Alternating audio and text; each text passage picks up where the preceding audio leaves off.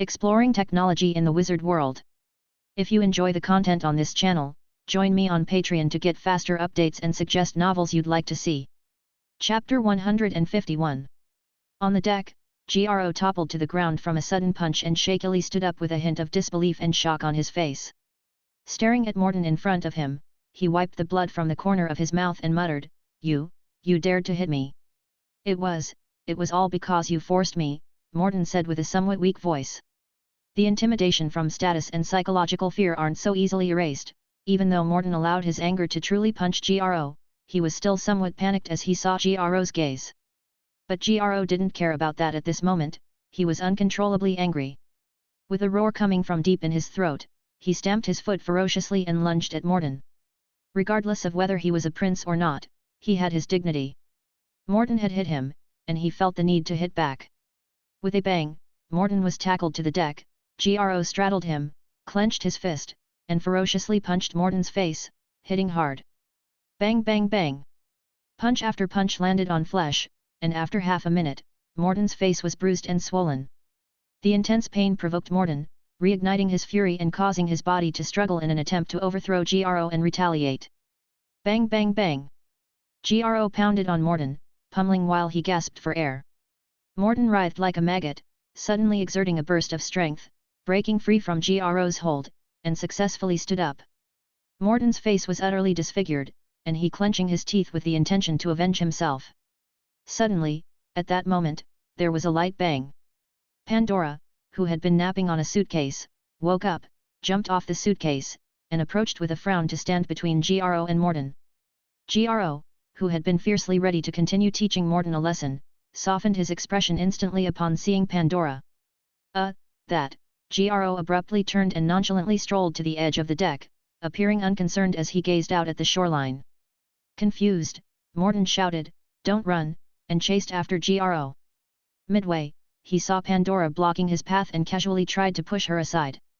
Then, just as he swung his hand out, there was a crisp snap sound that echoed across the deck.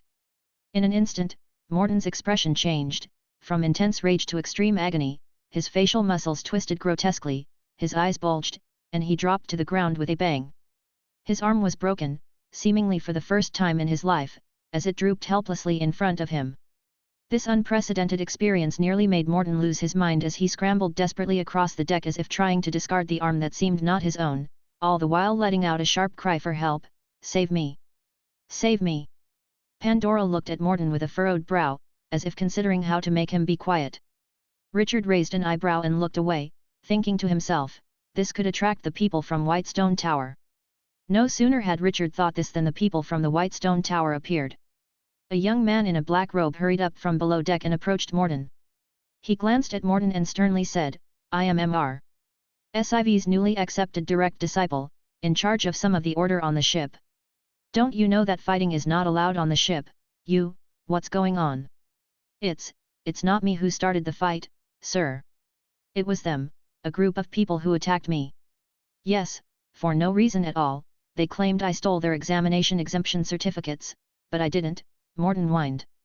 The young man raised an eyebrow, them. Yes, them. Morton quickly pointed to Gro and then to Pandora, and finally, remembering that Richard had always been with Gro, his finger lingered on Richard for half a second. Following Morton's direction, the young man's gaze shifted to Richard and his companions, then he paused slightly. Their eyes met mid-air, and the atmosphere suddenly shifted. It was you. Yes, it was us, Richard said, his eyes gleaming as he had figured something out, so it turns out the one with the remaining high-level talent is you. Well, actually, about the talent, I didn't know myself. It was Mr. Siv who told me, and he accepted me as his direct disciple. Actually, I should thank you all for that day, otherwise, I wouldn't have had a chance to intersect with Mr. Siv, the young man said. Morton, who had been moaning in pain on the deck, froze and stared at the young man, feeling a chill. This seems a bit off, it's not quite the scene he had imagined. Sir, next to the young man, Morton spoke weakly, Sir, they just attacked me, you. The young man turned around, looked at Morton, his eyes flickered, then his face fell, and he asked, What's your name? I am called Morden. Morden answered honestly, and then, as an afterthought, he added, I am from the Pompo family. The Pompo family. The expression of the young man suddenly darkened. Do you happen to have a cousin, or a relative like that, named Hilderpamp? Yes, we're very close, do you know him? Morden suddenly felt a glimmer of hope. Of course, I know him. I will never forget him, the young man said, his face now pitch black. Morden felt like he may have misunderstood something and had made an unfortunate explanation. That. The young man looked at Morden, his mouth opened and closed. Morden did not hear clearly. Hey? What did you say? I said, no fighting. The young man almost roared, then kicked fiercely, landing a blow right between Morden's legs. No fighting. Bang. No fighting. Bang. No fighting. Bang. No fighting. Bang bang bang. The young man kicked once, twice, thrice, kicking until Morden's body curled up, his whole body convulsed, and he foamed at the mouth. After a while, the young man stopped kicking. Panting, he pointed at the dazed Morden and yelled at everyone on the deck, I warn you all, no fighting on the ship, or you'll end up like him. Everyone was silent as a cicada in winter, and deeply puzzled. If fighting was not allowed, why punish only Morden's side? From a certain point of view, wasn't Morden the victim? They couldn't understand, but they dared not object. The black robe worn by the young man was a symbol of status, a sign of power. The young man took a deep breath, then his expression softened a bit as he looked towards Richard and his group, saying, anyway, thanks. By the way, let me introduce myself. My name is Martin Luther King. If you have any issues on the ship, you can come to me. Martin Luther King. Richard's eyes flashed. Is there a problem? No problem.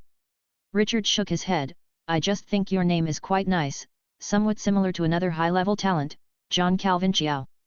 Is it? Luther looked puzzled, he didn't think there was any similarity. Just then, a voice came from below the cabin, calling out, Luther, come here and deal with this. Luther's face changed slightly. Demi is calling me, I must go. We'll talk more if there's a chance. Thanks again, goodbye. Luther hurried towards the cabin below the deck, and as he left he didn't forget to shout to the people on the deck, no fighting. No matter what causes it, all involved in fighting will be severely punished. Morden, Creak and grind, the wooden ship successfully lifted anchor, adjusted direction and left the harbour, sailing towards the mouth of the Jade River.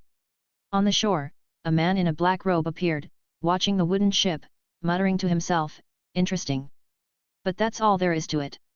Just wait, all of you, you're going to hell. On the deck of the wooden ship, Richard turned his head to look somewhere, watched for a while, then withdrew his gaze. A trick of the mind. Richard murmured to himself. The wooden ship sailed on at full speed. Chapter 152. In the blink of an eye, many days had passed. The wooden ship from Whitestone Tower sailed along the Jade River, docking at two larger cities for several days, until eventually, the number of people on board exceeded 50. Afterward, the wooden ship reached the mouth of the river and entered the boundless sea. After sailing on the ocean for half a day, a black shadow appeared on the surface of the water. As they drew nearer, it was possible to see that it was an overwhelmingly large vessel. If the wooden ship was like a small hill, then this vast ship was akin to a sea island. Richard estimated that its displacement was at least a few thousand tons. This was an exaggerated scale. The bigger the ship, the more difficult it is to build, and in fact, shipbuilding in the medieval era was not advanced, with most sea vessels having a displacement of tens or hundreds of tons. After the medieval era, during the age of exploration, shipbuilding made dramatic strides, yet it remained difficult to achieve a displacement of 1,000 tons. It wasn't until the modern era that ships of a few thousand tons became relatively common, and only ocean freighters, large warships, or aircraft carriers could reach tens of thousands of tons. Approaching the giant vessel, Richard also noticed more details and finally, his gaze settled on a part of the ship near the waterline. His eyebrows raised, he discovered something unusual.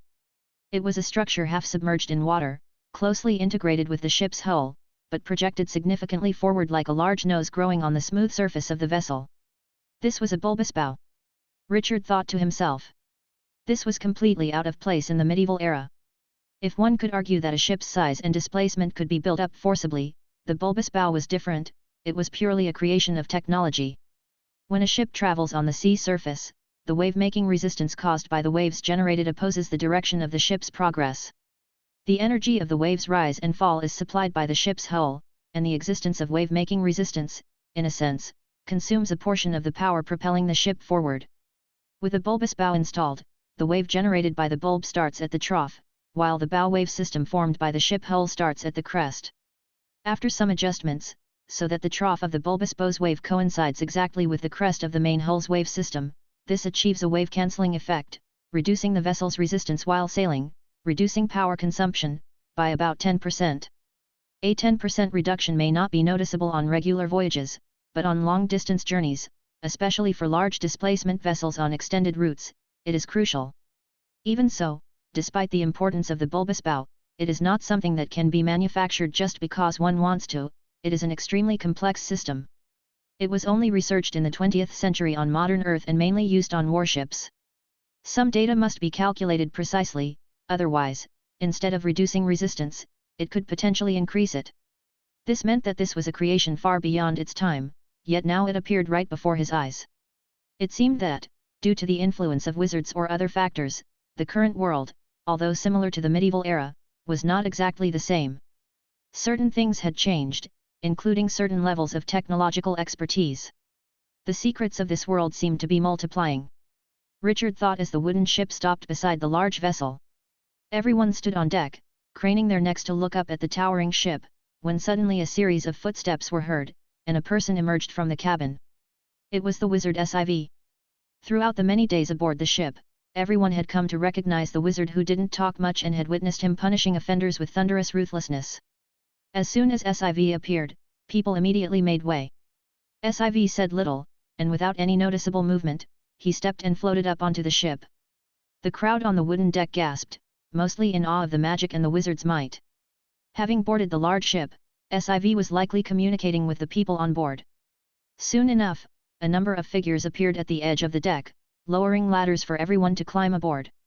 After ascending onto the large ship, the passengers truly experienced the immensity of the vessel, and couldn't help but burst into exclamations of amazement, even Gro's eyes widened. Richard, however, didn't react much. After all, modern Earth had even larger ships, while Pandora didn't open her eyes at all, gently nodding and following closely behind Richard with measured steps. Then came the allocation of cabins, a time when rank and status finally showed their significance. The large ship had 3 layers of cabins beneath the deck. The top layer, nearest to the deck, was reserved for students with high-level wizard talent. The second layer, slightly further from the deck, housed students with intermediate talent. As for the bottom third layer, close to the ship's hull, it was for those with low-level talent or no talent at all, those who boarded with an examination exemption certificate. Descending to the third layer, one could distinctly feel its cramped, moist, and gloomy conditions. The overall environment was downright filthy, and it also housed the sailors, truly challenging many people's limits of endurance. But there was no choice, faced with a wizard's command, no one dared to disobey. Richard wasn't too bothered by this. To him, living conditions could be made very simple, as long as it didn't affect his normal activities, he could cope. To avoid disturbance, Richard chose a cabin at the end of the hallway on the third layer and went in with Pandora. After entering the cabin and shutting the door, Pandora set down the luggage and wobbly made her way to find a bed. Once she found it, she plopped down, ready to sleep. But then she suddenly lifted her head, opened her eyes, furrowed her brow, and touching the bedding, she said to Richard, "Wet." It was indeed very wet. Because the cabin was underwater, the air was very damp. Due to the less advanced shipbuilding techniques, water seeped continuously through the gaps, making the whole cabin damp. The walls were covered in moss, and there were even creatures like snails and shells, with a green-shelled crab crawling around in the corner. The bedding was so wet it could almost be wrung out. Just staying in the cabin for a while made one feel sticky, caused by sweat unable to evaporate due to the high humidity. No wonder even the sleepy Pandora couldn't fall asleep. But this was no issue for Richard. A simple spell would do the trick. His lips parted slightly, and the free energy elements within his body surged as the water droplet condensation spell was rapidly cast. The moisture in the air quickly converged towards Richard's fingertips, forming into droplets which, under his control, fell into a wooden bucket inside the cabin. By the time the bucket was nearly full, the cabin had become exceptionally dry, as if scorched under the sun. The moss turned from jade green to withered yellow, and the snails and shells clinging to the walls fell off in droves. Pandora tentatively touched the bedding again, nodded in satisfaction, and then lay down to sleep. Richard gathered up the snails, shells, and green-shelled crab, tossing them all into the bucket, just about to breathe a sigh of relief when a knock sounded at the cabin door. Bang! Bang! Chapter 153. Richard walked to the door and opened it, expecting Gro to be knocking, but was surprised to find an unfamiliar figure, a bulky man. Among the 50 or so people who had followed the wooden boat, he was a well-built young man, barely 17 or 18 years old, yet nearly 2 meters tall. They had not interacted much during the voyage, but through conversations with others, Richard had picked up some information about him. His name was Tyson, a noble who had boarded the boat at Kaya City after Quijan City through an examination exemption certificate. He had a bit of a temper and had been causing trouble since boarding, but nothing too excessive, so SIV hadn't dealt with him. So why was he knocking on the door? Richard frowned. Looking at him, Richard noticed that Tyson didn't seem inclined to explain his purpose and was instead inspecting the cabin with interest. The next moment, he brazenly walked in uninvited. Touching the cabin wall, Tyson let out a huh and then turned around to introduce himself. "I'm Tyson." After delivering this lone introduction, he deliberately flexed his broad shoulders and powerful arms. "And?" Richard asked with a glint in his eye. "I like your cabin, let's swap." "Mine's too damp, I'm not used to it," Tyson said. He phrased it like a request, but his tone was commanding. "Ha!" laughed Richard. Although he had guessed something like this might happen based on Tyson's previous behavior, he hadn't expected him to be so blunt. This certainly indicated that Tyson was very confident about his success. "What, you don't agree?" Seeing Richard's continuous laughter but no response, Tyson frowned and again flaunted his broad shoulders and sturdy arms. No threatening words were spoken, but the intimidation was exceedingly clear. Richard's eyebrows raised slightly. Sometimes, with clever and rational people, one can reason. But with foolish people, simpler methods are often best. Tyson's request to exchange cabins wasn't really an issue. The problem was, if Richard agreed, there was no guarantee that Tyson wouldn't make more demands later on. But refusing could inevitably lead to conflict. If not handled well, that could attract the attention of the White Stone Tower. After all, it wasn't certain that every visit would be from Luther. So, what about killing Tyson outright? Richard thought. Never mind, perhaps leaving him half dead would be better? Richard squinted at Tyson, who issued an ultimatum. "Kid, give it to me straight. Do you agree or not?" "Come here," Richard said. "Hey? What for?" Tyson stood still, glaring at Richard, obviously unwilling to accommodate him. "Kid, don't play any tricks with me." "Ha, you won't come here?" "Well, all right, if you won't come, then I'll come to you," Richard said softly, stepping toward Tyson. Thud, thud, thud. Tyson's face showed wariness as he watched Richard approach, instinctively reaching out to block him, only to be forcefully grabbed and twisted by Richard. Tyson's eyes widened, exclaiming, "Kid, what are you trying to do? What trick are you playing?" Richard ignored him and followed up with a fierce kick to his lower abdomen. Tyson's eyes bulged, his body bending like a shrimp. His mouth opened, about to scream. But the scream never came out. Richard, quick as lightning, struck again, seizing Tyson's throat and locking all of his sounds deep in his throat like a clamp. The other party's temples bulged, blue veins emerged fiercely, struggling desperately to break free from Richard's grip. But at that moment, empowered by wind force, Richard's hand seemed to possess infinite strength, and no matter how the other struggled, he still firmly choked the opponent's neck. The opponent's face turned crimson, his eyes bloodshot and a deep red due to the inability to breathe, looking terribly frightening. The rest of his body started to weaken, his nearly 2-meter-tall frame inching down until he finally collapsed on the floor with a thump, beginning to convulse. 9, 8, 7, 3, 2, 1. Richard silently counted down in his heart, and just before the other was about to suffocate to death, he released his hand. The opponent collapsed to the ground with a bang, his chest heaving violently as he gasped for air. Richard watched quietly and spoke, "How about that, fun isn't it? Do you enjoy this kind of game?" "I," gurgle gurgle, the opponent made weird noises from his throat, too weak to respond to Richard, simply greedily breathing in the air, continuously gasping.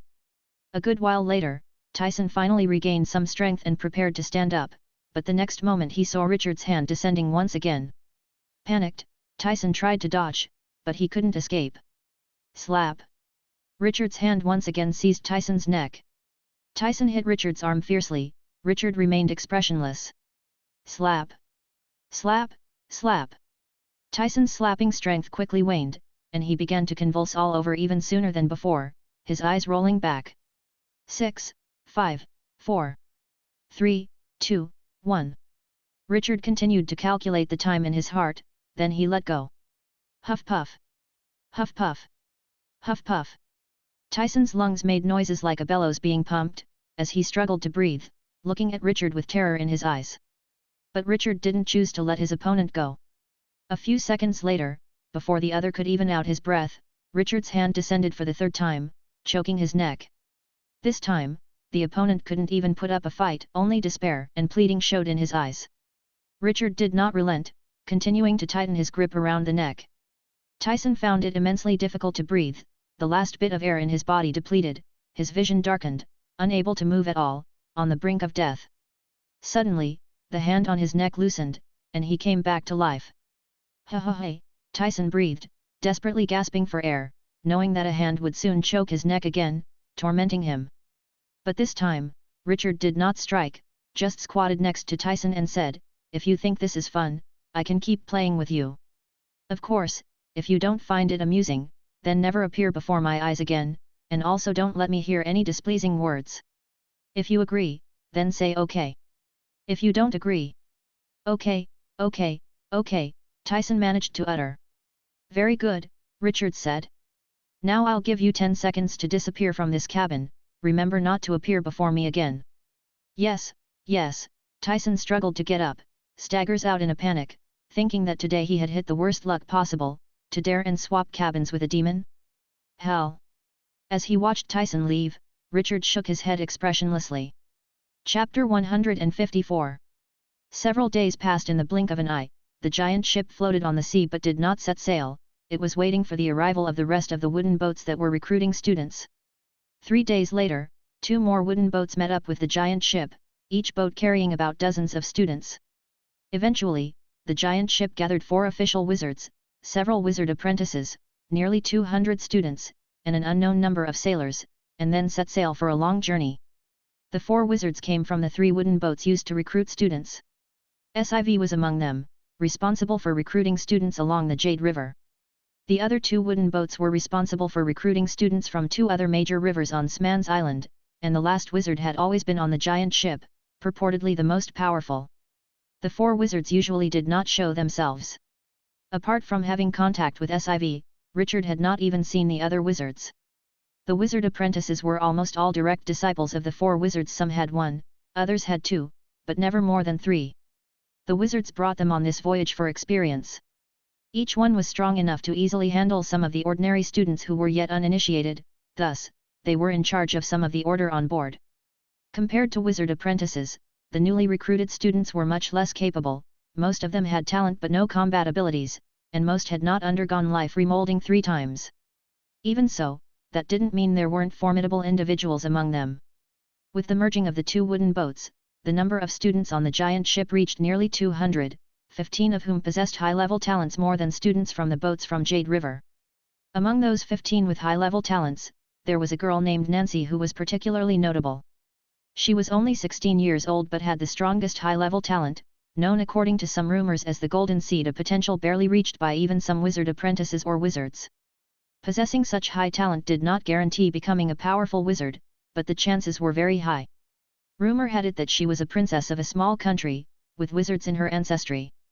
Influenced by her bloodline, her talent was extraordinarily prominent. Additionally, her intellect and learning ability were astonishing. Without external guidance, she had even mastered several basic and practical spells, qualifying her as a level 1 apprentice. The reason she followed the White Stone Tower to the continent was partly to learn more and partly to seek her ancestors' legacy, suggesting her future was boundless. Thus, Nancy was favored by the 4 wizards on board, All four had indirectly or directly expressed interest in taking her as a direct disciple, but Nancy had politely refused every offer. Nancy's vision was clearly high, knowing more, she did not want to tie herself only to the wizards recruiting students. This made the other students who didn't even get a chance to meet the wizards both admire and envy Nancy. However, for Richard, none of this mattered. He had spent days in his cabin, pondering some matters, also occasionally curious about some secrets of the giant ship. For instance, how the giant ship, with a displacement of thousands of tons, could race across the sea at over 25 knots. Although there were sails on the ship, relying solely on wind power was impossible to achieve such speed, not even 20 knots unless there was another power source. On modern Earth, ships' power sources are generally diesel engines. What might it be in this current world? Could it be a wizard's spell? But how could such a spell consistently function? Richard stroked the white jade plate in his hand in his cabin, which was inscribed with intricate and dense magic runes, more complex and concentrated than previous runes. He was conducting some tests, intending to miniaturize and intensify the magic runes. Only by doing so could he inscribe runes on smaller objects. His eyes glinting, Richard then pulled out the silver-white ring he had acquired at an auction, lost in thought. Just then, the corridor outside his cabin door filled with the sound of fast-paced footsteps and noise, sounding like many people hurrying towards the deck. Pandora, sleeping in her bed, furrowed her brow, murmured annoyedly, and turned over to continue sleeping. Richard raised an eyebrow, gathered his things, and pushed open the cabin door to step outside. Upon exiting, he saw people rushing out of the doors on both sides of the corridor, running up the stairs towards the upper deck. Looking across the corridor to another cabin door, Richard spotted Gro. "What's going on?" Richard called out. Gro replied, scratching his head, "Lord Richard, I'm not too clear either, just know something seems to be happening on the deck, and everyone is rushing to see." "Is that so? Lord Richard, do you want to go up?" Gro asked, already having closed his cabin door and following the crowd towards the stairs. Thinking for a moment, seeing what was actually happening and getting some fresh air wouldn't hurt, Richard replied, "All right, I'll join you." Saying this, Richard followed Gro's steps quickly up the stairs to the deck. Upon reaching the deck, Richard saw that it was crowded with a throng of people gathered at the edge, all looking intently in one direction out to sea. Richard's eyes flickered as he followed the crowd's gaze and saw a large ship, displacing several hundred tons, approaching the massive vessel. Another ship recruiting students? Clearly not. Richard shook his head silently. If that were the case, the massive ship would have waited to set sail until it met up with the other. Was it just an ordinary ship sailing the seas then? What was so interesting about an ordinary sailing ship? Richard pursed his lips. Looking intently, he realized that the approaching ship was not ordinary. Its deck was crowded with people brandishing various swords, waving them around and shouting. Faint voices carried over, "Stop the ship! Stop the ship!" So, it was a pirate ship. No wonder. Richard's eyebrows raised. A pirate ship? Encountering a pirate ship was indeed a reason for excitement among the students aboard. Yes, excitement, not fear. After all, weren't there 4 legitimate wizards on the giant vessel? 4 pirates to board would be a suicidal move, right? Everyone already anticipated that they would soon witness the master wizard taking action, so they excitedly gathered on the deck to watch the impending spectacle. The pirates, apparently unaware of what they were up against, continued to approach. The skull flag, a symbol of robbery and slaughter, was hoisted. The sails billowed, and the sailors rowed furiously, skillfully cutting into the giant ship's course at an angle, steadily closing the distance. 1 minute, 2 minutes, 3 minutes. The crowd could now clearly see the appearance of the pirates standing on their ship's deck, already anticipating the master wizard's soon-to-be intervention. But, the wizards did not act, nor did they even show themselves, not even the apprentice wizards who usually maintained order were visible. After a while, the crowd sensed something was amiss. Hey, where is the master wizard? Could it be that the master wizard doesn't know we're about to be robbed by pirates? We should inform the master wizard about this, otherwise, we are in danger. But, where is the master wizard? We can't find him anywhere. Can't find him. Can't find him. In an instant, the situation shifted. It was no longer the show 1,000 ways for pirates to die but had turned into the suspenseful mystery where have the wizards gone. Chapter 155. Time dripped away, bit by bit, and the threads of certain events became increasingly clear. Master Wizard disappeared. The people on the deck voiced their astonishment in a daze. How could Master Wizard disappear? Master Wizard must be somewhere important, doing something urgent. But we can't find him. What do we do then? The pirates are getting closer. We're in danger. What do we do? What do we do? What in the world do we do? The crowd was abuzz, and the atmosphere of anxiety and fear spread rapidly. It's okay, we still have time. Someone managed to speak with rare composure. Our ship is faster than the pirates' vessel, and although they took a shortcut, it would still take them a while to catch up with us. We still have time to find Master Wizard and tell him. As long as we find Master Wizard, we'll be safe, we'll be. Before the speaker could finish, the entire ship shuddered slightly, and its speed plummeted from cruising to a standstill. The pirates on the other ship cheered, their vessel accelerating and drawing ever nearer to our ship. Everyone on board was instantly filled with despair, murmuring in a state of helplessness, "What do we do? The pirates will catch up soon, they will definitely kill us. I don't want to die. I want to go home." Some still clung to blind faith. It's fine, Master Wizard surely won't let the pirates board the ship, he will appear, it's just not the right time yet. It was at this moment that a voice rang out across the entire ship. "A bunch of fools," the voice was cold and clear, "stop being idiots." "Who's that?" Angered, the crowd turned to look at the speaker. They saw a beautiful girl with black hair. Her long hair draped over her shoulders, her skin was fair, her nose pronounced, and her lips had a light pink hue. Her eyes were blue, clear and transparent like lake water, yet within their depths seemed to harbor a sharp edge. She held a gemstone-encrusted longsword in one hand, slowly drawing it out, its cold gleam reflected in the sunlight. "Nancy." Drawing the sword slowly, Nancy scanned the people on the deck and said, "Stop fantasizing. If Master Wizard wanted to take action, he would have done so by now and never let those damned pirates near the ship. The only explanation now is that Master Wizard will not act, or perhaps, for some reason, he cannot act for the time being. So." Taking a deep breath, Nancy spoke to the crew with absolute seriousness, "So, there's only one path we can take, and that is to prevent the pirates from boarding before Master Wizard acts." But what can we do?" someone asked in panic.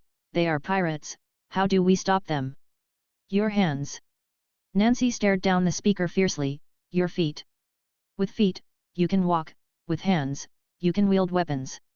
The pirates' ships are much smaller than our huge vessel, they'll have to figure out how to climb aboard, and we will be fighting them from an elevated position, weapon in hand. Can we not even do that?" From now on, everyone follows my command." Nancy's strong presence reigned over the crowd. "Find weapons you can use in the shortest time possible." Nancy began directing, then gestured, you, and you, defend from that direction. You lot, over there, defend this area. You and you, take care of the side section." Nancy calmly assigned everyone their areas. Richard saw that she suddenly pointed towards him. "You, and you too, keep an eye on that corner and don't let the pirates sneak up." Nancy instructed, referring to Richard and Gro beside him. While Gro was still astonished at Nancy's assertiveness, Richard nodded in agreement, "Okay." Being commanded didn't bother Richard much, as facing the current situation, someone needed to step up. As someone who boarded the ship with an examination exemption certificate, he had planned from the start to conceal his strength and avoid drawing too much attention. That way he could safely reach Whitestone Tower and then study quietly, away from the wizard's scrutiny. Simply put, his current identity was akin to a poor student at school, aiming to maintain that facade while secretly learning what he wanted. In a sense, on modern Earth, this could be termed an academic hustler. Of course, Richard felt a dual identity would be a more apt description. That being the case, following orders was only natural, he had to behave like most others. Of course, there was no need to purposefully act foolishly. In reality, as long as he didn't expose his spell-casting abilities, showing some expertise in swordsmanship and combat tactics was entirely acceptable. When demonstrating these skills, he could subtly incorporate invisible spells like Wind Light Spirit and Wind Force. To outsiders, it just looked like he was very fast and strong, with superior swordsmanship, so they wouldn't easily suspect spell-casting. After all, in most people's minds, spells had to be explosive, spectacular, Thunderous to count. Could discrete spells even be considered genuine spells? Considering this, Richard thought that embedding magic runes on the silver-white ring to enhance physical abilities would be a wise choice due to the subtlety and significant early advantages. This might become less effective in the middle and later stages, but, who said he could only craft and wear one such ring? All these thoughts flashed through Richard's mind. Nancy looked over again, instructing with gravity, "The two of you, be careful, stay alert, don't be careless. Keep a close watch on the pirates and don't let them sneak aboard, understand?" "Understood," Richard nodded, responding softly. "Good," Nancy said before turning to command the rest. Ultimately, under Nancy's leadership, every direction of the ship was defended. And she chose several dozen people who appeared capable of fighting to form 3 fire teams, ready to provide immediate support wherever it was needed, with herself as the overall leader of the teams. Richard found these arrangements to be satisfactory. Without being overly critical, Nancy's command skills were better than many. It was hard to believe that she was only a princess, a fragile princess, who maybe even had additional identities. However, what surprised Richard slightly was Tyson, whom he had taught a lesson days earlier, was the leader of one of these fire teams. Richard looked towards Tyson, who upon sensing his gaze, frowned, looked back with widened eyes, and then hurriedly walked away, clearly still afraid of their earlier encounter. Chapter 156. A minute, a second. Time slipped away, and the pirates' ship reached the vicinity of the giant ship. The pirates didn't know why the giant ship had stopped, so they sailed around it with some caution while observing the situation on board. Seeing that most people on the giant ship were in a state of panic, the pirates cracked a smile, but their faces darkened upon noting defenders positioned in every direction. Eventually, after circling the giant ship a few times, the pirate ship stopped at a certain distance. Many small boats were lowered, and numerous pirates leaped aboard, paddling strenuously, beginning to look for opportunities to attack.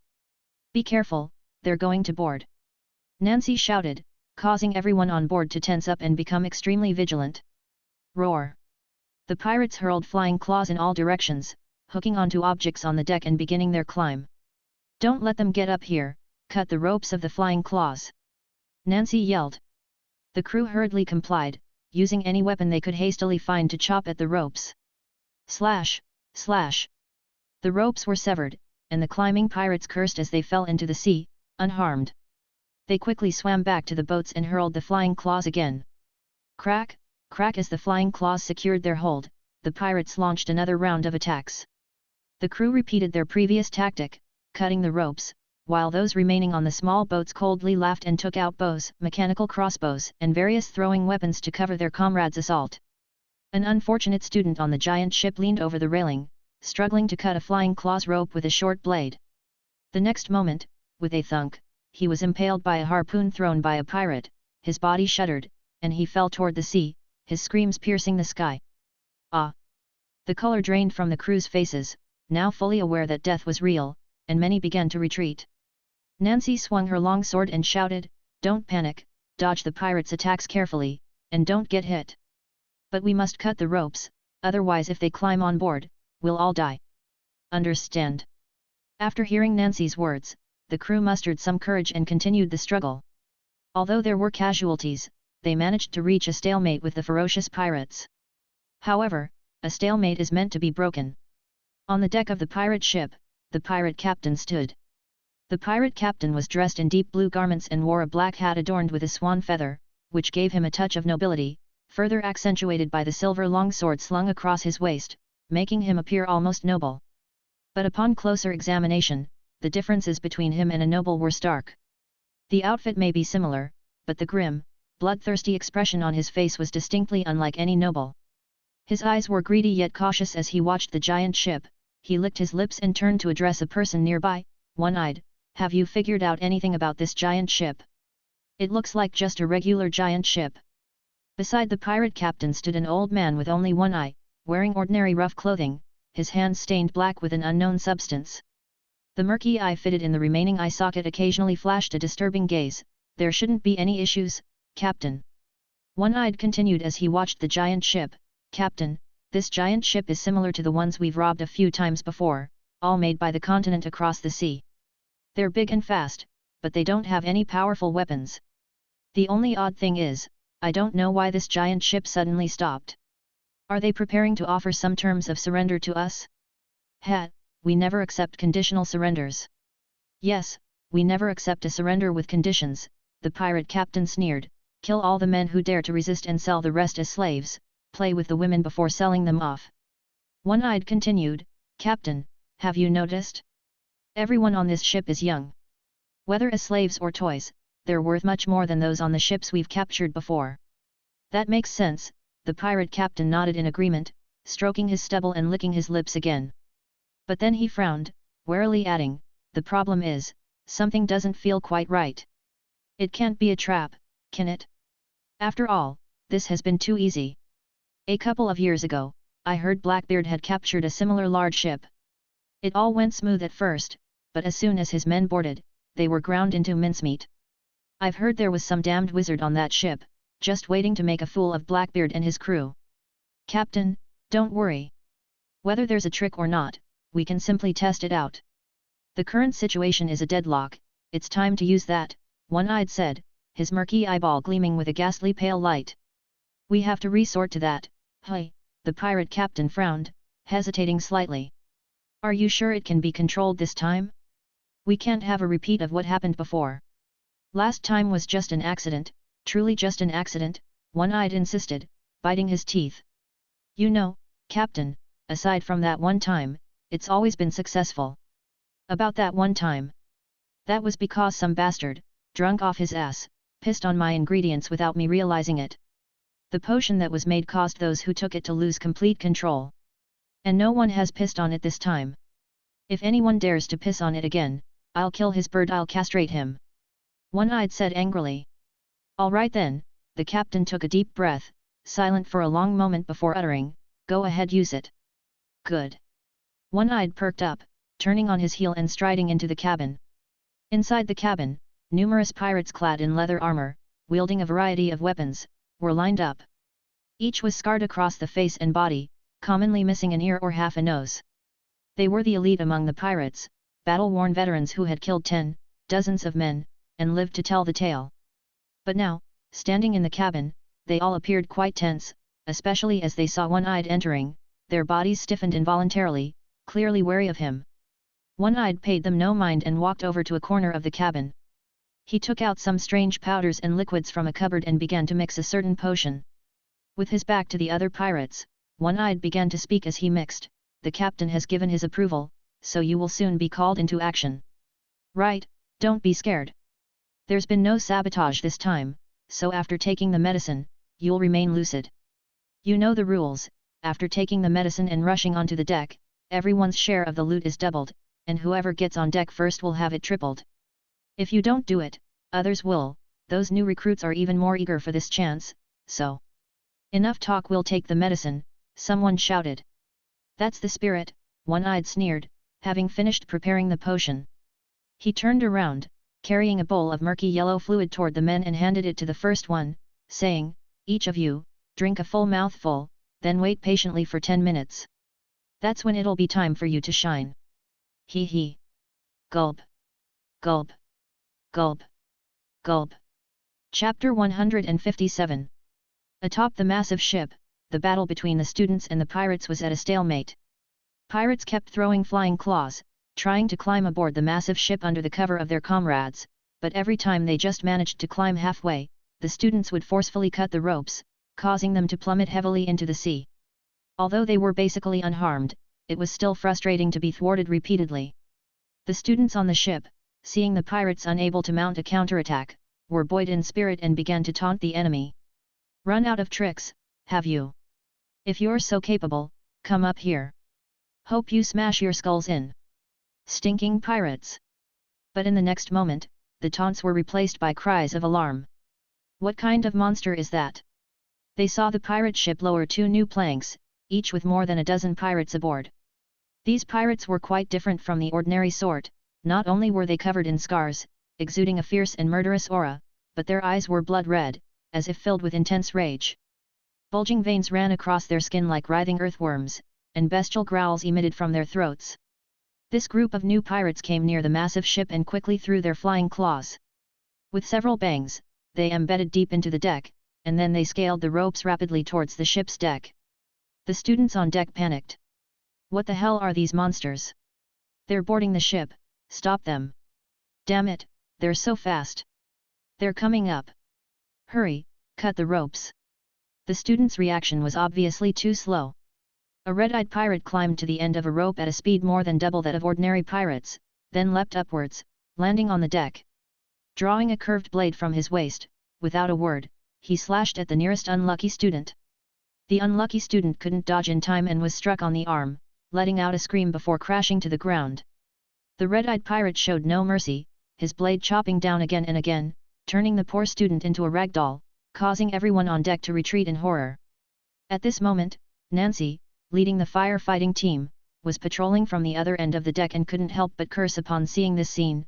What are you all doing standing around? Drive him off! Everyone shuddered, but they looked at each other, and not a single person dared to confront the red-eyed pirate. In the eyes of the students, these red-eyed pirates were a bit too terrifying. Waste of space, Nancy said with disdain, shouting, "Move aside!"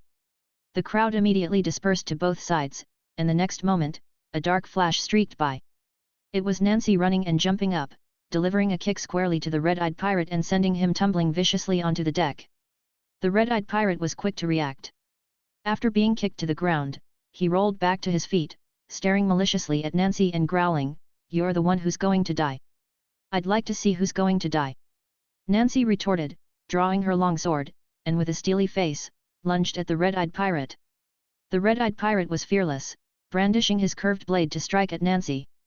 She parried with her sword, feeling a numbness in her arm.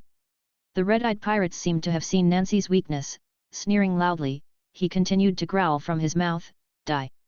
Swinging his scimitar with even more strength, he chopped down.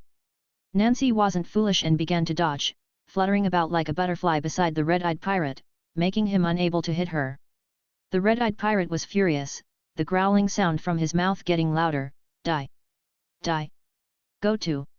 Abruptly, the sound stopped. Nancy had found her opportunity and plunged the long sword precisely into the red-eyed pirate's body. Gurgle, blood spilled from the mouth of the red-eyed pirate. He looked down in shock at the long sword piercing his belly, creasing his brow slightly, but it didn't seem like he was in too much pain, merely appearing a bit uncomfortable. The next moment, a somewhat horrifying scene unfolded. The red-eyed pirate's voice rose sharply, "Die!" With a smack, one hand firmly grasped the long sword Nancy had thrust into his body, while the other hand swung the scimitar down towards Nancy. The faces of the onlookers shifted subtly, but Nancy maintained her composure. A glint of light flashed in her sky-blue eyes. Suddenly, she let go of her sword, stepping back and fiercely kicked the red-eyed pirate in the body. The red-eyed pirate staggered backward but didn't fall. After steadying himself, he tried to pull the long sword from his body to continue his attack. The glow in Nancy's eyes shone brightly at this moment. The onlookers gaped as they saw a slender, tender green vine sprout from the point where Nancy had kicked the red-eyed pirate in the chest. Under the sunlight, it rapidly grew to a thickness of 1 centimeter and a length of several meters within the blink of an eye, tightly entangling the pirate's body. "It's magic!" someone exclaimed with amazement, turning to look at Nancy in shock. It was the first time anyone had seen a student use magic, and at that moment, Nancy's status in everyone's hearts soared. The pirate, however, did not share the student's sentiments. Glancing at the vines on his body, he simply felt a bit of strangeness, a sensation of restraint, and reached out to tear them away. The vine wasn't strong, and with a forceful tug from the pirate's hands, a small piece was ripped off. It looked like it would only take a few seconds for the pirate to free himself from the entanglement of the vine. But that was enough time. As the red-eyed pirate reached to tear at the vine, Nancy quickly retreated several meters and then started sprinting, gaining speed. Using the momentum of her rapid run, Nancy leaped high into the air and delivered a fierce kick to the red-eyed pirate's body. Bang! The pirate went tumbling backward uncontrollably, his neck exposed.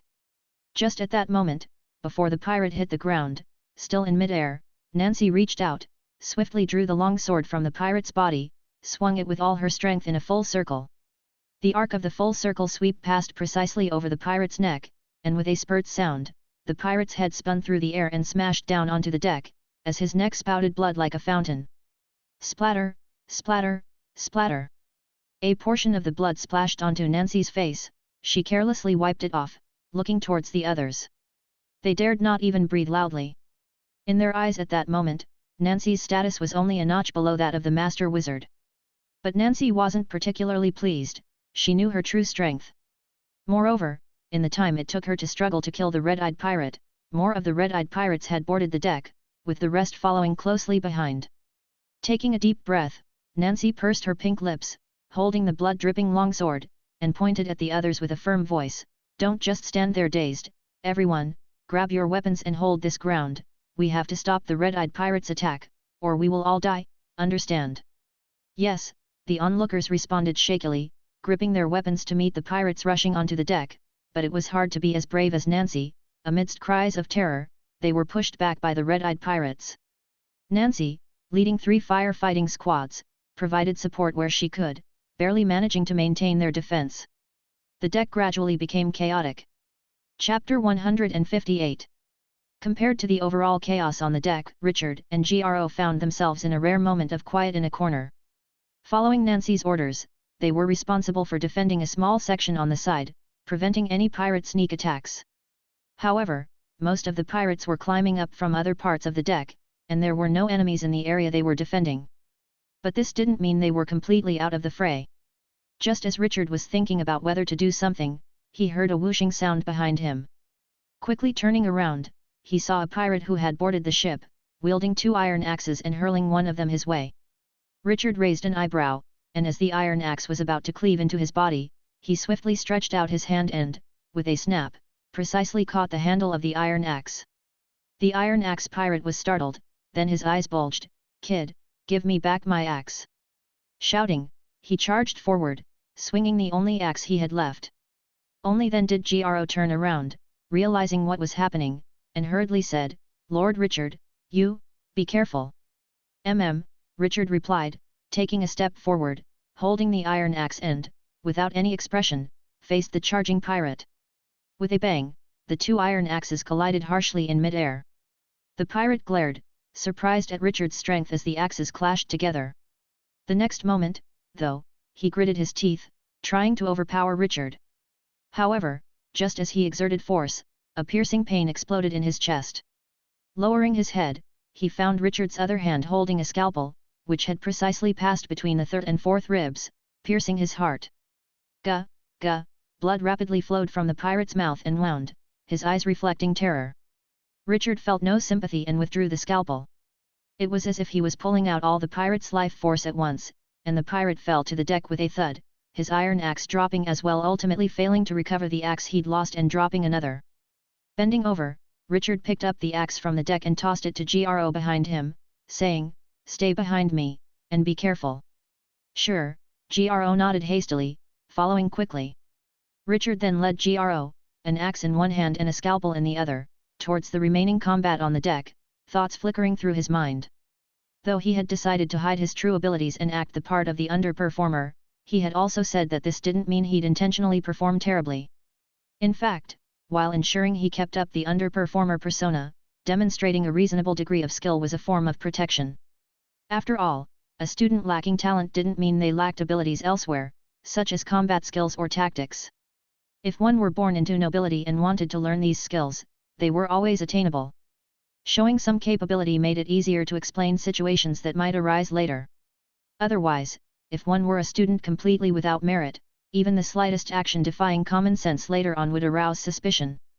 It was a strategy of using one aspect of ability to cover another. With that in mind, Richard had already joined a small-scale skirmish, striking swiftly, then quickly resolving the fight. After dealing with one place, Richard moved swiftly to another, continuously helping to resolve the battles. In these moments, Richard often acted not as the killer but as a supporter, assisting the original combatants to victory. Moreover, the fights Richard chose to join were always in seemingly inconspicuous places that would affect the overall battle on the deck.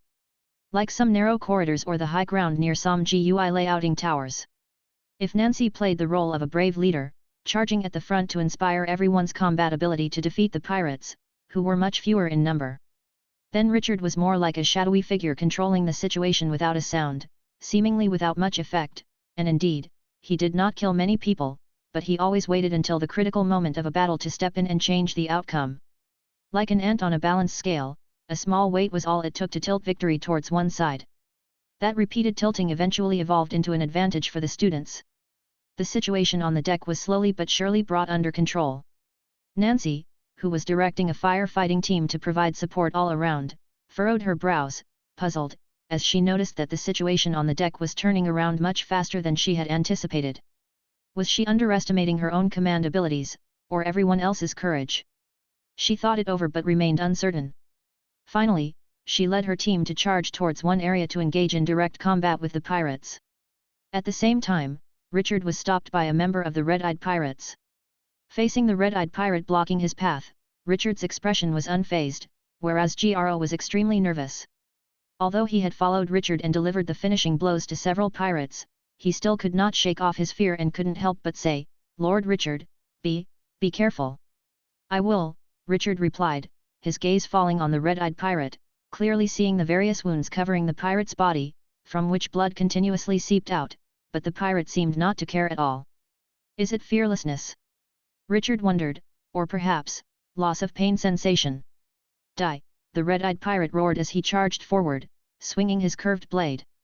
If it's a loss of pain sensation, then it might be a bit easier to handle, thought Richard. Watching the red-eyed pirate strike at him with a heavy chop, he remained completely calm, deftly sidestepping the attack, and then, holding a scalpel in his hand, he made a swift cut to the back of the pirate's left arm, causing blood to rapidly gush out. The red-eyed pirate's eyebrows knitted slightly. He did not feel much pain and turned to swing his blade at Richard again. Richard did not engage directly and dodged again, this time making a cut on the inside of the pirate's right arm, from which blood joyously sprang forth. The red-eyed pirate's body wavered, his face showing no change in expression, as he charged at Richard a third time. Richard dodged a third time and made a cut on the inside of the pirate's thigh, from which blood madly poured out.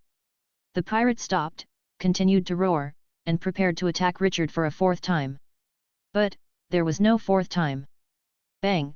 The red-eyed pirate suddenly fell, his body by then soaked in blood that had stained all of his clothes red. During the dodging, Richard had cut 3 of the pirate's major arteries: the deep brachial artery on the back of the left arm, the brachial artery on the inside of the right arm, and the femoral artery on the inside of the thigh, draining more than half of the blood in his body. No matter how formidable, the pirate could not withstand it because it wasn't possible to fight using bones alone. That would not be a man, but a skeleton soldier. Of course, Richard could have chosen to cut the carotid artery in the pirate's neck to end the fight even quicker.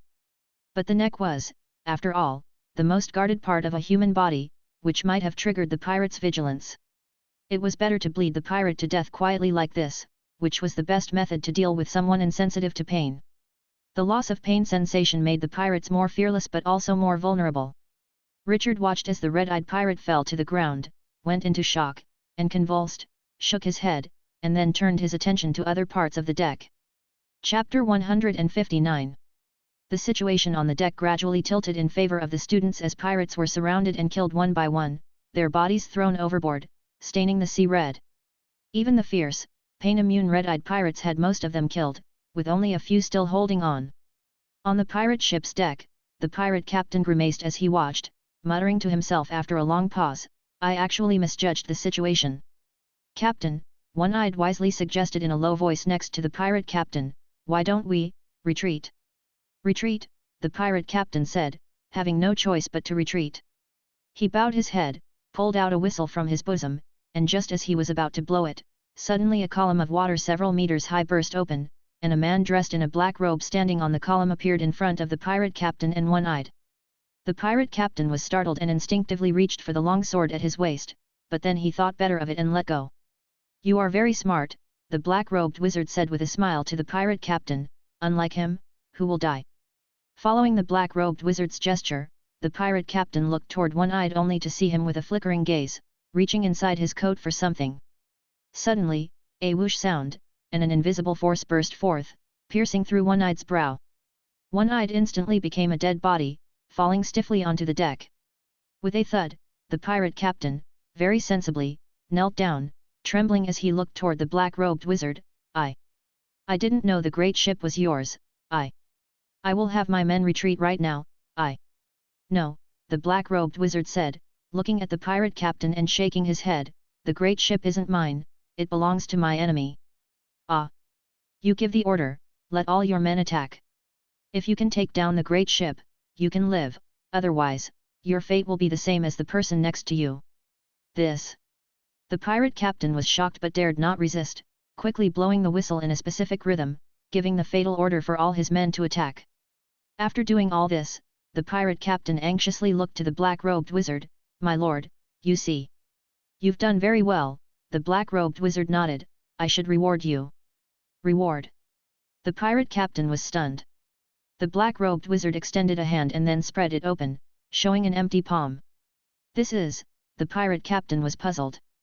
The next moment, the air in the palm of the black-robed wizard surged and solidified into an air arrow, directly piercing through the pirate captain's brow.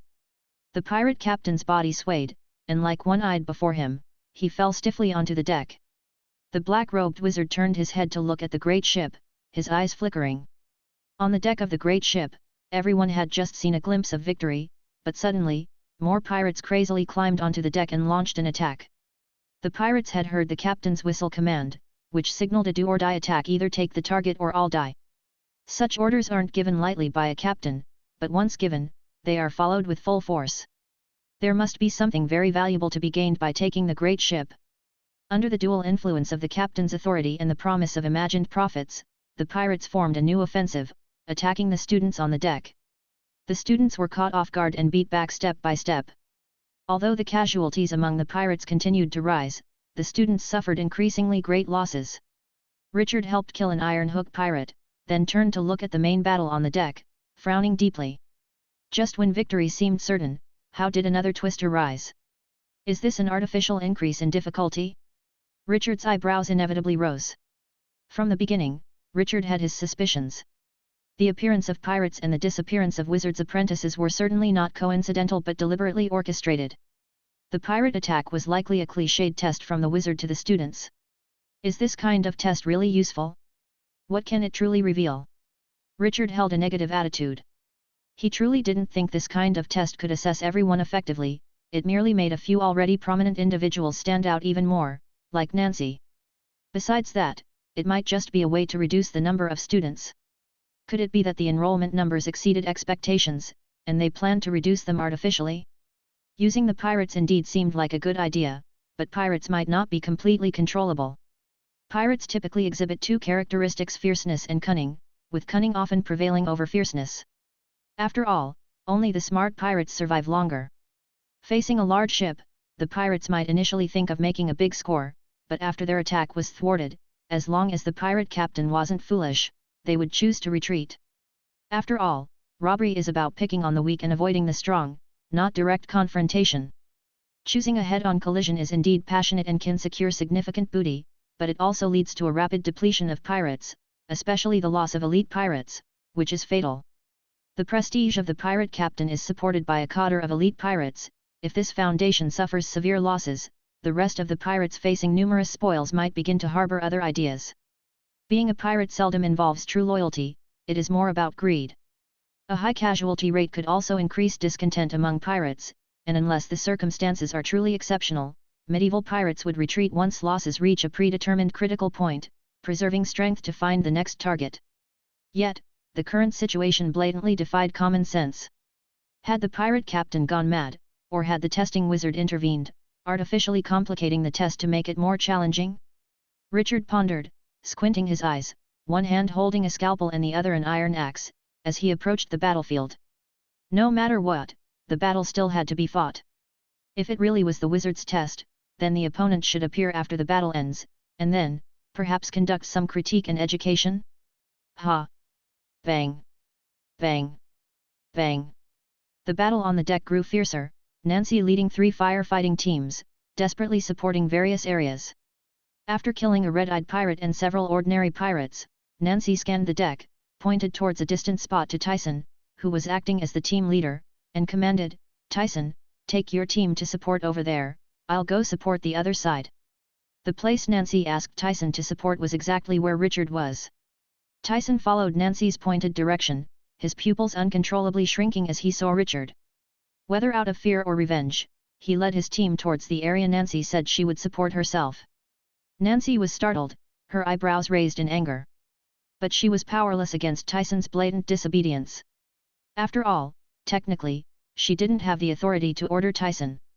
Seeing Tyson leading people away, Nancy bit her lip slightly, somewhat helplessly, and with the remaining people by her side, charged toward Richard. Chapter 160. On the deck, the students were engaged in fierce combat with pirates. The battle split into dozens of smaller skirmishes. The students outnumbered the pirates, generally several of them facing off against a couple of pirates, but it was the students who seemed more apprehensive. After all, compared to pirates who were accustomed to licking blood off the edge of a knife year-round, the students had seen far too little of the world. If not for their numerical advantage and the support of 3 firefighting teams, it would have been very difficult to continue battling the pirates. In the center of the deck, Nancy's squad had rendezvoused with Richard and the others, amounting to a group of over 20, faced off against more than 10 pirates, among them one of the red-eyed pirates. Bang, bang, bang. The sounds of weapon clashes echoed incessantly. Clang. Pft. Richard swung his iron axe to parry a pirate's curved blade, while the scalpel in his other hand swiftly slashed across the opponent's shoulder, causing the man to grunt and stagger backward. Another pirate rushed toward him, swinging a wooden club studded with iron nails down at Richard. Richard sidestepped to dodge and then used the scalpel to flick at the opponent's wrist, severing his tendons. The pirate screamed in agony, dropping his wolf fang club to the ground. Without a hint of courtesy, Richard kicked out, throwing the opponent off balance, causing him to lean backward. Then the scalpel sliced across the pirate's neck, blood spurting wildly. The man clutched at the wound, convulsing as he fell. Nancy, who was fighting nearby, glanced over, her eyes twinkling, then spoke suddenly to Richard, "You know swordsmanship." She had made this guess from Richard's tricky and precise fighting style. "A bit," Richard said, not denying it. "Then take my sword, perhaps you'll be even stronger with it," Nancy said, passing her long sword to Richard as she spoke. His eyes narrowed slightly. Richard did not refuse and took it. The sword was a good one. Holding the long sword, Richard's gaze turned to one of the pirates. Nancy had already taken another sword from one of their companions and, looking toward the same target as Richard, she led with an attack. Swoosh!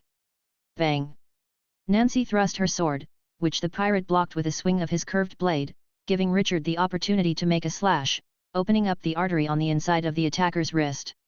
With a pft, blood spurted wildly from the pirate's wrist, and his curved blade clattered to the ground. Nancy attacked again, driving her sword into the pirate's neck, as Richard's blade plunged into the man's chest.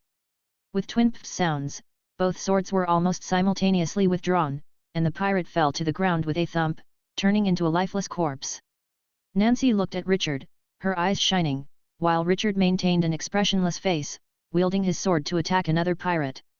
Before becoming a wizard apprentice, Richard had systematically learned some of the current world's swordsmanship, combining it with modern Earth's physiological knowledge, knowing how to kill a person more efficiently. Hence, even if he would not be considered a sword master, his swordsmanship was far superior to the merely ornamental court swordplay. With the sword in hand, his lethality greatly increased, and even while deliberately holding back his power, he quickly dispatched one pirate after another. Nancy wasn't weak either. Perhaps her swordsmanship wasn't up to Richard's level, but with the aid of spells, she didn't struggle much in killing the pirates. Bang, bang, bang, the continuous sounds of weapon clashes resonated, followed by two pfs, as Richard and Nancy plunged their long swords into the body of the last red-eyed pirate at the same time. Withdrawing their swords, the red-eyed pirate silently dropped. Colorful light danced in Nancy's eyes as she looked at Richard and said, "Your swordsmanship is quite impressive." "It's mediocre," Richard said, without much pride. "Why haven't I seen you before?" Nancy asked. "I lived on the lowest deck," Richard replied indifferently, "it's normal that you haven't seen me." Nancy was taken aback, then hesitantly inquired, "Is it because you have no talent, or is it a low-level talent? Is there a difference?" Richard countered. Nancy didn't know how to respond. Indeed, there seemed to be little difference between having no talent and possessing low-level talent. Despite all efforts, it was very hard to become a real wizard. Then, Nancy spoke up, "I'm sorry. It's nothing, actually I don't really care about these things." "Hey? Then what are you going to the continent for?" "To see this broader world," Richard said with a half-smile. Nancy was stunned again, having never heard such a reason before. After a moment of silence, she said to Richard, "Anyway, best wishes to you." Thanks. Go over there, there are pirates that still need to be dealt with. Okay. Thanks to everyone's efforts, the situation on the battlefield had eventually been turned around, and one pirate after another was killed. With a scream of awe, the last pirate was killed by the group, and the entire deck fell silent. Everyone was out of breath, looking around for any possible remaining pirates. After searching for a long time with no discoveries, everyone realized, the pirates were all dead, they had won. Bang bang bang! A large group of people collapsed or lay down on the deck, relishing the feeling of having survived the ordeal. Some laughed heartily, while others wept uncontrollably. On the blood-stained deck, everyone had their own reactions. In a corner, Gro was excitedly muttering something, his eyes shining. Richard, with an impassive face, sat next to him, wiping his scalpel. After cleaning it, he carefully put it away and looked around. Nancy stood in the distance, fatigue evident on her face. It was clear that the previous battle had taken a toll on her. But despite her weariness, Nancy remained vigilant, scanning her surroundings. After a while, she turned to look at Richard. Their eyes met, and suddenly she sensed something and looked in a certain direction. Richard had noticed it even earlier than Nancy. He turned his head to see a waterspout rising about 10 meters high from the surface of the sea. A somewhat unfamiliar black-robed wizard appeared at the top of the water column. The wizard stepped forward as if walking on invisible steps, descending from the spout, step by step, until finally, his feet landed on the deck. Everyone watched wide-eyed as the black-robed wizard spoke. You probably don't recognize me, but you should know Siv, Lewis, and Quinton. After all, one of them must have brought you onto this Colossus. I am the wizard left in charge on the Colossus, my name is Dempsey, and I suppose I am your mentor. My appearance here is mainly to explain the events you have just experienced. You encountered pirates and were attacked, you struggled in battle. Barely managing to repel the pirates, you were attacked again, and fought even more desperately to achieve victory. During this time, you must have been wondering, frustrated, where are the wizards who brought you on the Colossus? Could the wizards have killed the pirates easily? Could they have prevented you from getting hurt? Could they have saved the lives of your companions? No one answered, but their expressions said everything. Seeing this, the black-robed wizard gave a somewhat cold smile. Chapter 161. Deng Busy looked at the crowd and said, it's normal for you to think this way. But, what I want to tell you is that you'd better keep these thoughts to yourselves from now on. The wizard world is very complex and also very dangerous, unlike the friendly places where you lived before. Even your teachers, your friends, will not always help you without expecting something in return. You can only rely on yourselves. In the wizard world, the rule of the jungle prevails. Being weak is your biggest mistake, and you will be killed without reason. If you are strong, then you can kill others and take their belongings to enhance your own strength. Whitestone Tower will not cultivate bookworms. Recruiting you means turning you into a qualified battle wizard. However, not everyone is qualified, or more precisely, most people are not. Becoming a wizard is far more difficult than you can imagine, and most of you will end up just being a wizard apprentice. At Whitestone Tower, a wizard apprentice does not bring much benefit but instead consumes a lot of resources, causing unnecessary waste. To prevent this waste from increasing indefinitely, the best method is to continuously eliminate some people. Yes, eliminate some people. The pirate incident just now was one such elimination, a test I deliberately set up. Those who are not proficient enough will be killed, and only those who are capable will survive. The elimination has already begun. This is the first elimination, but it is not the last. Later, you will repeatedly encounter eliminations, whether intentional or unintended. You either succeed or get killed. That's the danger of the wizard world. The entire deck was eerily quiet, people looked at each other with faces showing fearful expressions, more frightened than when facing the pirates at the beginning, as the situation described by Wizard Dempsey was indeed a challenge to their fragile hearts. Of course, Dempsey spoke again, the wizard world is very dangerous, but it is also full of temptations. The greatest temptation is that, if you can survive through the numerous eliminations, then you will obtain unimaginable power. Like this. Dempsey stretched out his hand, his lips moved slightly, and a purple flame ignited in his palm, quickly expanding in size, turning into a fireball several inches in diameter in the blink of an eye. Dempsey lifted his hand, and the fireball floated up, flying towards the sea outside the giant ship. As it flew, its size rapidly expanded and its speed increased, finally plunging into the sea. Bubble, bubble, the sea quickly emitted a massive amount of bubbles, like boiling water on a stove, followed by a loud boom, as a water column several dozen meters high and several meters in diameter rose, causing the ship to rock and some unsteady students to fall abruptly. Looking back at the sea, you could see an area of tens of meters around turned light purple, with numerous dead fish floating.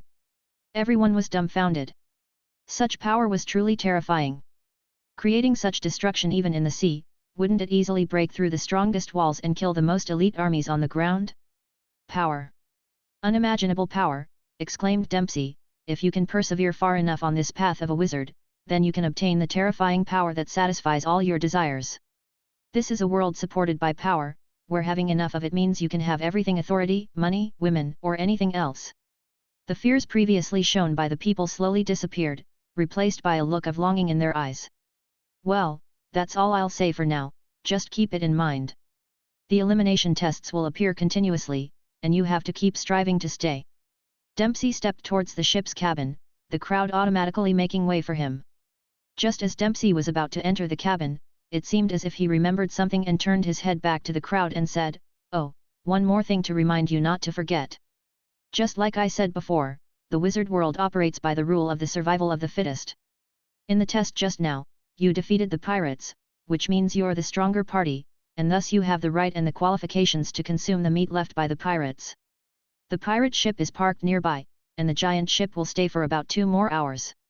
During this time, you can go aboard and loot anything at will: gold, silver, jewels, weapons, women. Don't be shy, those are your spoils. All future elimination tests will offer various rewards, whether they're set up by me or you encounter them genuinely. This is your future life, slowly enjoy it." After his last word, Deng Busy entered the ship's cabin without looking back, leaving the crowd on the deck momentarily stunned. Then their eyes heated up rapidly. They ran to the edge of the deck, looking at the pirate ship not far away on the sea surface, their gazes as if they were looking at a naked woman. Without hesitating, a large group of people grabbed onto the ropes of the flying claw used by the pirates to climb aboard, then slid down, boarded the pirates' boats, and rowed towards the pirate ship. Some, more anxious, even jumped directly from the deck into the water and swam to the nearby pirate ship. A slightly crazy atmosphere was spreading, and Richard felt this atmosphere, shaking his head. Honestly, he wasn't interested in what might be on the pirate ship, but with everyone showing such eagerness, if he appeared indifferent, he'd seem too exceptional. In that case. The next moment, Richard grabbed a rope of the flying claw and slid down as well. Snap! Richard boarded the deck of the pirate ship, several minutes behind the main group. Richard was not in a hurry. Boarding was just a gesture, whether he could gain any unexpected loot was not important. He walked towards the cabin, then something caught his eye. Richard turned his head to the side and saw 2 bodies lying on the deck. One body wore rather elaborate clothing, looking like the captain, and the other was an old man with one eye, probably a confidant or deputy to the pirate captain. Both bodies had already been ransacked by the frenzied crowd, obviously leaving nothing valuable, the empty scabbard on the pirate captain's body being clear evidence. However, Richard was not interested in what was on their bodies, but in what caused their deaths. In the center of their foreheads, each had a hole the size of a finger, appearing as if they were pierced by some sharp weapon, the main cause of their deaths. However, when moving the bodies, no weapon appeared underneath. So, was what killed these 2 invisible? Richard speculated, there's no sign of energy scorching, so it must have been either an ice cone or something like an air arrow. Air is naturally invisible, and melting ice can also be considered invisible. Chapter 162. Looking at the 2 bodies, Richard quickly conjectured some information. The timing doesn't match up for an ice cone. Judging by the coagulated blood flowing from their wounds, their time of death should be more than 5 minutes ago. However, the color of the blood clot is reddish-brown, indicating that not too many red blood cells have been destroyed, so the time of death is unlikely to exceed 20 minutes. And it was about 20 minutes ago that the pirates suddenly intensified their attack. From this, it can be determined that the bodies were killed shortly after giving the order. In that time frame, an ice cone would have partially melted but wouldn't completely evaporate, leaving behind traces. Since no traces have been found, and without considering the possibility of a special spell, it's basically possible to rule out death by ice cone. The likely means would be something like air arrow spells. If it was an air arrow, to cause this kind of damage, the degree of air compression and the speed of the air must be extremely high. Richard's eyes flickered. He could also control the air, use it to create a sturdy air wall to block attacks. However, making a similar air arrow to kill would be somewhat difficult, it might require the cooperation of multiple spells to barely make it possible, and it wouldn't be 100% successful. So, was it really a wizard who did it?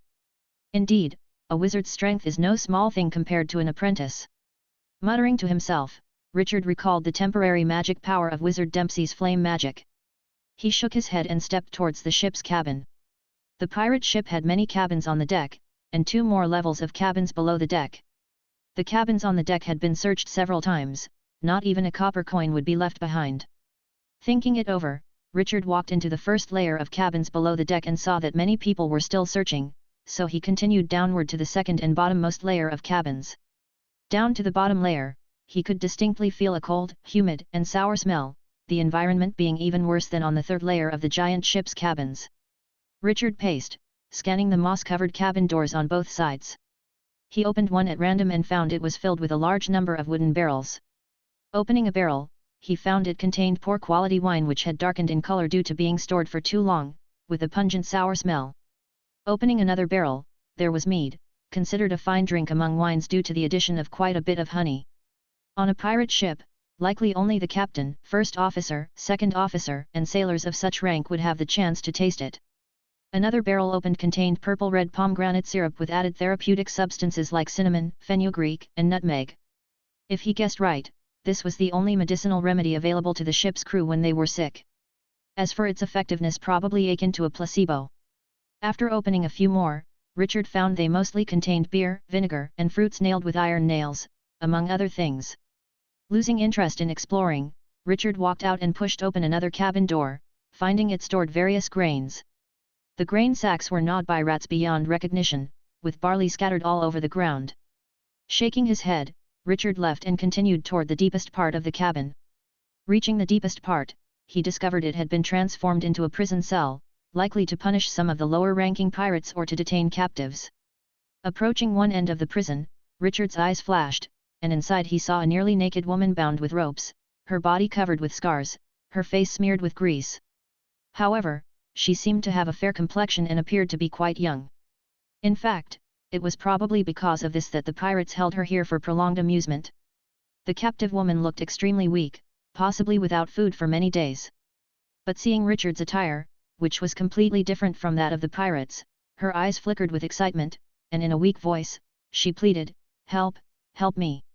Richard didn't move, watching the woman while contemplating whether or not to save her. He was no saint, rescuing her would clearly be troublesome, with the treatment of her wounds alone taking considerable effort. And even after saving her, there would be no clear benefit for him. As Richard was pondering this, the sound of footsteps arose.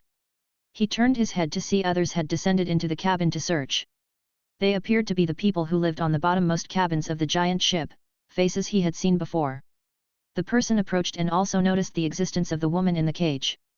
Richard saw a clear lustful gaze in several people's eyes. Clearly, the day's series of events had stimulated their nerves. Facing the woman in the cell, they were not thinking about rescuing her but rather about doing something unspeakable. After all, as Wizard Dempsey previously stated, the things on the pirate ship were all spoils of war. Since they were spoils, weren't they to be disposed of however one wished? But they didn't make a move.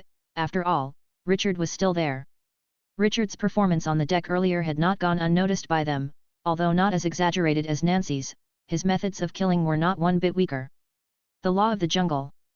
These 4 words could apply to both the looting of spoils and the distribution thereof. If someone like Richard took a fancy to the woman before them, clearly, they wouldn't dare to snatch her away. So then, it was at this moment that another set of footsteps could be heard. Richard turned his head and saw the familiar figure Nancy. Tap, tap, tap, Nancy stepped forward and also saw the woman in the cell. Before she said anything, those who had appeared before had already moved away, knowing better than to harbor any thoughts of grandeur in the presence of 2 powerhouses. Nancy watched the few common apprentices leave, then turned her gaze toward Richard, her eyes twinkling. She pointed at the woman in the cell and asked, "Are you interested in her?" Before Richard could answer, Nancy spoke again, "Could you let her be for me?" Richard raised an eyebrow, looking at Nancy with interest. Are you interested in her? She's of use to me, Nancy didn't deny. I'm not quite used to a life without attendants, she can be my maid. As she spoke, Nancy looked at the woman and asked, what do you think? The woman nodded vigorously. As far as she was concerned, as long as she could leave this place, she was agreeable to anything. After receiving an answer, Nancy turned her head back toward Richard, awaiting his response. Richard said, fine. Of course, it was fine, he wasn't interested in the woman to begin with. And as for a maid, he found them to be of little use. Unless they were clever enough to understand knowledge at the level of a modern Earth high school, maybe then they could help him out a bit. She's yours, Richard said to Nancy, then turned and walked away. From behind, Nancy called out, hey, don't you want some kind of compensation? After all, I've taken a spoil you had your eye on. Compensation? Richard chuckled lightly, what can you give me? Nancy was stunned for a moment, then spread her hands and spoke, well, I really can't give you anything right now, but I owe you a favor. Once we get to Whitestone Tower, if there's anything you can't handle, you can find me. As long as it's not excessive, I can help you. We'll talk about it when the time comes, Richard said, continuing his walk toward the outside, not really taking the so-called favor to heart. After all, favors and promises were of little actual significance, it's hard to be certain if they would be of any help. But it didn't matter, since he hadn't held any expectations for the pirate ship's belongings in the first place. Thinking this, Richard stepped onto the first layer of cabins below the deck, intending to continue upward, onto the deck, when suddenly he sniffed, detecting a strange odor. What's this? Richard's eyes narrowed slightly. Chapter 163. Richard turned his head, looking in the direction of the scent, and saw that next to him was a cabin with its door open. It seemed to have been searched earlier. During the search, someone must have carelessly knocked something over, causing the contents of a container to spill out and emit this peculiar odor. But what exactly was it? Driven by curiosity, Richard stepped into the cabin, glanced around, and noticed that this cabin was much larger than ordinary cabins, with more decorations and furnishings. It appeared to be where a person of some status on the pirate ship lived. The cabin floor was in disarray, with several fixed racks toppled over and items strewn all over. Following the scent, Richard walked to a corner, crouched down, and then saw a broken porcelain bottle with some dark grey powder scattered on the floor, releasing an unpleasant and odd smell. At first sniff, it smelled burnt, and upon close examination, it seemed to have a faint acidic note. After a while, it uncontrollably induced a urge to vomit. Is it some kind of emetic potion? Richard speculated, his eyes flickering as he looked at the wooden rack beside him. Several porcelain bottles were placed on the wooden rack, similar in style to the one that had been broken, suggesting that the broken bottle had fallen off this very rack. Opening each of the bottles on the rack, Richard saw various colored powders inside, each releasing a different, nausea-inducing scent. No wonder no one was interested in them. But still, what was it? Richard stood up, surveying the entire cabin, searching for anything that might provide a clue. However, after looking around, he found none. Shaking his head, Richard decided to give up exploring and leave the contents of the bottles here. After all, taking back a pile of mysterious substances for research would be a waste of time, and it would likely prove to be of no value. With that thought, Richard slightly shook his head and stepped on the wooden floor of the cabin as he walked outside. Tap tap, creak, tap tap. Richard was about to leave the cabin when he suddenly stopped, furrowing his brow, then walked backward. Tap tap, creak, tap tap.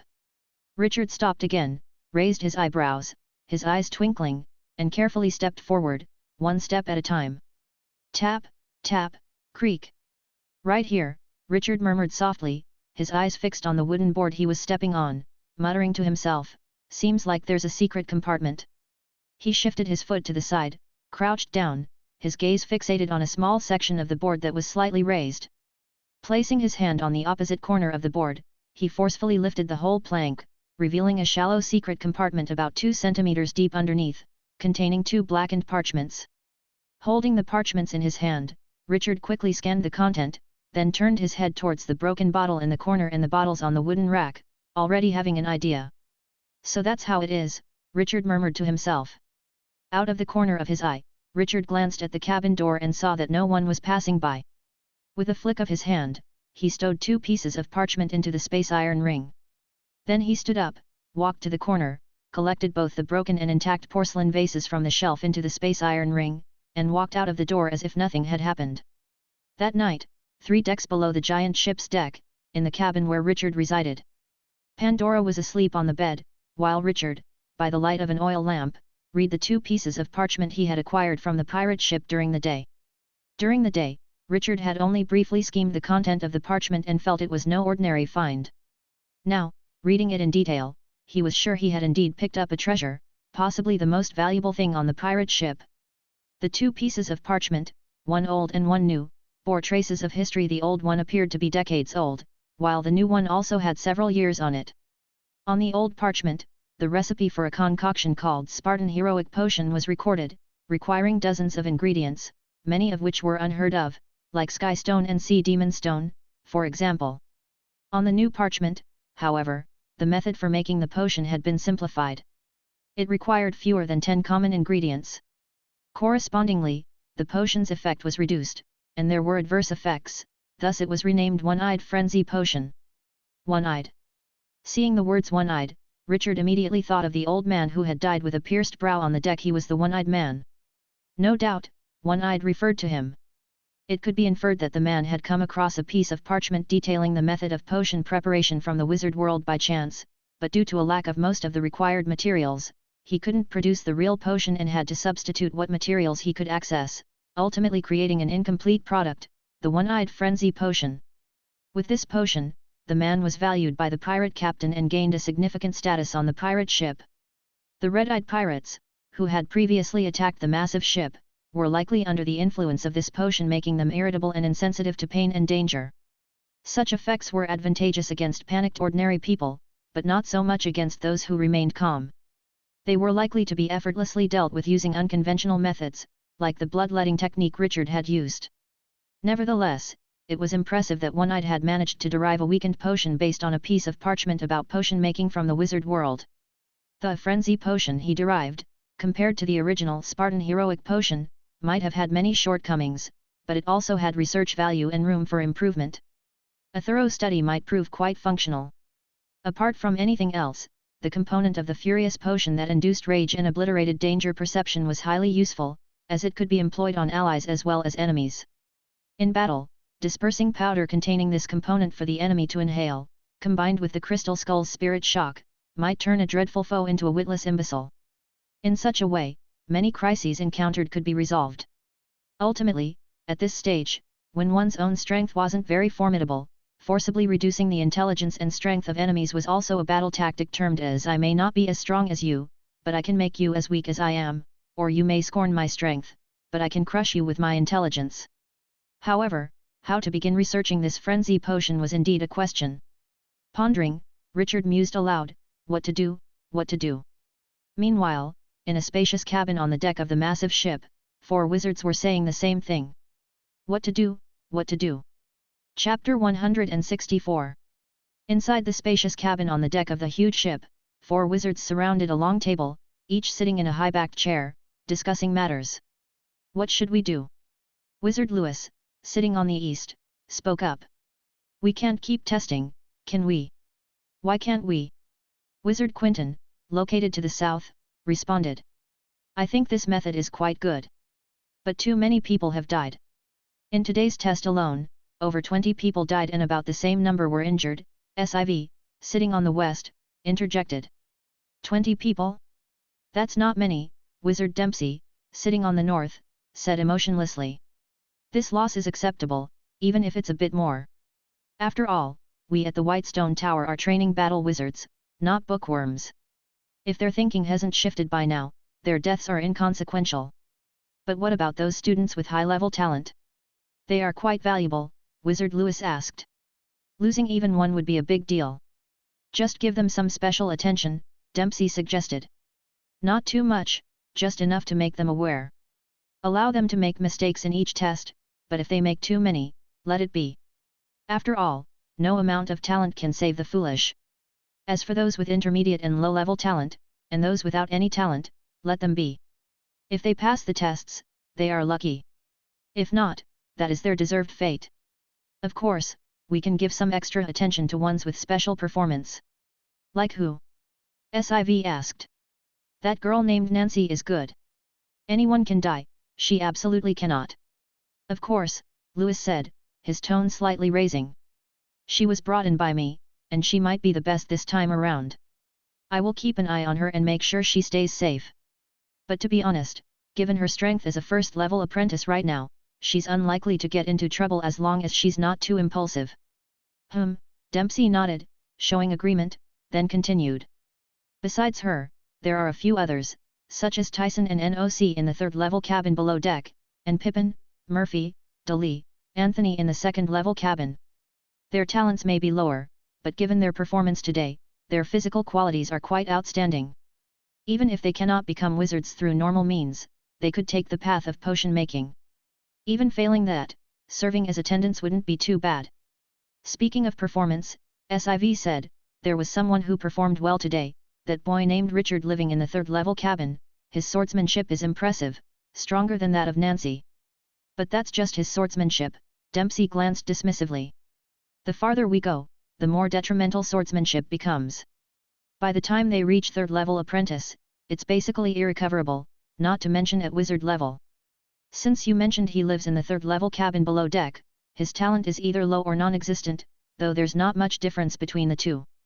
In short, his chances of becoming a wizard are slim. His physical condition isn't outstanding, and he likely can't breach through using potions either, so he doesn't need much attention, alive or dead. Siv fell silent, as Dempsey's arguments were sound and reasoned. He had brought up Richard because among the people he recruited, aside from those with high-level talent like Luther and Calvin, there were hardly any noteworthy ones. Compared to others, his recruitment was the poorest, and he wanted to save face, but Dempsey was meticulous and uncompromising. Who could blame them? Richard's strength was only in swordsmanship, not anything else. Perhaps he was strong at this stage, but by the time training commenced at the Whitestone Tower, he would only fall further behind others like Tyson and Anthony. It was just as well that his fate was of little consequence. Sigh. Siv sighed to himself, his eyes drooping, and fell into silence. How many more times will the test be? Quinton, sitting on the south side of the table, changed the subject. Let's see, Dempsey thought and then replied. Although the number of recruits this time is sufficient, the proportion of those with high-level talent is too low, which won't look good. Therefore, we also need to reduce the number by a third or a half, ensuring that those who remain are somewhat clever and capable, without too many worthless ones. So, we still need 2 or 3 more rounds of tests. About that. That's fine. A few days later, at night. In the third-level cabin on the ship's deck, inside Richard's chamber. Richard, deemed as someone whose life or death was inconsequential by the wizards, was earnestly studying the one-eyed frenzy potion on the parchment. After several days, Richard had nearly mastered the contents recorded, and tried to produce the potion, but found a crucial ingredient missing. According to the parchment, the missing ingredient was called Rainbow Bird Pure Blood, primarily used to reduce pain and control emotions, serving as a core component. For some reason, this ingredient wasn't among the few jars obtained from the pirates, hence the potion production couldn't proceed. How then could he obtain this ingredient? Richard pondered, speaking to himself. Based on the name, the ingredient should be the blood of a creature, which must be relatively rare, hence the lack of reserves. But it can't be too rare, otherwise One-Eyed wouldn't have been able to produce enough potion to transform over 20 elite pirates into red-eyed pirates. If this creature is a sort of seabird, then I might encounter it on the deck during regular days. But how can I confirm if it is the so-called rainbow bird? Does it have multicolored feathers, a vibrant appearance? It seems I need to spend more time on the deck during daylight. Hopefully, this bird has normal habits, otherwise, if it is nocturnal, then... As Richard was speaking to himself, he suddenly heard a flurry of footsteps and shouts outside the cabin door. Hurry up, the master wizard has called us to the deck, there's something happening, hurry. Thud, thud, thud.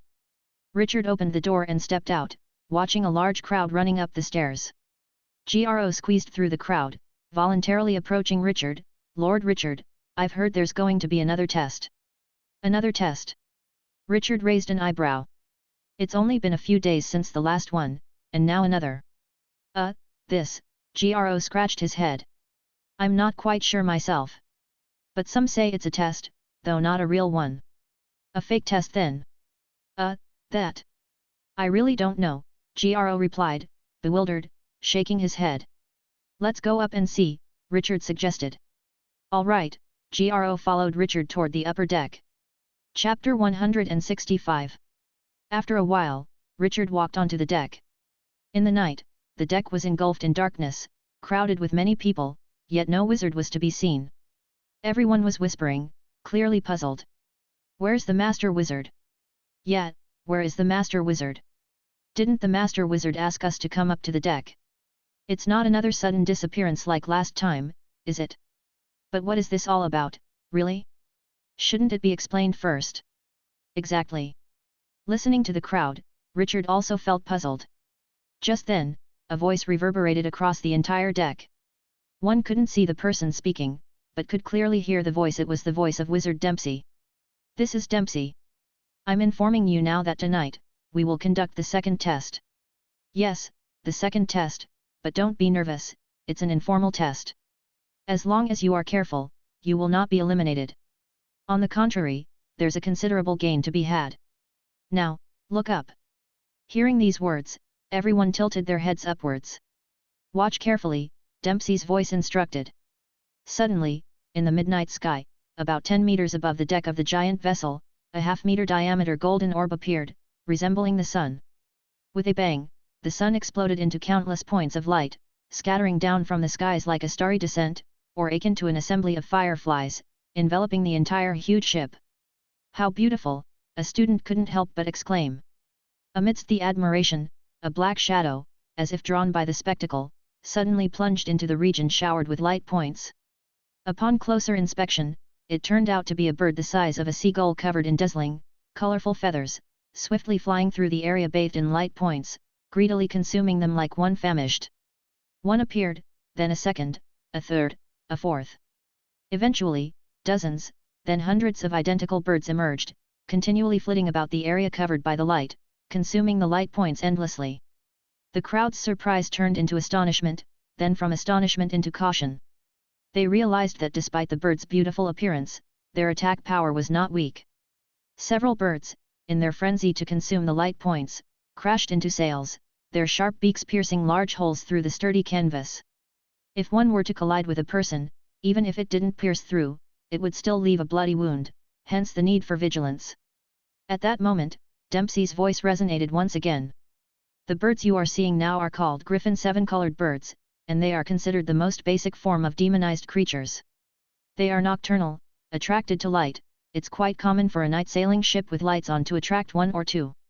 But as you can see, creating such an extensive display of light can draw hundreds. Of course, it's not guaranteed to be successful every time.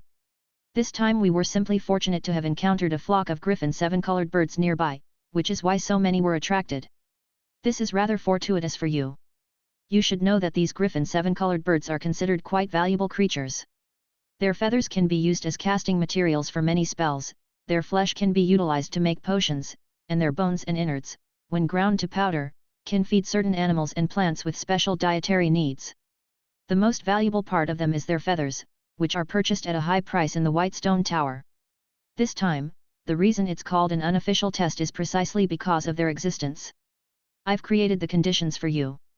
You can try to capture them and obtain their materials. Once you're at the White Stone Tower, you can sell them to those in need and receive a certain reward to help improve your lives. Of course, the griffin seven-colored birds are aggressive, but compared to the pirates you've encountered before, they're much safer. So, as long as you are careful when you strike, capturing one could benefit you greatly. All right, that's all I have to say. You can go ahead. As soon as Dempsey finished speaking, almost everyone's eyes were fervently fixed on the so-called griffin seven-colored bird. Not everyone found satisfactory items when searching the pirate ship, but now, looking at the griffin seven-colored bird, they finally felt there was a way to compensate. According to Dempsey, catching a single bird could be incredibly beneficial, so wouldn't capturing several mean a fortune? In the next moment, no one knew who took the lead first, but everyone began to attack, and the deck suddenly bustled with activity. In the crowd, Richard narrowed his eyes at the so-called griffin seven-colored bird, pondering, and couldn't help but speculate in his heart. Could these Griffin 7 colored birds be the ingredient listed on the parchment rainbow bird? It's possible, very possible. Considering that One-Eyed had little contact with the wizard world, the name rainbow bird could very well be a term he coined himself. The more commonly used name could indeed be the Griffin 7 colored bird, as Dempsey had mentioned. Dempsey had also said that the blood and flesh of these birds could be used to make potions, which corresponded perfectly. But isn't this too coincidental? Although according to probability theory, it's entirely reasonable that one would be informed to participate in an unofficial test, which involves killing the attracted Griffin 7 colored birds, right after discovering the lack of Griffin 7 colored bird blood, which is a necessary ingredient for potions. After all, Griffin 7 colored birds are nocturnal creatures easily attracted by light, which is probably how One-Eyed previously obtained the Griffin 7 colored bird's blood to make potions. It all can be logically explained. But then again, even things that can be explained by logic sometimes still don't seem quite right. For instance, if a coin is flipped and it lands on heads 9 times in a row, the chance of it being heads on the 10th flip would be 1 in 2. But if the 10th flip really results in heads, it still feels unscientific to some, even though, from a probability standpoint, it's perfectly scientific. If the number of coin flips increased to 19, 29, 99, or 9999, and under the premise that it continuously landed on heads, the strangeness becomes even more apparent if the next flip is still heads. In some ways, such phenomena could be considered coincidental or even dramatic. It's like the deliberate plot settings in novels, or the just-happened stories often retold in modern Earth life. The current situation is completely explainable by logic, probability, and science, but Richard always felt something was slightly off, a bit contrived. However, Richard didn't continue to dwell on it, since the timing was not yet ripe, or to put it another way, he didn't want to risk delving too deeply into an unknown field without having reached a certain level, to prevent getting stuck. One step at a time was the best approach. First, let's confirm whether the Griffin 7 colored birds flitting through the night sky are indeed the same as the rainbow bird on the parchment. If not, then I really might be overthinking it, Richard mused to himself. Looking up at the Griffin 7 colored birds in midair, considering how to make his move, he suddenly heard a voice from behind, "Hey, want to borrow my sword?" Chapter 166. Upon hearing the noise, Richard slightly startled and turned to look behind him, only to see Nancy's figure. Under the illumination of the light spots that enveloped the entire giant wheel, Nancy's body seemed to be emitting a faint glow. Her skin appeared orange-red, and her sky-blue eyes flickered with a strange brilliance. A light fragrance wafted through the air, filled with a scent like that of artificial hormones. She seemed somewhat embarrassed, a rather bold type of embarrassment. "Do you want to borrow my sword?" Nancy looked up and repeated. Only then did Richard notice Nancy holding 2 long swords in her hands, as if prepared in advance, now offering one of them to him. Richard's eyes flickered without refusal, reached out his hands to receive the sword, and said, "Thanks." "You're welcome," Nancy replied. With a whoosh, Richard drew the sword and without further words, directly slashed at a Griffin 7 colored bird flying past, cutting its wing with a plop. The Griffin 7 colored bird's flight halted, losing balance and crashing onto the deck. Richard stepped forward, sword in hand, precisely pinning the bird's body to the deck. He grabbed its wildly pecking beak, elongated the neck, took out a scalpel, and made a cut along its neck. Accompanying the bird's violent struggle, the blood flowed out rapidly. Richard took out a glass bottle from his chest and without wasting any, collected all the blood. After a while, the Griffin 7 colored bird's blood dried, it ceased struggling. Richard sealed the glass bottle, put it away, discarded the Griffin 7 colored bird's carcass, and started looking for his next target. Nancy, who was nearby, asked, "Do you not want the feathers? Lord Dempsey did say that the feathers are of the highest value. It seems like everyone else is plucking feathers, yet you only want their blood." Around them, the first thing everyone did after killing a Griffin 7 colored bird was indeed to start plucking the feathers, leaving not a single one. Only a very few people tried to collect the Griffin 7 colored bird's flesh and bones, as these were low in value and hard to preserve. Naturally, Richard did not reveal his intent and said, "I think the blood is more useful to me. Plucking feathers is just a waste of time." "Is that so?" Nancy raised her eyebrows slightly and said, "How about we work together to hunt these Griffin 7 colored birds? After we kill them, you can have everything but the feathers." Richard looked at Nancy, feeling that she was unusually warm tonight. Was it an illusion, or? Seeing that Richard did not respond, Nancy asked again, what do you think, is it a deal? All right, Richard replied. That's settled then, Nancy said, swinging her sword and moving closer to Richard. The two started cooperating to kill the Griffin 7-colored birds. Under the illumination of numerous light spots, their sword blades shimmered coldly, cutting through the air continuously as one Griffin 7-colored bird after another screeched and fell. Richard's swordsmanship needed no further praise, and compared to others, Nancy's swordsmanship was extremely formidable. Additionally, with her occasional use of spells to assist, her efficiency was not much less than Richard's. In just a moment, the two had killed more than 20 Griffin 7-colored birds, a stark contrast to the mere 2 or 3 birds caught by others nearby. As the hunt gradually neared its end, the population of Griffin 7-colored birds rapidly decreased from the killings.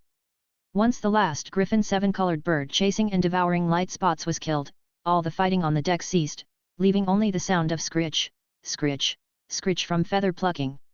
Richard collected the blood from over 20 killed Griffin 7-colored birds, filling 3 full glass bottles. After sealing the bottles, Richard was about to leave when Nancy, who was putting Griffin 7-colored bird feathers into a sack, suddenly stood up and said, "Wait." Whoosh, Nancy tossed a sack towards Richard. Thump, Richard caught it, looking at Nancy puzzledly, "What's this?" "After killing so many Griffin 7-colored birds, you deserve a share. If you only want the blood, that's too unfair."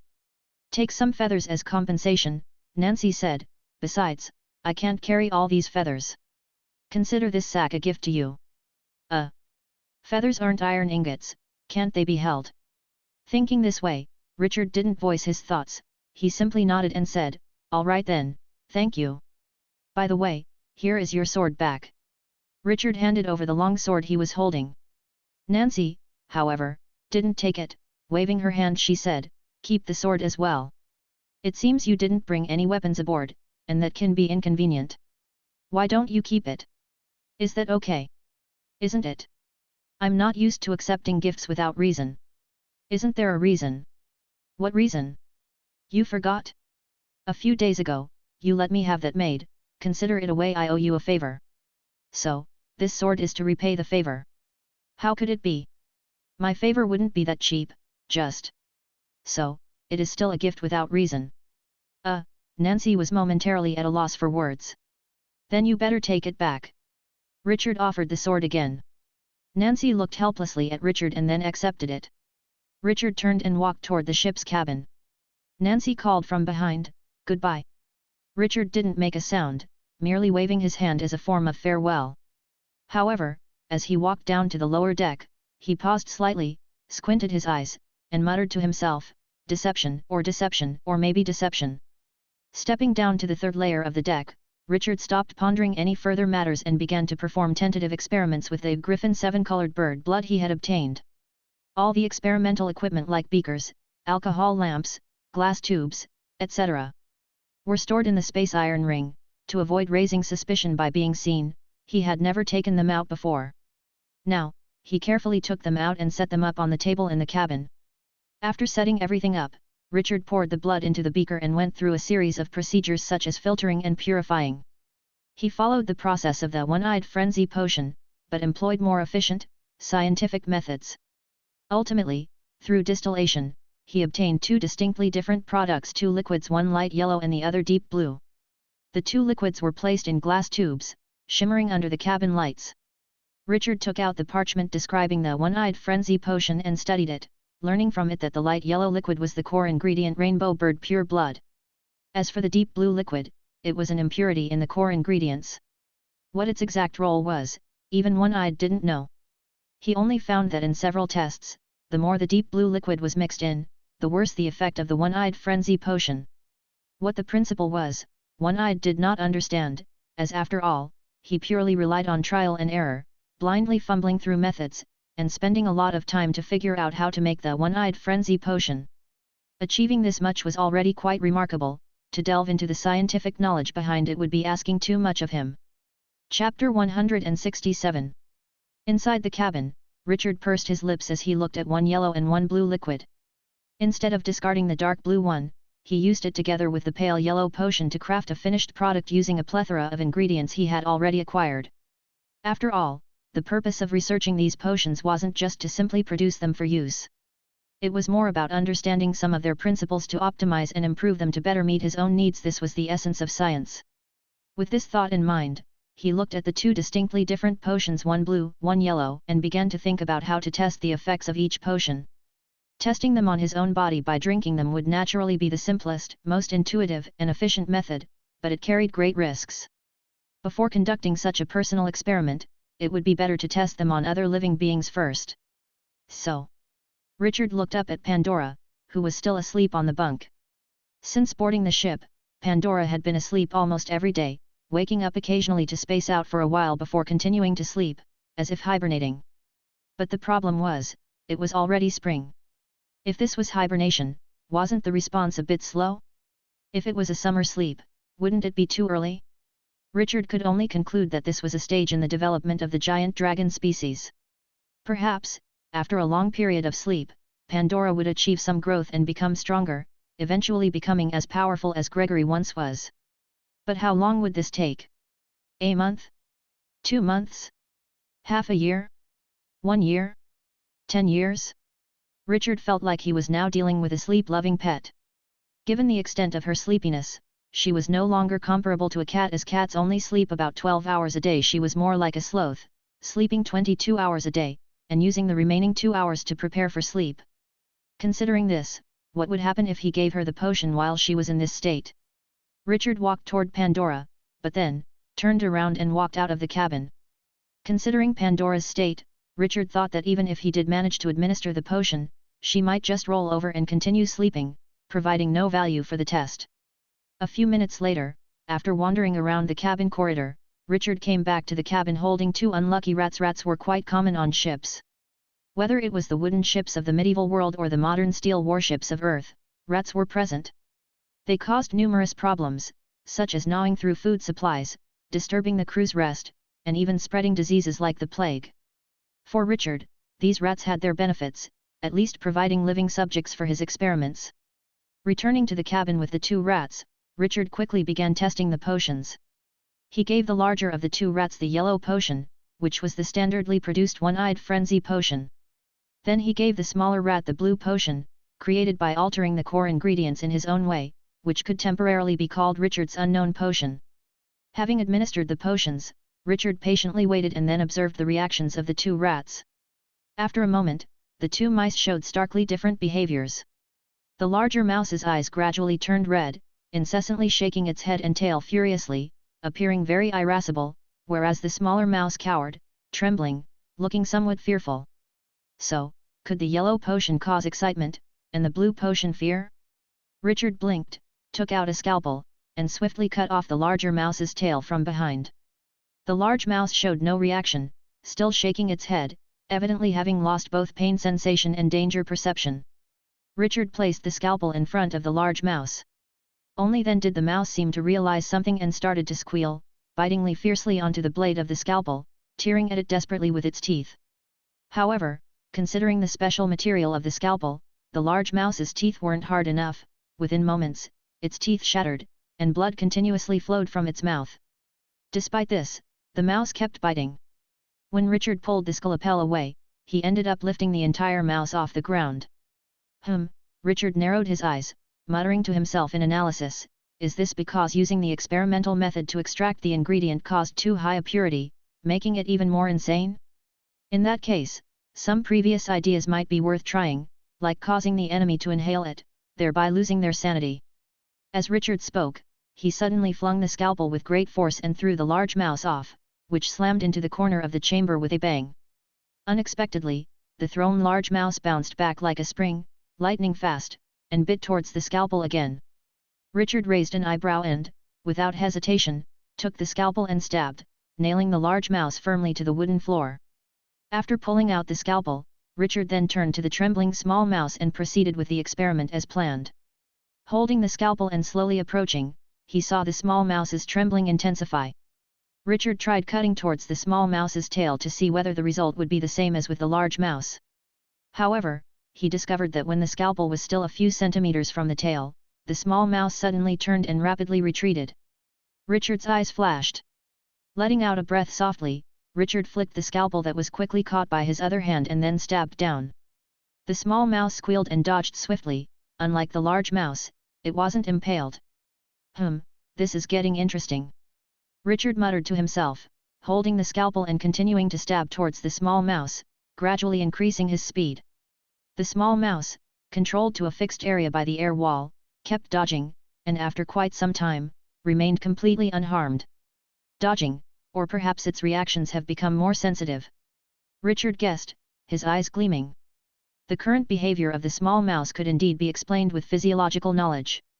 After all, based on previous speculations about the one-eyed frenzy potion, the principle of the potion's effect should be that it acts on the nerves, through a certain component to weaken the transmission of specific pain signals, and also causes the continuous excitation of another specific signal, ultimately making the potion's user irritable, lose pain sensation, and lose the sense of danger. The pale yellow liquid distilled from the griffin 7-colored bird blood performed this function, while the deep blue liquid might likely have the opposite effect, causing the potion's user to become fearful, enhancing the transmission of pain nerve signals, and increasing the sense of danger. Is that really the case? Richard looked at the small mouse trapped within the air wall, extremely vigilant, and did not rush to conclusions. After all, everything now was merely conjecture, requiring further experiments to verify, at least to rule out individual randomness. The next moment Richard stepped out of the chamber door again. Chapter 168. Richard quickly grabbed more mice and came back, starting to design experiment after experiment, conducting control tests, variable control tests, and repeating tests. Ultimately, Richard discovered some conditions that were a bit more complex than he imagined.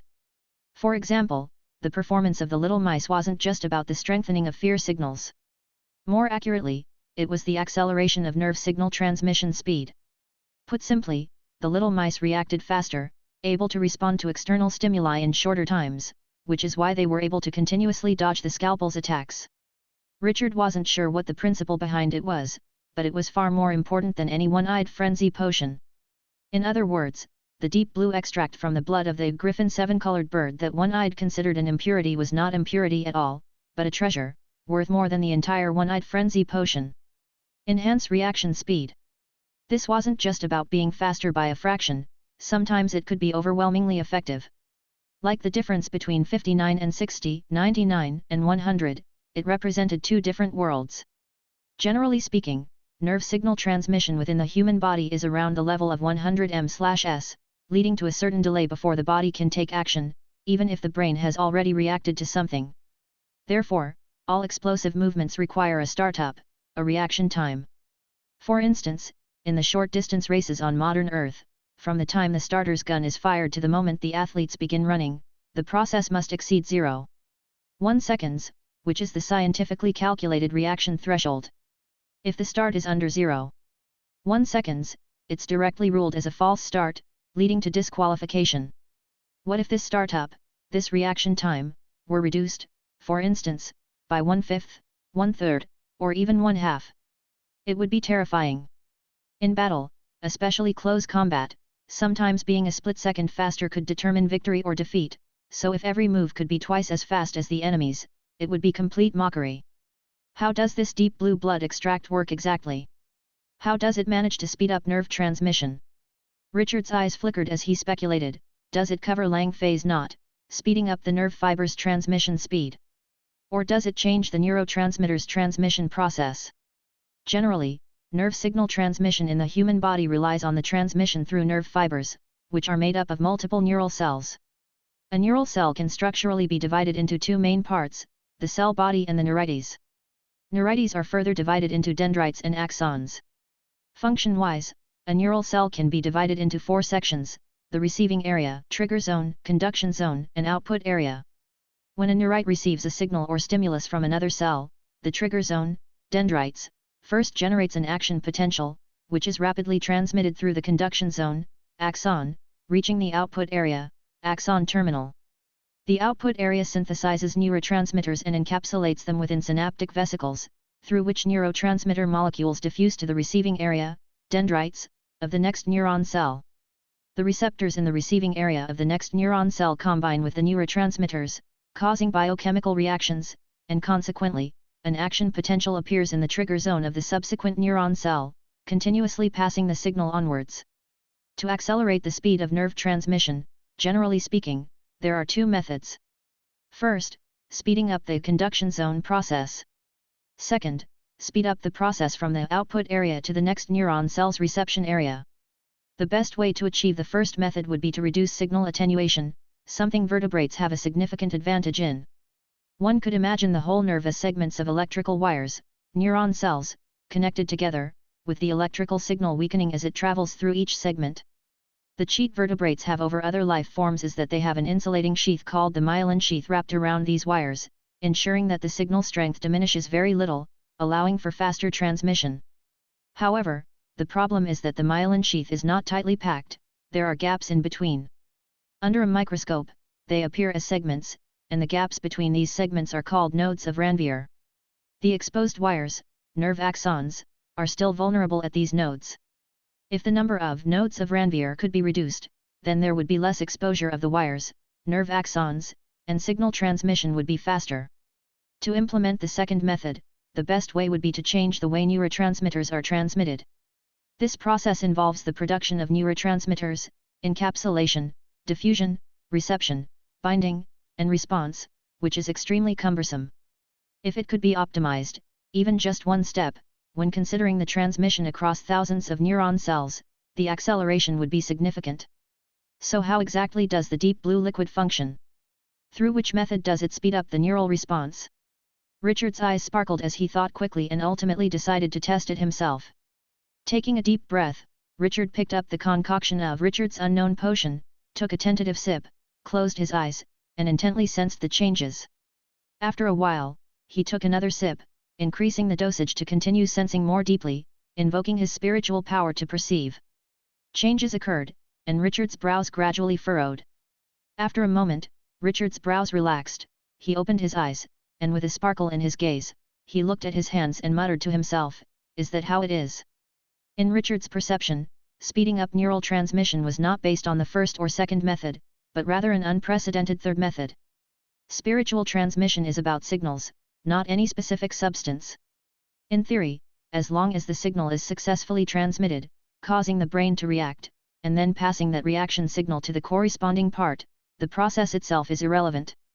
Through countless years of evolution, the entire animal kingdom has developed a sophisticated and complex nervous system for this function, including structures of various sizes. But, what if this system was discarded? It's like transporting a load of goods. There's already a well-developed railway system, which is efficient, but while it's efficient, it also limits further development. Would it be better to switch to airplanes for air transport instead? Richard couldn't be completely certain yet, but he already had some vague guesses. The reason the potion sped up neural reflex speed might not be due to the transmission of electrical signals by neuron cells, but rather it relied on the creation of a special substance for transmitting signals. This substance didn't exist on modern Earth, it was akin to a specialty of the current world, similar to free energy elements. Free energy elements could travel through the body's channels, blood vessels, nerves, reach a specific state, and then be stimulated and released outside the body to take effect. The special substance produced could similarly travel through the body's channels, being attached to the nerves but not completely bound by them. It would find the shortest, fastest route, transmitting to the brain at speeds exceeding that of neural signals, and then sending the signal back. It could be simply understood that if the nerves were a regular broadband line buried underground, within the body, while this broadband line wasn't too slow and had a decent speed, it wasn't the fastest and had some delays. Later, along the buried line, a new fiber optic broadband was put in place, vastly increasing speed to explosive levels, and reducing delay dramatically. Although this fiber optic line was temporary, requiring the potion to manifest and having a certain duration, it was costly and not feasible for constant everyday use. But when used appropriately during its limited uptime, it could have unimaginably powerful effects. Unimaginable effects. Chapter 169.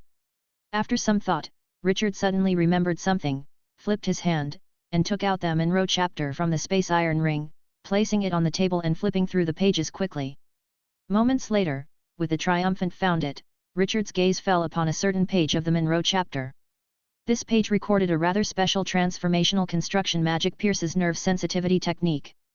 The effect of the spell was to increase reaction speed, but it was still uncertain whether it worked on the same principle as Richard's unknown potion, or by some other means. However, if the spell and the potion were combined, the effects could potentially be even stronger. Thinking this, Richard drank all the potion, seriously feeling its effects, pondering how to maximize its use. Perhaps an actual test and data collection might be better. While thinking this, Richard sensed something and looked towards the bed to see Pandora, who must have been disturbed by the noises from the experiment, rubbing her eyes and sitting up. After sitting up, Pandora didn't say a word, just blankly stared at the corner of the wall, as though pondering whether to continue sleeping or, if so, how much longer would be appropriate. Richard's eyes twinkled, and he snapped his fingers to catch Pandora's attention, and asked, "Would you be interested in playing a game with me?" "Hey!" Pandora blinked, and asked, What game?" "A very interesting game. The name of the game is, slap hand." "Hey? Slap hand?" "That's right."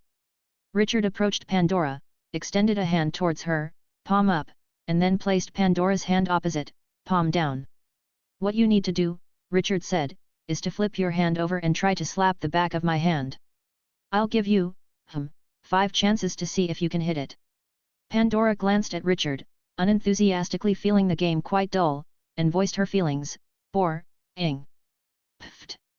While saying it was boring, Pandora moved swiftly, her hand flipped over with a swift motion, escaping from beneath Richard's palm and raised high with enough force it might kill a wild boar.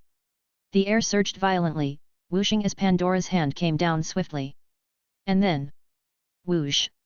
Pandora hit empty air. Richard had timely withdrawn his hand. "Hey!" Pandora blinked in surprise, looked at Richard, and tilted her head. Didn't hit." "MHM," replied Richard, "you didn't hit. You still have 4 chances left." Having said that, Richard once again extended his hand. Pandora made like she was going to slap, but Richard said, "Follow the rules, place your hand properly first." Pandora's mouth puckered slightly, but under Richard's watchful gaze, she obediently placed her hand under his. Her lips pursed as she stared into Richard's eyes, then her hand whipped out, lifted, and slapped down. Whoosh! Her speed was even faster this time, causing the air in the entire cabin to churn violently, but the result was the same: she did not hit. Pandora frowned, visibly upset. She found the game boring, but now she wanted to win. The third time, Richard's hand was in position and Pandora placed her hand obediently underneath again, took a deep breath, and struck once more. Then, she missed. The fourth time. Still, she missed. Pandora was getting anxious, eyes wide open, all traces of sleepiness gone. Her eyes conveyed an unwillingness to admit defeat as she looked at Richard. Richard appeared not to notice and reminded her, "This is your last chance." "Hey!" Pandora voiced her displeasure, "This time I will definitely hit you." "Then we'll talk about that after you've hit," replied Richard as he extended his hand again. Pandora extended her hand too, placing it under Richard's. Richard, not one to mince his words, said, "No cheating, keep your hand flat," noticing that Pandora's hand was tilted at least a 30 degrees angle to his palm, a position from which she could flip her hand more quickly and strike, but Richard had caught on. After being called out, Pandora showed no sign of embarrassment, and instead stuck out her tongue defiantly at Richard before reluctantly flattening her palm. "You can start now," said Richard. Pandora didn't strike. For her, this was the last chance, the last opportunity to prove her strength and win the game. She didn't want to squander it. This time the waiting was long. Pandora finally prepared to strike, inhaled deeply, her body driving her arm, which in turn propelled her palm, whisking out and up, then swung down fiercely. This time, Pandora used almost all her strength, enough to send an elephant flying. The air inside the cabin furiously billowed, like a passing whirlwind, and it seemed almost an illusion when a sonic boom sounded, as Pandora's hand descended like lightning. Whoosh! Bang! Yet it missed again. Richard quickly withdrew his hand, and Pandora's descending hand hit nothing but air. However, her motion didn't stop there. Due to the extreme force used, she couldn't pull back, causing her entire body to topple forwards, falling from the bed onto the wooden floor, and finally her palm hit something solid. Bang! The entire cabin trembled, a decorative wheel hanging in the room fell off the wall and shattered. Richard shook his head looking at Pandora, who glanced back, feeling a loss of face, huffily said, You cheated." "How did I cheat? I can't hit you, so it's cheating. That's because you used too much force, Richard explained. In reality, if you want to hit me, you should use less force. In the game we just played, for you to hit me, you'd need to perform 3 actions: pull hand, lift high, and strike down, while I only need to perform 1 action: withdraw hand. According to the rules, I'm only supposed to move after you do, so the key to beating me is ensuring you slap my hand before I can react. So, your speed must be fast, which means you can't use much force. The more force you use, the more preparation you need, the longer it takes to move, making it impossible to even touch me. Pandora begrudgingly grasped some of what Richard explained but didn't want to understand. In her view, the idea that using less force could hit was nonsense. In this world, how could there be anything that couldn't be resolved with force? If anything, it must be because not enough force was used. So, Pandora looked at Richard and grumbled, "You're cheating." I'm going to sleep," Pandora declared, picking herself off the floor and climbing back into bed to sleep, leaving Richard with her angry back of the head. Richard. Shaking his head, Richard walked towards the door of the cabin. Chapter 170. Richard said that, although creating the game had upset Pandora, the process of making it had nevertheless revealed a great deal. At the very least, it had proven that Richard's unknown potion had a significant effect. Due to the greatly increased neural transmission speed, it yielded a shorter reaction time, making it easy to dodge attacks. Now, the potion could be renamed Prototype Acuity Potion. If it really could be combined with Pierce's nerve sensitivity technique, its effects could be unimaginable. However, that being said, it had only been proven to be effective in dodging, but what about during an attack? Just now, to prevent Pandora from losing control, he had only allowed Pandora to be the one hitting the back of the hand in the game, never taking the role of the one getting hit. It seemed another test was necessary. But Pandora was still angry. Going back to her now would surely result in rejection, so who else could he continue this test game with? Richard's eyes twinkled, and in a moment, he had made up his mind. He turned in the corridor just outside the cabin and headed to the left, striding quickly to Giro's cabin. Knocking, bang, bang, bang. "Who is it?" Giro answered sleepily, rubbing his eyes as he opened the door. Richard stepped in and got straight to the point, "Play a game." "Hey? A game in the middle of the night?" "Ha yawn." Giro, clearly not fully awake, yawned and looked perplexed. Indeed, in the middle of the night, alone in a room with another man, what sort of game? Soon, Giro found out. Before long, the cabin echoed with the continuous smack smack smack sound, interspersed with Giro's cries of pain. "Ah! It hurts. Lord Richard, stop. Lord Richard, please let me go. Lord Richard, it hurts, I really can't take it anymore."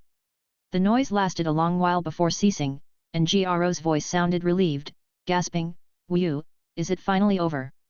Then came a resentful voice, "I mean, Lord Richard, you come here in the middle of the night, not to sleep, but to play this with me? You've swollen me up so much, it probably won't go down for days. What on earth are you trying to do?" With a squeak, Richard walked out of Giro's cabin with satisfaction, with Giro following behind to see him out.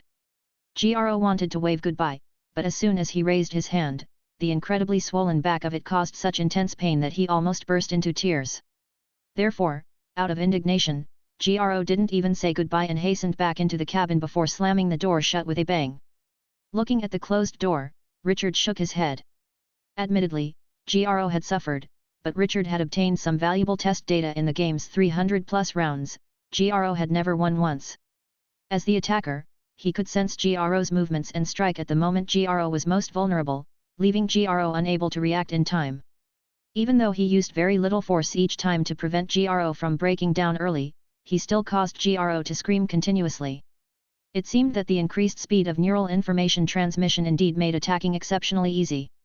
Giro's swollen hand was some evidence supporting this conclusion, a sacrifice for science on Giro's part. If he told Giro the truth, Giro might actually be pleased. Well, probably. As Richard thought about these things, he turned and walked away, not heading back to his own cabin, but toward the deck for some fresh air.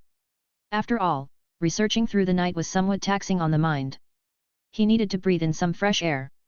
Squeak, creak, Richard climbed the stairs, eventually emerging onto the deck. According to the time, there was still a while before the true dawn on the mainland, but at sea, without any mountains to block it, the sun rose much earlier. Standing on the deck and looking toward the horizon where sky met sea, there was a faint glow of dawn breaking through, forming a silver arc like a giant, bright crescent moon floating on the distant sea, contrasting sharply against the dark water, together creating a picturesque backdrop like an oil painting. The huge ship sailed, like a black silhouette moving against the painted background, in utter silence. Standing on the deck, with the cool sea breeze blowing in, Richard felt a slight revivification of his spirit. He looked around and was somewhat surprised to find he was not alone. A person, a girl, was on the deck practicing swordsmanship with a long sword, making various movements that produced whooshing sounds, her black hair flowing with her body's motion like the notes on a score of music. Swish, swish, swish. Swish, swish, swish. With a final lunge, the other party stopped their movement, as if noticing something, turned their head around, and their eyes met. "You're up early," said Richard. "So are you," replied Nancy. "Hey," Richard chuckled lightly, offering no explanation. He said, "I don't quite understand. You should be aware that as one learns spells, the value of swordsmanship continually decreases, right? Since you have considerable wizard talent, why still practice swordsmanship? If you invested this time in learning spells, wouldn't that be of greater value? Why do you practice swordsmanship then? And why is your swordsmanship so excellent?" Instead of answering, Nancy countered with a question. Richard shrugged. "Simple, swordsmanship is the only path I have. But why do I feel that what you're saying isn't right? If you only have swordsmanship as your path, how can you remain so composed? Perhaps it's just my nature. No, I think you have secrets." "Are you sure?" "I'm not sure, it's just a guess," said Nancy. "In reality, I think everyone should have their own secrets, whether big or small." "So, you have secrets too," said Richard calmly. "Of course, I have secrets," replied Nancy, stepping forward, sitting down beside Richard, placing her sword to one side, and looking at him, interested in hearing one of my secrets. Richard frowned slightly, watching Nancy, unsure of her motives. Was she simply seeking to vent some pent-up emotion? Or was it a test? After a moment of silence, Richard spoke, "If you're willing, then of course, I'd like to hear it." "Okay then," Nancy said with a light laugh, without much hesitation, she began, "You may have heard that I'm a princess." Richard nodded. "In fact, I am indeed a princess, but of a very small kingdom. My kingdom is known as Oran, pitifully small compared to the Jade Kingdom. You've probably never heard of it." "Actually, I've heard, a little," Richard said, his eyebrows raising slightly. "Then you really haven't heard of it," Nancy said bluntly. "I know you boarded the ship from the Jade Kingdom, far from Oran Palace, at least 1,000 miles away, so it's impossible for you to know much about it." "Well then, let's say I haven't heard of it." "Continue," Richard did not argue over this. Nancy continued, "Oran is a tiny kingdom. It's surrounded by several nations, bordered in 4 directions by the Blue Lion Kingdom, Black Mountain Kingdom, Talon Kingdom and Zexi Kingdom. Among these, the Blue Lion Kingdom is the most powerful and the most despicable." Said Richard. "Because the Blue Lion Kingdom constantly harassed Oran, my father had to make various reparations, signing several unfair treaties." Nancy's voice grew heavier. Richard said again, his gaze drifting out to the sea beyond the deck. "The most outrageous was an incident over 10 years ago," Nancy continued. "I had just been born not long before when the Blue Lion Kingdom launched a large-scale invasion of Oran, pushing all the way to the royal capital and forcing my father to cede a large piece of territory. That demon of a man, King Donas of the Blue Lion Kingdom, demanded that I be taken as a hostage, to one day become a princess for his then unborn son, to maintain eternal peace between our nations. Then, your father did not agree." Richard turned his gaze back to Nancy, his eyes flashing as he asked. "No," Nancy shook her head, her face stiffened. "My father agreed." Chapter 171. Agreed? Richard asked Nancy. "Yes, agreed. My father had no choice but to agree or else face the destruction of his kingdom," Nancy gritted her teeth. "But my father also tried to delay. He told the demon that I was too young, and that when I turned 16, I would be sent to the Blue Lion Kingdom." Richard said, "You're 16 this year, but you didn't go." Nancy didn't ask Richard how he knew, probably figuring it out didn't matter. She said, "Correct, I didn't go. From a young age, when I knew I might have to marry a stranger's son, a demon's son, I swore I would never let him succeed. If he did succeed, I would kill him when he married me, in his sleep at night." Richard's expressionless face turned towards the sea outside the deck, to where the sky met the ocean, where dawn's light was breaking through. "Of course, the best outcome would be not to give him any chance to succeed," Nancy continued. "For this, I've been striving since I was little. When I found out a powerful wizard was my ancestor, I tried hard to awaken my own talent. I used many methods, many cruel methods, and finally, I succeeded at 12.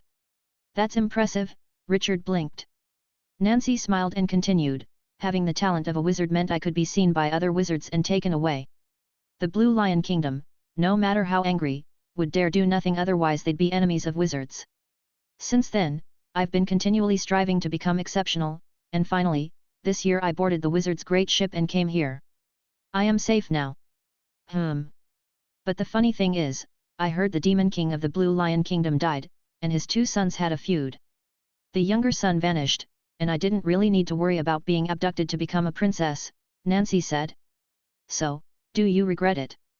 "No, I don't regret it," Nancy said earnestly. "This taught me that being powerless is pitiful. I must become strong, otherwise, I can only hope for luck. I want to be very strong so that I can do what I want.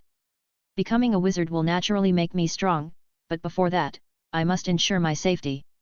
Spells are useful, but before becoming a wizard, swordsmanship is actually even more important. Many times I've had to rely on swordsmanship to ensure my security. So, I cannot give it up." "Is that so?" After Nancy finished speaking, she looked at Richard. "I've told you my secret, so do you have any interest in sharing yours?" "No." "Nancy. However, as an exchange, I can tell you a piece of information I heard from an informant in Jade City." "Oh, what?" "About that king of the Blue Lion Kingdom, the missing younger son you mentioned." "What about him?" Nancy raised her eyebrows. "He wasn't just missing," Richard said, "he actually died, eaten by a fire-breathing dragon." "Really?" Nancy blinked. "That's actually satisfying." All right." Nancy stood up and looked at Richard. "Let's not talk about that damned demon's son anymore. Since you're not willing to share your secret, could you maybe join me for some swordsmanship practice? Now?" Nancy handed over her long sword without responding. "All right." Richard accepted the sword, thinking more about using this opportunity to continue testing the prototype acuity potion in a real fight. "Wait for me a moment." Nancy ran to the side, came back shortly with another longsword, steadied her stance, and said, "Ready." "You make the first move," Richard said. "Are you sure?" Nancy asked, somewhat provocatively, "Though I know you're better at swordsmanship, letting me strike first might not work out well for you." "Just try it," Richard said. "All right then, let's try." Nancy began, slowly drawing her long sword from its scabbard. Inch by inch. Shush! As she drew the last part of her long sword, Nancy suddenly quickened her speed. A cold gleam flashed through the air, the long sword was unsheathed and quickly slashed towards Richard. Richard was a step slow in drawing his sword, but with a bang, he accurately blocked Nancy's attack. Nancy, unstartled by being blocked, slid smoothly, slashing towards Richard's left side. Bang! Richard held up his sword and directly blocked Nancy's attack. Nancy pursed her lips, took a step back, and then swung her sword down toward Richard's right side. Richard stood still, twisted his arm, and once again lifted Nancy's longsword, blocking it. Nancy's expression became solemn, her attacks quickening, faster and faster, unleashing her full strength, casting fierce sword light all over the deck. But Richard stood his ground, constantly swinging his longsword, blocking each attack. Nancy felt uneasy, very uncomfortable. During their swordsmanship practice, she always felt a half-beat slow. Every time she found a gap and prepared to attack, as soon as she swung her sword, she would find Richard had already blocked her path, as if he could see through all her intentions. The attacks continued, and Nancy felt increasingly helpless, but her eyes shone brightly, looking directly at Richard as if she had discovered some treasure. Bang bang bang! The sounds of clashing swords echoed non-stop, and then suddenly stopped. Swoosh! Richard suddenly shifted from defense to offense, breaching Nancy's hastily formed defense in an instant, pressing the tip of his sword against Nancy's pale neck. Nancy's eyes lit up brilliantly. Having a sword pointed at her did not seem to frighten her much, instead, there was a teasing tone in her voice as she asked Richard, "Do you want to kill me? Is there any need?" Richard asked. Indeed, there was no need. The main reason Richard had agreed to practice swordsmanship with Nancy was to test the effects of the prototype acuity potion in actual combat. And now he had his answer. If it was purely close combat, just defending almost guaranteed invincibility. Attacking, as shown by Nancy's sword at her neck, said it all. It seems the prototype acuity potion is indeed astonishingly effective. If combined with Pierce's nerve sensitivity technique. Richard pondered, lowered his sword, and handed it back to Nancy. Killing you would achieve nothing. I'm heading back to my cabin. After speaking, Richard turned and left, preparing to organize the data about the prototype acuity potion and record its effects on a papyrus scroll. At that moment, as Nancy watched Richard's retreating figure, she seemed to have made a decision, suddenly calling out, "Hey, wait a moment." Richard turned to look at Nancy. "There's something I want to discuss with you," Nancy said softly, biting her pink lips. "I wasn't sure before, but after just now, I feel certain." What is it?" Richard's eyes flickered. Was it an illusion? An illusion? Or perhaps an illusion? "What I want to discuss is," Nancy took a deep breath, "if possible, would you? If possible, would you, be my attendant?" Nancy finally said it all, looking directly at Richard, waiting for his response. Attendant. Richard's expression was calm, but his mind was racing. Indeed, a certain saying from modern Earth was right, the three greatest illusions in life are nobody in the bushes, I can counterattack, she is interested in me. Yes, an attendant, Nancy earnestly repeated, you should know, wizards are powerful, but that doesn't mean they're invincible. Sometimes they can be killed by sneak attacks or targeted tactics. For their own safety, wizards usually don't travel alone, they often bring attendants. Attendants are generally students, friends, relatives, or lovers. The reason several wizards on this giant ship brought their direct apprentices is partly to train them as qualified attendants. I know I'm only a level 1 apprentice now, and becoming a wizard is still a long way off for me, but I am confident that once we reach the White Stone Tower, I will quickly become a true wizard. At that time, I hope you can be one of my attendants, using your superb swordsmanship to protect me and ensure my safety in critical situations, allowing me to cast spells on enemies at ease. Of course, as a reward, I won't let you suffer any loss. Richard voiced, fully understanding Nancy's words, which simply translated to, I think highly of you, come be my servant to protect me, be my human shield, take hits for me, although I owe you a favor now, although I don't have much to offer you now, I definitely won't let you down in the future. This was indeed, very promising. Richard was not angry about it, for from Nancy's perspective, he was just someone with great sword skills but hardly any talent for wizardry, while she was a person with immense talent, highly likely to become an official wizard. Thus, for him to be her attendant was an excellent choice. For her, it was a big deal, which was why she took her time to assess him, get close to him, and finally asked for an answer. However, this was completely at odds with what he wanted. Richard looked at Nancy, not outright refusing, and spoke indifferently, let me think about this, and you should think it over as well. Once you really become a wizard, you can ask me again, at which time I will give you a definitive answer. Ah, okay. Nancy nodded. I'll be looking forward to it. I, as well. In the distance, the sun peeked over the sea surface, spreading its light to all directions, quickly fading the dark color of the water, turning the entire view a fiery red. I'll wait for you, Nancy said. Ah, Richard replied, then turned and walked into the cabin. Chapter 172. Many days had passed. At night, in the cabin where Richard resided. The cabin was illuminated, and Richard held the silver-white ring he had obtained from the auction in Quijan City, caressing it in his hand. It wasn't exactly caressing, as it involved occasional touches with the surface of the space iron ring. The absolute spatial precision of the space iron ring was taking effect. Richard kept the precision at a micrometer level and, in accordance with research over the past few days, was engraving precise magic runes on the silver-white ring. Shasha. The number of magic runes on the surface of the silver-white ring continued to increase, becoming more complex, but each line was orderly arranged, organically combined with each other, finally forming an integral masterpiece. Hey, Richard exhaled deeply, stopping his hand movements, and looking at the finished silver-white ring, he lifted his hand to wipe the sweat from his face.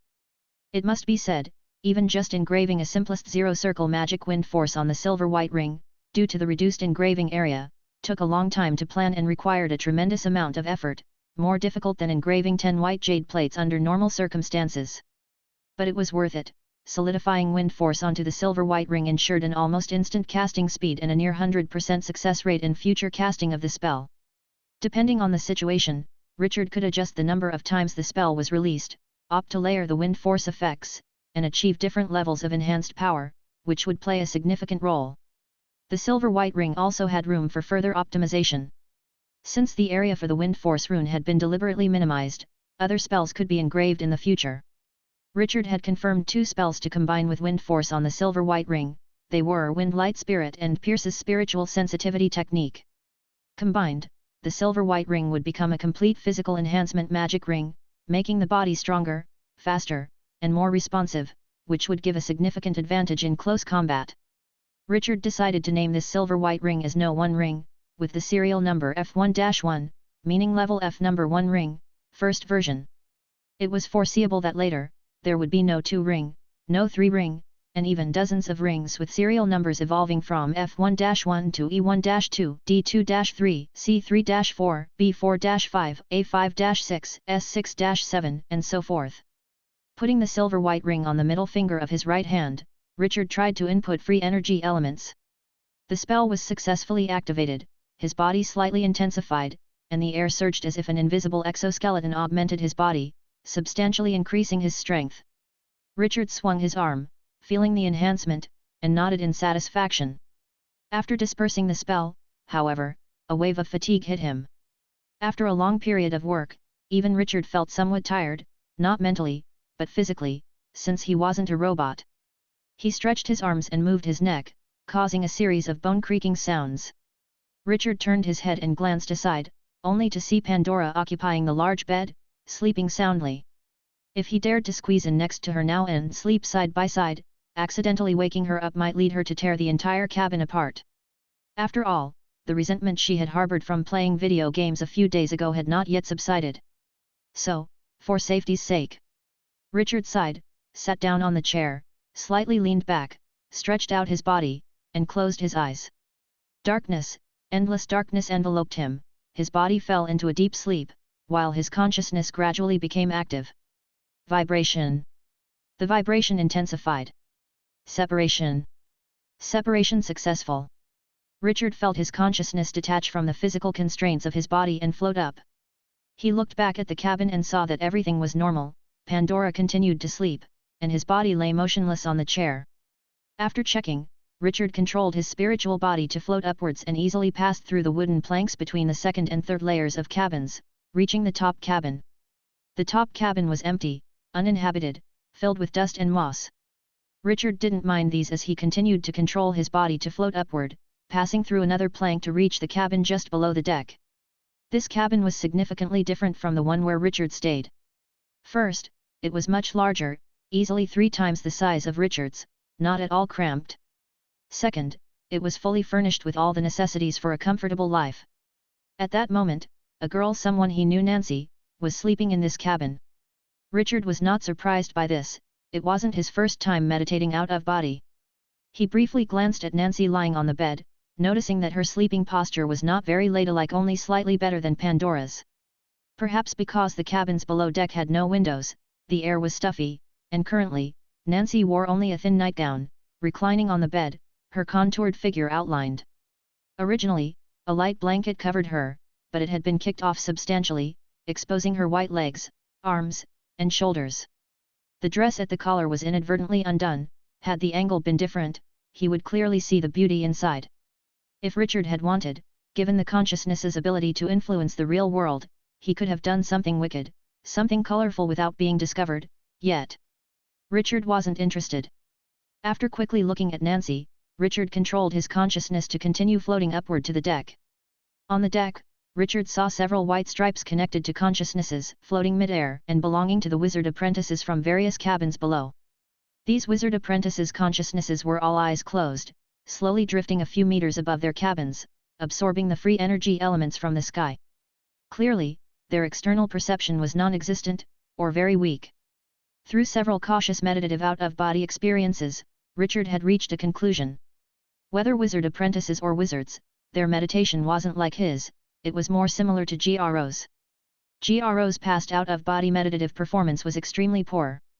Richard had initially thought it was due to GRO's lack of talent, but now he determined that it wasn't GRO's inadequacy, rather the general populace in this world were typically like this.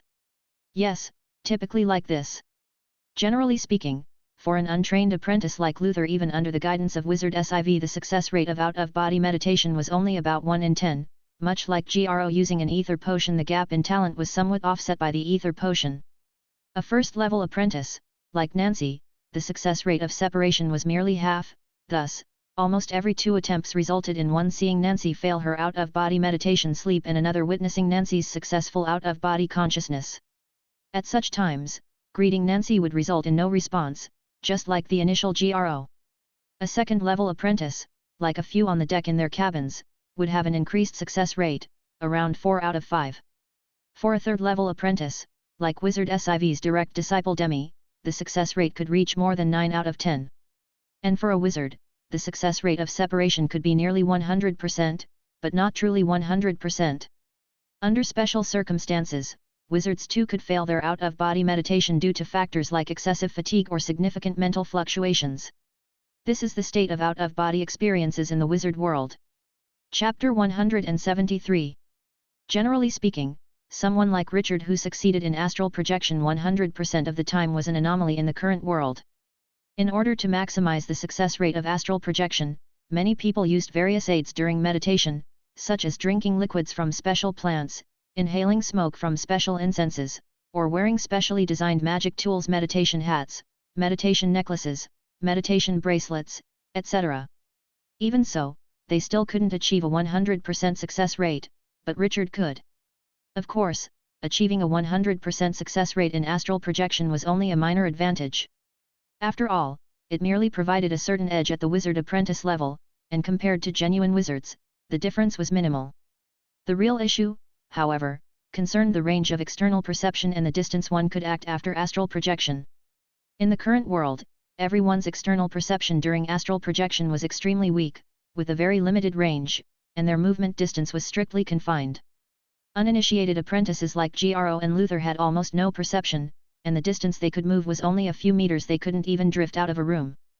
First-level apprentices, like Nancy, also had nearly no perception, only able to vaguely sense things within a few centimeters around their consciousness. Their movement distance was about 5 to 6 meters. Second-level apprentices were a bit better, but their perception range only expanded to several centimeters around their consciousness, and their moving range increased to about 7 or 8 meters. Third-level apprentices like Demi had an increased perception range of about half a meter and could move up to 10 meters, enough to pass through cabin walls and absorb free energy elements a few meters above the cabins.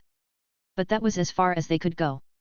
Real wizards made significant progress, their perceptive range extended to several meters, and their consciousness could move for dozens of meters. But not a single person could move their consciousness without distance limitation and perceive everything within their field of vision like Richard could. At one point, Richard even speculated that after astral projection, everyone would be the same as him. So, to better absorb free energy, people would ascend to high altitudes. Perhaps in the age of the ancient wizard civilization, when everyone was a wizard, every time dusk fell, all people collectively meditated and astral projected, filling the sky with consciousness that looked like hydrogen balloons. They would gather in circles, enjoying each other's company, chatting, and absorbing free energy elements. Perhaps it was because this imagined scene was too beautiful that it was impossible to achieve. Hence, the current situation after astral projection, everyone's consciousness seemed to be shackled by an invisible constraint, limiting what they could see, hear, and perceive with spiritual power within the bounds of that constraint. Richard was different, he didn't have this invisible layer of constraints, so he could see, hear, and perceive many things. This provided Richard with a significant convenience, allowing him to easily enter most places, gather the information he needed, and do certain things. In the extreme, he could even try to use his consciousness to kill a wizard. This might be challenging since wizards were very vigilant and protected by attendants, but at least there was a possibility.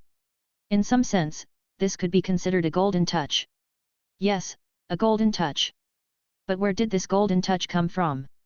Initially, Richard's first guess was that it was due to his complete lack of innate wizard talent and his forced breakthrough in life remolding with a scientific approach. His utterly different method led him onto the path of wizard cultivation, resulting in outcomes different from others. But what was the principle behind these results? Could it just be the special components of ether? If it were due to the special components of ether, then GRO should have been affected too, but GRO's results were not so ideal. Although there was improvement, it was within a reasonable range, far from a 100% astral projection success rate, and he could not move his consciousness or perceive the outside world at will. So, was it about individual differences? But he was just an ordinary person with an ordinary body and no special structure, except for the consciousness he brought through transmigration. Was it the transmigrated consciousness that played a role? If that were the case, then the true principle might involve the core of the current world, concerning the ultimate question he always wanted to answer. Only by exploring to the end might he possibly understand it fully. Thinking of these things, Richard looked around and saw that all the wizard apprentices were meditating. However, the 4 wizards were not. They gathered in the largest cabin, seemingly discussing something. Richard controlled his consciousness to drift over, easily passing through the walls and entering the cabin, stopping in a corner. He saw the cabin well lit, with the 4 wizards sitting in high-backed chairs around a table. Situated in the north was Dempsey, Siv sat in the west, and 2 unacquainted wizards were sitting in the south and east. After listening to the conversation for a while, Richard learned the names of the other 2. Quentin sat in the south and Lewis in the east, the one who recruited Nancy onto the ship. The 4 wizards were discussing the matter of an elimination test. Dempsey spoke, "We need to get the test done as soon as possible. What happened a few days ago with the Griffin Rainbow Bird was just a treat for everyone, without any danger, it didn't count as a test. But next time, we'll have to shed some blood and eliminate some people. Otherwise, taking so many underperforming students back to the Whitestone Tower would not look good." "Although that's true," said Lewis from the east, "a test isn't something you can just set up whenever you want. The first one was fortunate coincidence with blind pirates to use, but now we're in the deep sea, where there's no sign of pirates at all. What can we do? We surely can't deliberately create some challenging problems for everyone, can we? How would that be any different from murder?" "Why not?" Dempsey said, "To increase the ratio of stronger students, we have to eliminate some weaker ones. That's an unavoidable reality. Whether we use happenstance or deliberately set up tests, as long as they fulfill the objective, both are the same." "Murder? A bunch of people who aren't even wizard apprentices, do they deserve the word murder?" "If you put it that way, it's a bit too blunt," Siv frowned and interjected. "Ha!" Dempsey scoffed, "Don't lump me with those hypocrites in the Whitestone Tower. I'm in charge of recruitment this time, and I only want to bring back good students. I don't care about the rest. The wizard world isn't some garden, everyone who dared to board this giant vessel should have considered their possible fate. That's settled then. We need to figure out a way to conduct the next test within 3 days, or else." Dempsey was just saying this when the door of the cabin suddenly made a bang as if it was struck by a hard object. The cabin's 4 wizards simultaneously turned their sharp gaze toward the door. "Who's there?" Chapter 174.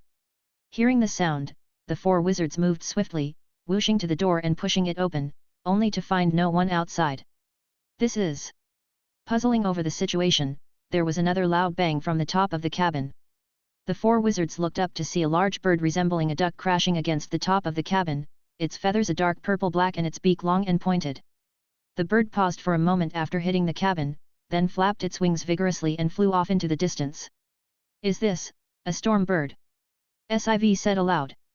"Or perhaps called a misfortune bird, though I personally prefer to call them funeral bell birds," Lewis added. "How could this be happening here?" Quentin frowned. "I'm afraid the sea is not at peace," Dempsey said, turning his head to look into the distance. Flap flap. Soon after, dozens of funeral bell birds broke through the night, striking the massive ship before rapidly flying off into the distance. "So many of them." Siv's expression grew serious. "It seems something is indeed going to happen," Lewis suggested. "A storm."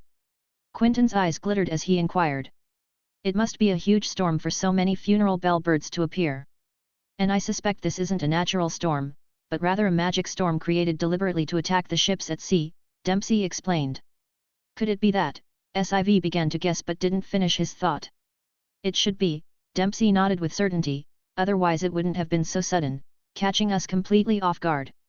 However, they may have mistaken their target by encountering us. That said, this could be a good thing for us. Weren't we just discussing a test? Now, the test has arrived. Isn't this too difficult? Quentin spoke up, just dealing with the storm and the heavy rain is tricky enough, but if the students also have to fend off whatever is coming, I'm afraid the casualties could be significant.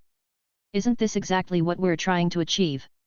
The problem is, the students with high-level talent are also likely to run into trouble during such a test. And I highly doubt whether the students can handle what's coming at all.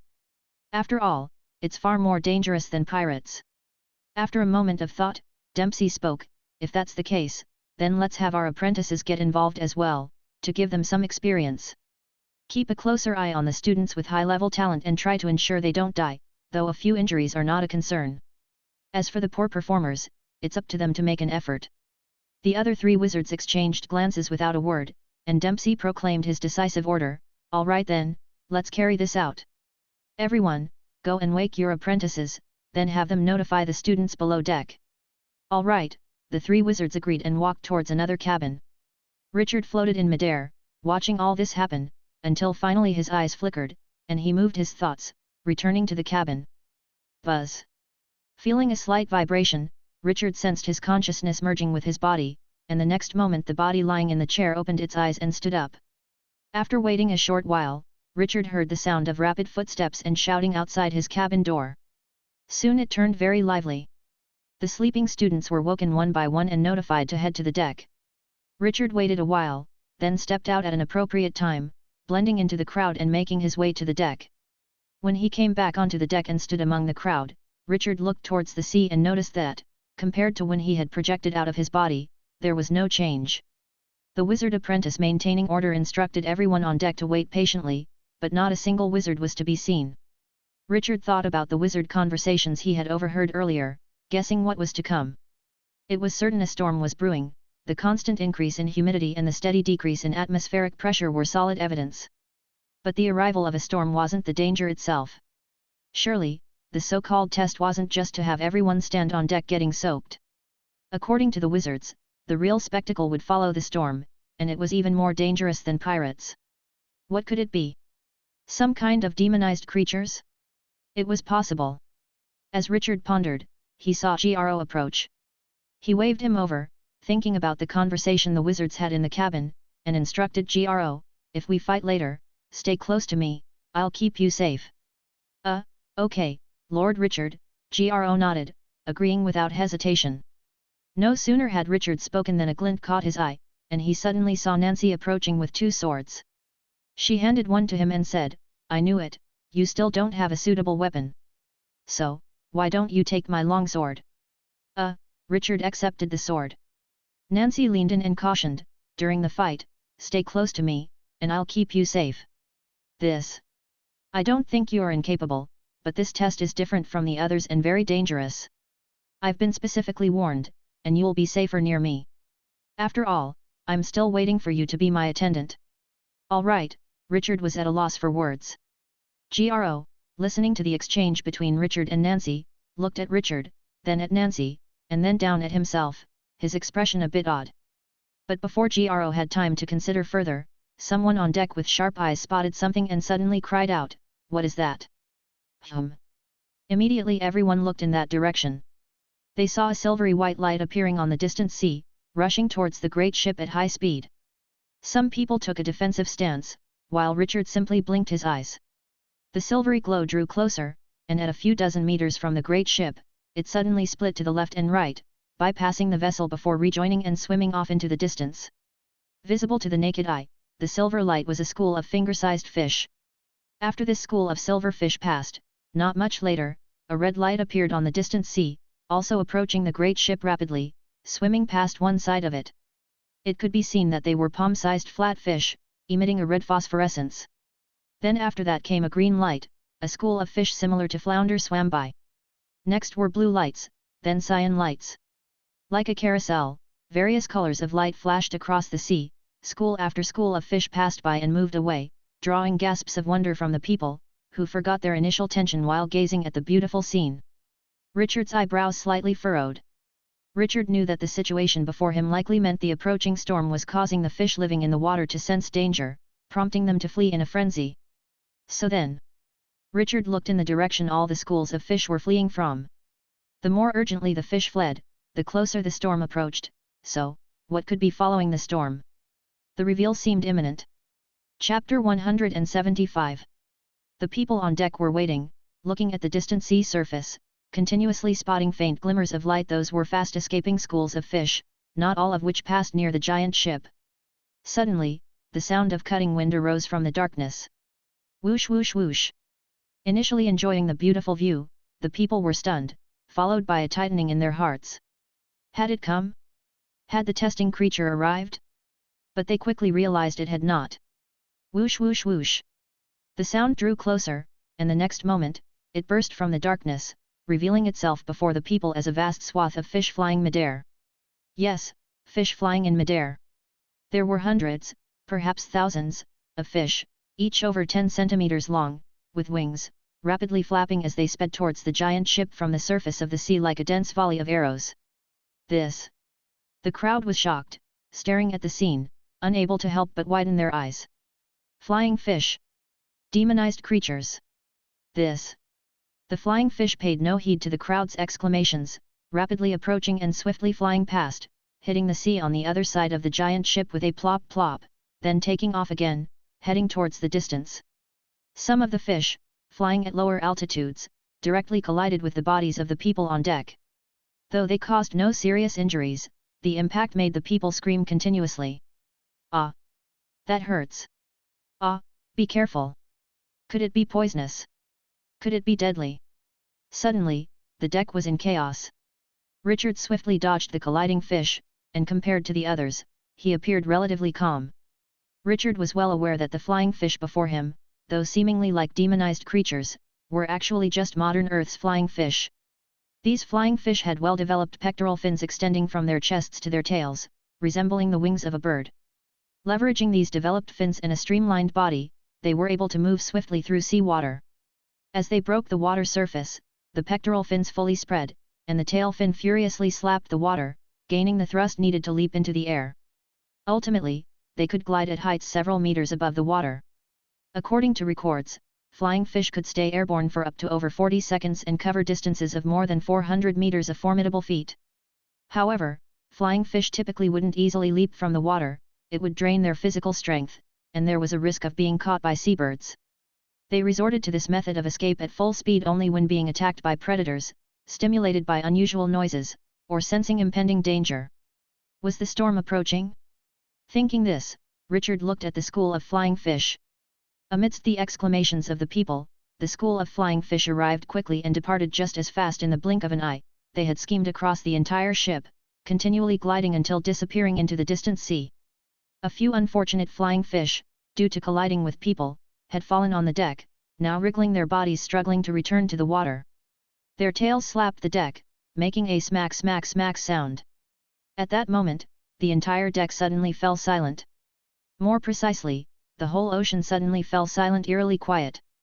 After the flying fish passed by, the school of fish escaping in the ocean had completely disappeared, and so did the sea breeze and the waves. The sea surface became as smooth as a mirror. Everything was like the sudden quiet in a noisy modern Earth classroom. Everyone on deck, in such an environment, unconsciously stopped talking and then looked around puzzled at the people who were just speaking, not understanding why it was so, feeling as if an invisible force had descended, their faces involuntarily showing hints of fear. Quiet. Terrible quiet. In this silence, the smacking noise of the unfortunate flying fish on the deck was extremely harsh. Each slap of the flying fish's tail fin felt like it was striking at everyone's hearts. Smack. Smack. Smack. Quiet. Deathly silence. The last silence before the storm. A sense of panic spread among the people, who finally vaguely sensed something and turned their heads to look towards the distant ocean, feeling that a terrifying beast was coming and that any moment it would swallow everyone whole. Gulp. Someone couldn't help but swallow. Then, a voice broke the silence, a wizard's voice. Wizard Dempsey suddenly appeared on the deck, his voice echoing throughout, "Let me inform you that in a few minutes, a big storm is coming. And following the storm, it is very likely that creatures known as mermaids, demonized creatures, will arrive." Yes, mermaids. They are a type of very evil demonized creatures that gather in swarms with the ability to create storms, attempting to destroy ships at sea and preying on shipwrecked victims. And they are the content of your next third test, also your second official test. What you need to do is to kill them during the upcoming storm, or be killed by them. Wizard apprentices will assist you during this process, and if the situation becomes critical, I and a few other wizards will also take action. But the main thing is still to rely on your own efforts, because I don't want to bring back a ship of useless cargo. You need to try very hard to kill the mermaids, and if you really do kill them, there will be a reward, a high reward every mermaid's tooth. Inside the mermaid's mouth, there are two very obvious fangs, which have many uses. After killing them, you can try to take their fangs and keep them safe until you arrive at the White Stone Tower, where someone will buy them at a high price, higher than the price you received for Griffin Rainbow Bird feathers earlier. Well, that is all I have to say. You may get ready, they will be here soon. Oh, just a kind reminder, they are quite ugly. I hope you won't be frightened when you see them, otherwise, in that instant, you might just lose your lives. Sigh. Dempsey had just finished speaking when a gust of wind blew over, and the mirror-like sea surface suddenly started swelling with waves appearing from the horizon, one after another, and the large ship began to sway. The storm arrived. With a splash, raindrops the size of dates fell, mixed with hailstones like pebbles, stinging when they hit people. The ship suddenly jolted. Several students who couldn't keep their balance immediately fell onto the wet deck, then struggled to get up, scanning the ocean when suddenly one cried out in panic, "What is that?" Everyone looked and saw within the murky sea water, within the surging waves, streaks of black shadows moving quickly, approaching the large ship rapidly, then agilely climbing onto the deck. Smack! The first black shadow landed on the deck, revealing its form in the eyes of everyone. Mermaids. Chapter 176. Everyone on deck jumped back in shock at the sight of the mermaid, subconsciously backing away, while Richard's eyes narrowed slightly. In modern Earth, the term mermaid referred to a fish-tailed monster with a human upper body from Greek mythology, a particular version of a mermaid. According to legend, they often appeared as beautiful women, wandering between reefs and isolated islands, captivating sailors with their enchanting voices and leading ships to wreck and sink before devouring the castaway sailors. However, the creature before them bore little resemblance to a mermaid, at least not in terms of beauty.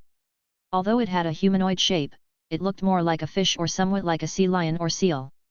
The creature was about 2 meters long, with extremely thick forelimbs ending in sharp claws, slightly shorter hind limbs resembling a caudal fin that could stand upright.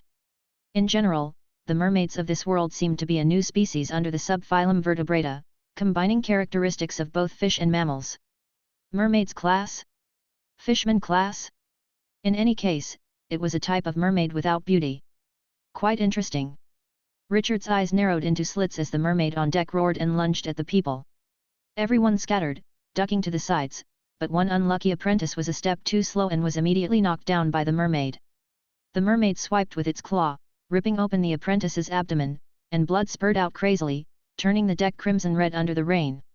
After witnessing this, everyone's faces turned pale, shivering uncontrollably from the cold or perhaps from fright, amidst the torrential rain. While everyone was stunned, more mermaids climbed aboard, taking up nearly half the deck space, and began attacking the people. Looking at the mermaids strong, ugly, and vicious, the crowd was overwhelmed with fear, too scared to fight back. Even if someone did attack, the mermaids easily blocked and slapped them to the ground before biting off their necks to kill them. Screams rang out incessantly as the people continued to retreat. Screech! A mermaid suddenly lunged at Gro, whose eyes bulged and legs went weak. He almost collapsed, but Richard swung his long sword, stabbing the mermaid's body. Roar! The mermaid voiced its anger, looking at Richard with rage. Richard, unafraid, watched calmly as blood flowed from the mermaid's wound, pondering the creature's anatomy and where its vitals might be. The mermaid, enraged by Richard's demeanor, opened its mouth and roared again, charging at him with its claw swinging viciously. Richard's eyes narrowed as he nimbly dodged the mermaid's attack, then took the opportunity to slash his sword across the mermaid's back. Roar!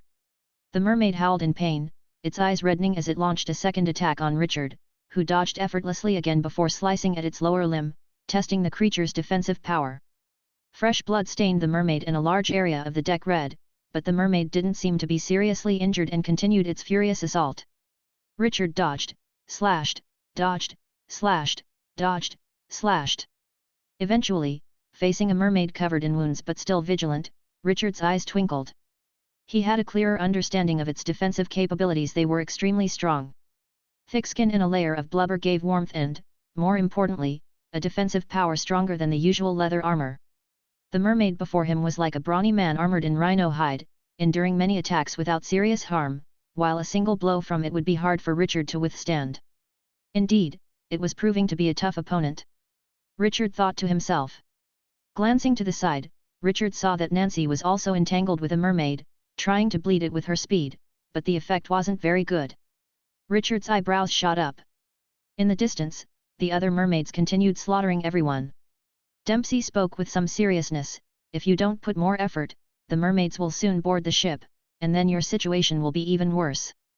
This, everyone looked at the fierce mermaids, willing to kill them but couldn't muster the courage. Spurt, spurt, spurt, the mermaid attack immediately resulted in several unlucky students killed. Dempsey's brows deeply furrowed, seeing that the situation for everyone was unbearable. If this continued, they might truly be wiped out. A bit helplessly, he turned to the side and issued an order to the standing wizard apprentices, "You all take action too. Consider it a trial, and help these rookies out." "Yes," responded nearly 10 wizard apprentices, launching their attack. Each wizard apprentice had considerable strength. Although they couldn't compare to a full-fledged wizard, dealing with mermaids wasn't a problem. They rushed to the front line and waved their hands to release various attack spells. Whoosh, whoosh, whoosh. A continuous barrage of water arrows struck the mermaids' bodies, like bullets, tearing their skin. Swish, swish, swish. Ice cones formed in the pouring rain, piercing the mermaids' bodies and leaving them riddled with bloody holes. Gurgle, gurgle, gurgle. Wind blades flew out like blades, slicing every inch of the mermaids' bodies, causing them to bleed profusely and scream relentlessly. Under the barrage of spells, half of the mermaids were held back by the wizard apprentices. Everyone finally breathed a sigh of relief, then mustered their courage to surround and attack the outnumbered mermaids with all their might. Although people continued to fall to the mermaids, the creatures' wounds were slowly multiplying. The entire deck was engaged in a grisly battle. Richard's eyes flickered, and he withdrew his gaze, looking at the mermaid before him. Taking a deep breath, he lifted his long sword, pointing it at the creature in a provocative gesture. Although not considered beings of wisdom, the mermaid clearly understood the meaning behind this action. It was initially on alert, ready to lick its wounds, but Richard's provocation elicited an ungracious response as it opened its jaws wide and rushed over, viciously biting at Richard. If the bite landed, Richard would lose a good portion of his body. Richard faced the onslaught with calmness. Watching the mermaid, he stepped back, avoiding the attack. The mermaid's bite missed, but it didn't give up and moved to swipe with its claws. Richard stepped back again, evading the attack. The mermaid's claw swung through the air, and the next moment, it lunged at Richard, aiming to pin him to the ground. Richard's eyes sparkled, retreating for the third time with a snap sound as he stepped on the edge of the deck. The mermaid, continuing its charge, covered his body from above. At that moment, the huge ship swayed slightly, a wave rose and crashed down, seemingly ready to engulf both Richard and the mermaid. Gro and Nancy saw this and almost simultaneously called out a warning, "Be careful." The expression on Richard's face didn't change, his back to the wave, sword in hand, aimed at the mermaid. Chapter 177. The mermaid was getting closer, and the crashing waves grew lower. Richard's gaze sharpened, and a slight vibration emanated from the magic origin within his body, causing the stored free energy elements to rush out. They traveled the shortest path to his fingertips, pouring into the silver-white ring on his middle finger, the number 1 ring. In a very short time, the wind force magic rune inscribed on the number 1 ring was activated 3 times. In the moment when the sea water crashed down, the air around him surged violently towards Richard, cloaking his upper body like armor, thoroughly covering his arms as well. Power amplification level 3. Roar. The mermaid's body fell. Splash. The wave crashed down, submerging everything. "Lord Richard!" Gro shouted. Richard!" Nancy called out. Due to the water barrier and surrounding noise, Richard couldn't hear the calls, but his mind was extremely lucid. He exerted force with his feet, managing not to be swept away by the sea water, and his long sword thrust fiercely upwards through the water. Swish! Under the boost of wind force, the long sword moved extremely fast, carving a white streak in the sea water and striking the mermaid's body like lightning. Upon hitting, Richard immediately felt resistance that was the mermaid's tough epidermis and the thick layer of subcutaneous fat blocking him. Richard pursed his lips, the magic-boosted strength erupted completely, agitating the sea water, and like a spear, the long sword plunged deeper, aiming for a vital part of the mermaid's body. The mermaid wailed, but just as it opened its mouth, it was filled with a mouthful of sea water. Richard's long sword continued forward, eventually piercing through the mermaid's entire body, emerging from the other side. Splash! The sea water flowed away in all directions. Richard, holding the sword, nailed the mermaid to the deck with a thud. Hiss! Hiss! The mermaid writhed and struggled, but after a while, it lay still, dead. Phew! Richard let out a long breath. In the distance, Gro was stunned for a moment. Nancy dodged a mermaid's attack and glanced over. It seems, when we practiced swordsmanship together before, you were holding back, weren't you? Nancy said. Otherwise, you couldn't have killed the mermaid so quickly. Were you afraid of hurting my pride? But I'm not petty. If you truly agree to be my attendant, I'd be happy. The stronger you are, there's no need to hide anything. Richard gave a light laugh and didn't explain, stepping towards Nancy to help her kill another mermaid. The battle on deck continued. With the aid of the wizard apprentice and everyone's efforts, the mermaids gradually started dying. Richard, coordinating with Nancy, kept reaping the lives of the mermaids. Meanwhile, Gro was responsible for making the final blows and pulling out teeth. Although Gro felt somewhat depressed, he knew this was probably the task most suited to his abilities. Otherwise, trying to hunt mermaids on his own would surely lead to being devoured by a sire. Come to think of it, why did he choose to become a wizard instead of remaining a prince in the first place? Was his brain filled with water, or was it indeed filled with water? Lord Richard had killed another mermaid, and it was time to pull out its teeth. He'd continue contemplating this matter later. Gro, holding a dagger, quickly ran towards a downed siren. Pop, pop, pop. Richard and Nancy coordinated their attacks on a deep blue siren, slashing wounds across its body. The siren screeched miserably, and in the next moment, furiously lunged at Nancy, swinging its claw harshly.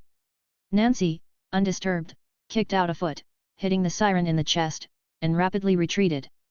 At the same time, vines rapidly grew from where she had kicked and entwined around the siren's body. The siren paused, clawing at the vines, while Richard seized the opportunity, thrusting his sword into the siren's back. Based on earlier gathered intelligence, he accurately pierced the siren's heart, ending its life. Bang! The siren fell to the ground. Richard withdrew his long sword, flicked off the blood, and looked to the side. Nancy gently landed, gave a signal that all was well, and slowly walked over. In the distance, Gro had just removed a tooth from a previous siren and jogged over to continue extracting teeth. Richard looked around the ship's deck and saw that the number of sirens had dwindled. Accompanied by a swoosh sound, a tall, thin apprentice released a slender ice cone, penetrating the skull of the last siren, thus ending the battle on deck. Everyone glanced at each other, most with eyes filled with relief. After all, the sirens were somewhat more terrifying than any pirate. But their relief didn't last long. With a bang, a distinctly different siren climbed aboard in the storm. Everyone's eyes widened. Compared to the previous sirens, the new one climbing onto the deck was nearly twice as large, 3 meters in length, and even uglier and fiercer, its eyes cold and brutal. This! Bang, bang, several more enlarged sirens climbed aboard, resembling elite warriors of their kind, with the prior ones merely weak and infirm. When the weak were ineffective, naturally, the elite entered the fray. Seeing these elite sirens, the deck's crew looked very unsettled, even the wizard apprentices looked solemn, unsure if their zero-circle magic could penetrate the enemy's defenses. Everyone instinctively looked towards Dempsey, but Dempsey gave no indication. With no other choice, the crew steeled themselves, summoned their courage, and tried to attack the newly arrived elite sirens. Swish! A wizard apprentice unleashed a wind blade towards an elite siren, but with a pop, it only managed a shallow cut on its body. The elite siren bared its fierce teeth, growling lowly, and charged vengefully towards the wizard apprentice who had attacked. The other wizard apprentices released spells in an attempt to stop it, but the elite siren resisted the damage and continued charging until it reached the wizard apprentice who had first attacked. It furiously swung its forelimb, ready to rip the wizard apprentice apart. The targeted wizard apprentice turned pale but showed no real fear, only a look of hatred. "Damn hybrid, you forced my hand," the wizard apprentice shouted, raising his hand, and a milky white light explosively burst between him and the elite siren. Bang! The wizard apprentice was blown away, flying a dozen meters before crashing onto the deck. After a moment, he staggered to his feet, spitting out a mouthful of blood. The elite siren was also blown away but only flew several meters before it thudded onto the ground. Slowly standing up, the siren shook its head, seeming dizzy and slightly scorched on the chest but without any severe wounds. "To hell with this!" The injured wizard apprentice gritted his teeth, addressed his peers, "This hybrid's defense is too strong, we can't attack it directly. We need to trap it first, best with wood magic. Then we'll support you, Robin. After all, when it comes to wood magic, you're the strongest among us," said the other wizard apprentices. "All right, Robin," the wizard apprentice agreed immediately without hesitation, and all the apprentices sprang into action. Chapter 178. Roar. The elite siren, after being blasted away and standing up, let out a fierce roar as if relaying some message. The other elite sirens, upon hearing it, slightly changed their gaze in their eyes and collectively turned to Robin before charging out. "Block them!" Robin shouted, and the other apprentices quickly launched their spells. Swoosh swoosh swoosh! Swoosh swoosh swoosh! Boom boom boom! Beams of light flew out, striking the chests of the attacking elite sirens and then bursting open. Amidst the torrential rain, there were explosive roars and fleeting flashes of firelight. The elite sirens stumbled and tottered, their attack speed slowed down. After seeing this, Robin slightly relaxed and then his gaze sharpened. He reached into his collar and violently pulled out a necklace worn around his neck. The necklace had a green stone hanging from it, resembling a miniature green heart. Gripping the stone tightly, Robin shouted and recited the spell amidst the storm. Crate. Nar. Swipe. Streaks of green light shone through the gaps between Robin's fingers, as if a green sun were exploding in the palm of his hand. "Die, all of you!" Robin bellowed, hurling the green stone he was holding down onto the deck, releasing a large amount of green light that turned the entire deck green. In the green light, thick vines rapidly grew, spreading across the deck. Then, as if sentient, they grasped and wildly entwined the bodies of the elite sirens, attempting to bind their entire bodies. The elite sirens, sensing something was wrong, tore at the vines with their claws. But the vines regenerated quickly almost as soon as the elite sirens tore them off, they wrapped around again.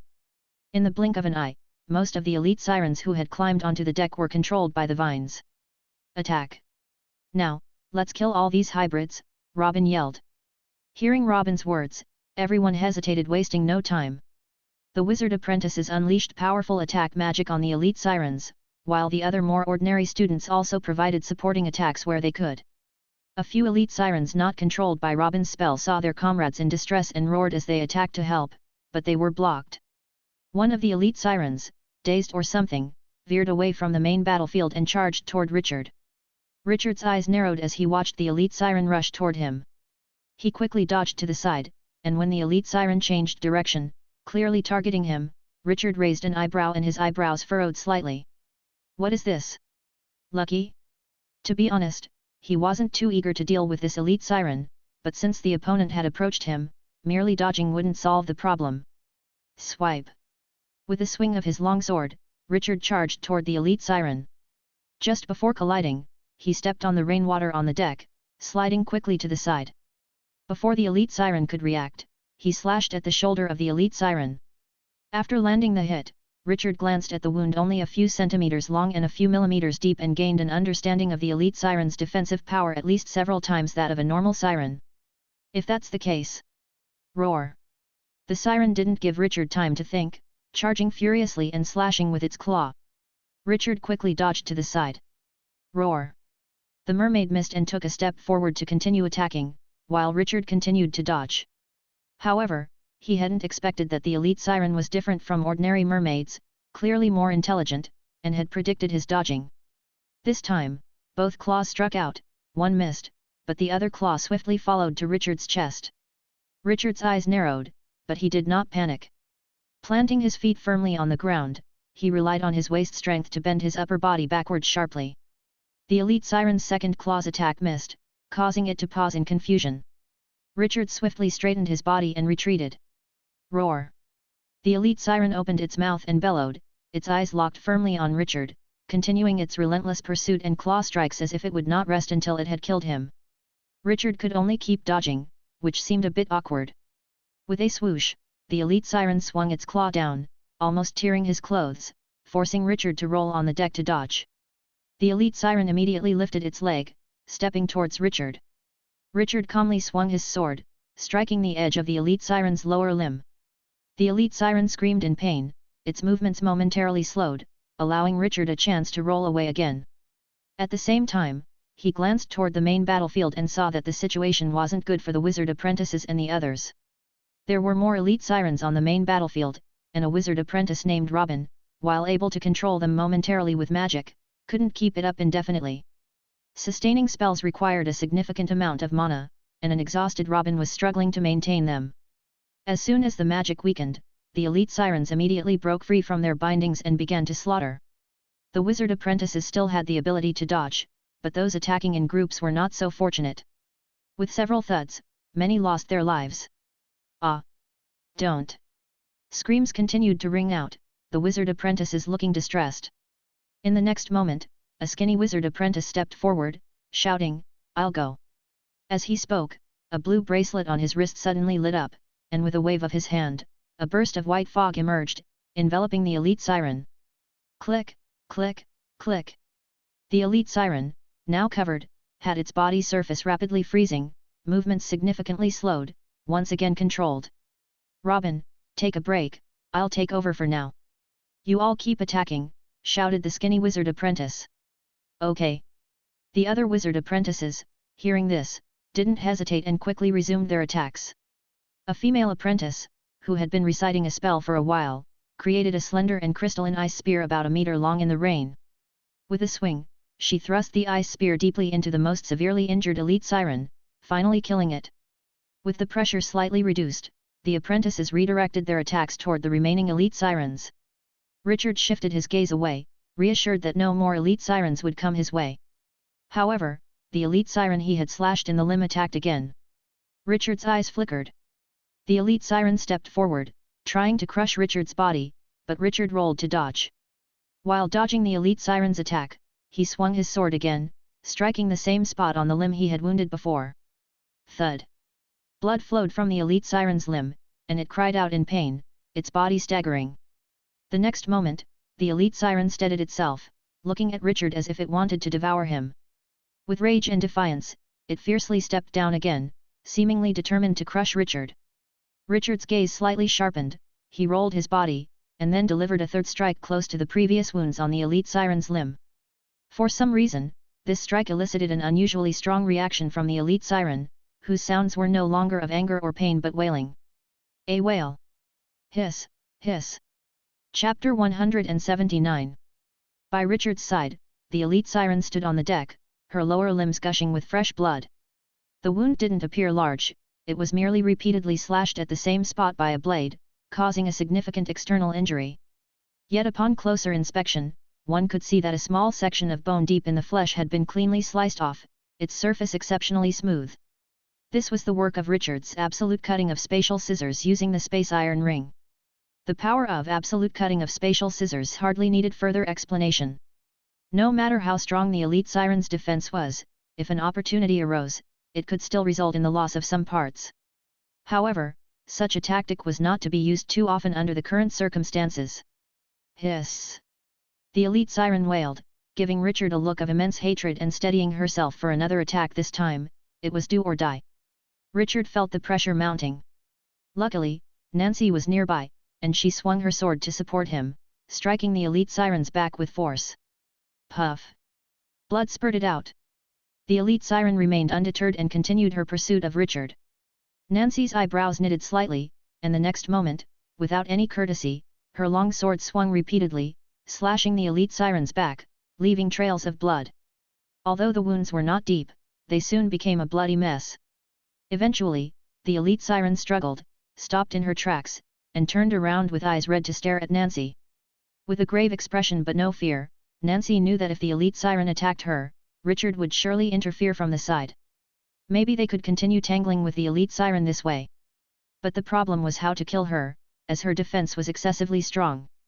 Behind the elite siren at that moment, Richard raised his eyebrows, his mind racing.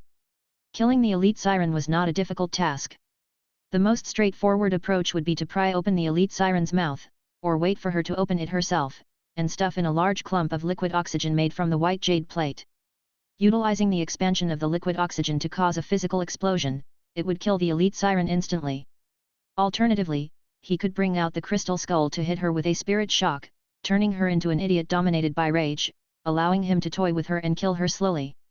If all else failed, using a series of spells to aid in the process could also easily kill her. Indeed, killing the elite siren was not difficult. What was difficult was doing it without raising suspicions or revealing his true abilities. If he wanted to act without arousing suspicion or exposing his abilities, then all he could rely on were his swordsmanship and the brief surge of power from the number 1 ring. So how was he supposed to deal with the excessively strong defense of the elite siren? Maybe. Richard narrowed his eyes. At that moment, Nancy, facing the relentless attacks of the elite siren, was faltering and shouted, "Richard!" "Understood," Richard replied, quickly drawing his sword and charging at the elite siren. With one fierce strike, he stabbed her in the back, creating a bloody hole. Before the elite siren could react, he slashed again, ripping a gruesome wound across her back. Roar! The elite siren turned her head in pain, and in that brief moment before she could clear what was happening, Richard stomped the ground, leaped up, and thrust his sword lightning fast toward her left eye. Puff! The blade drove deep, spurting a great deal of blood. However, at its deepest point, it hit something hard and failed to pierce into the brain. Hiss! The elite siren couldn't help but wail again, and Richard, uncompassionate, climbed onto her shoulder and waved at Nancy, shouting, "Give it to me." Nancy immediately threw the sword over. Snap! Richard caught it accurately and from behind the elite siren, he thrust it into her other eye and stirred roughly. Hiss roar! The elite siren went mad, blinded, and furiously attacked everything around her. But Richard was on her shoulder, limited by the length of her forelimbs, couldn't be reached at all. At that moment, with no sympathy, Richard harshly pulled the long sword outward. Splat! More blood spurted from the elite siren's eye socket, she couldn't bear it and fell to the ground. Richard, holding both swords, aimed at the back of the elite siren's neck and fiercely thrust down, stabbing into the spine under the skin and flesh. The number 1 ring was activated again, activated 5 times. Power enhancement 5 level.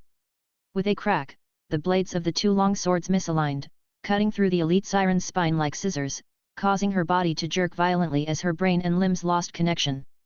Despite her resilient life force, the elite siren was severely injured but not yet dead, already paralyzed. Moving was delusional, almost as good as being dead. Phew!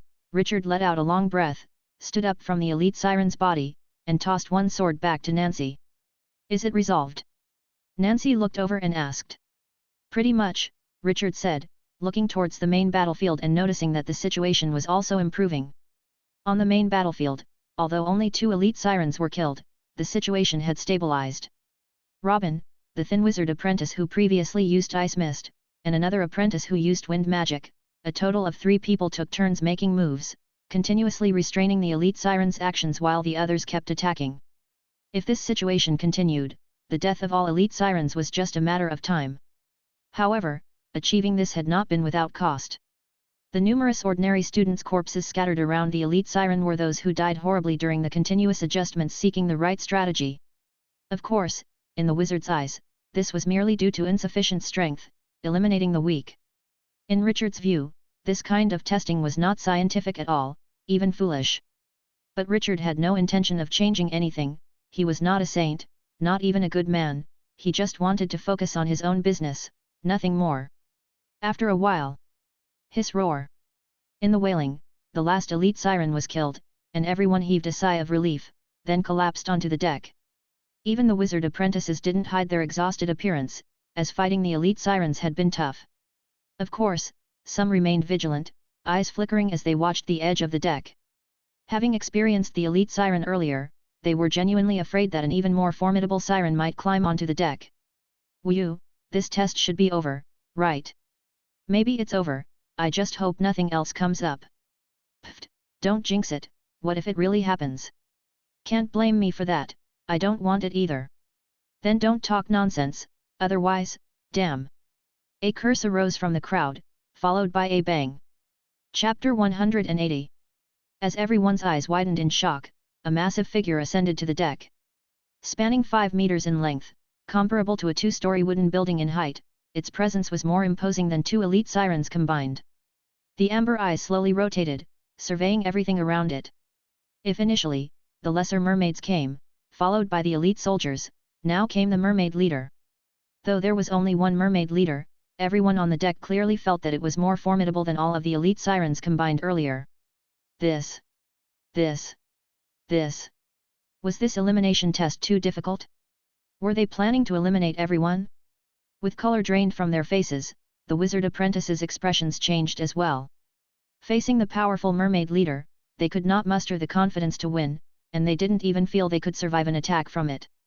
In despair, people glanced toward Dempsey standing in a corner, when suddenly, Dempsey reacted and spoke calmly, "Don't panic, it's not yours to handle, it's ours." Everyone's breathing eased. "Yes, it's ours. After all, you're not capable of handling it yet," Dempsey continued.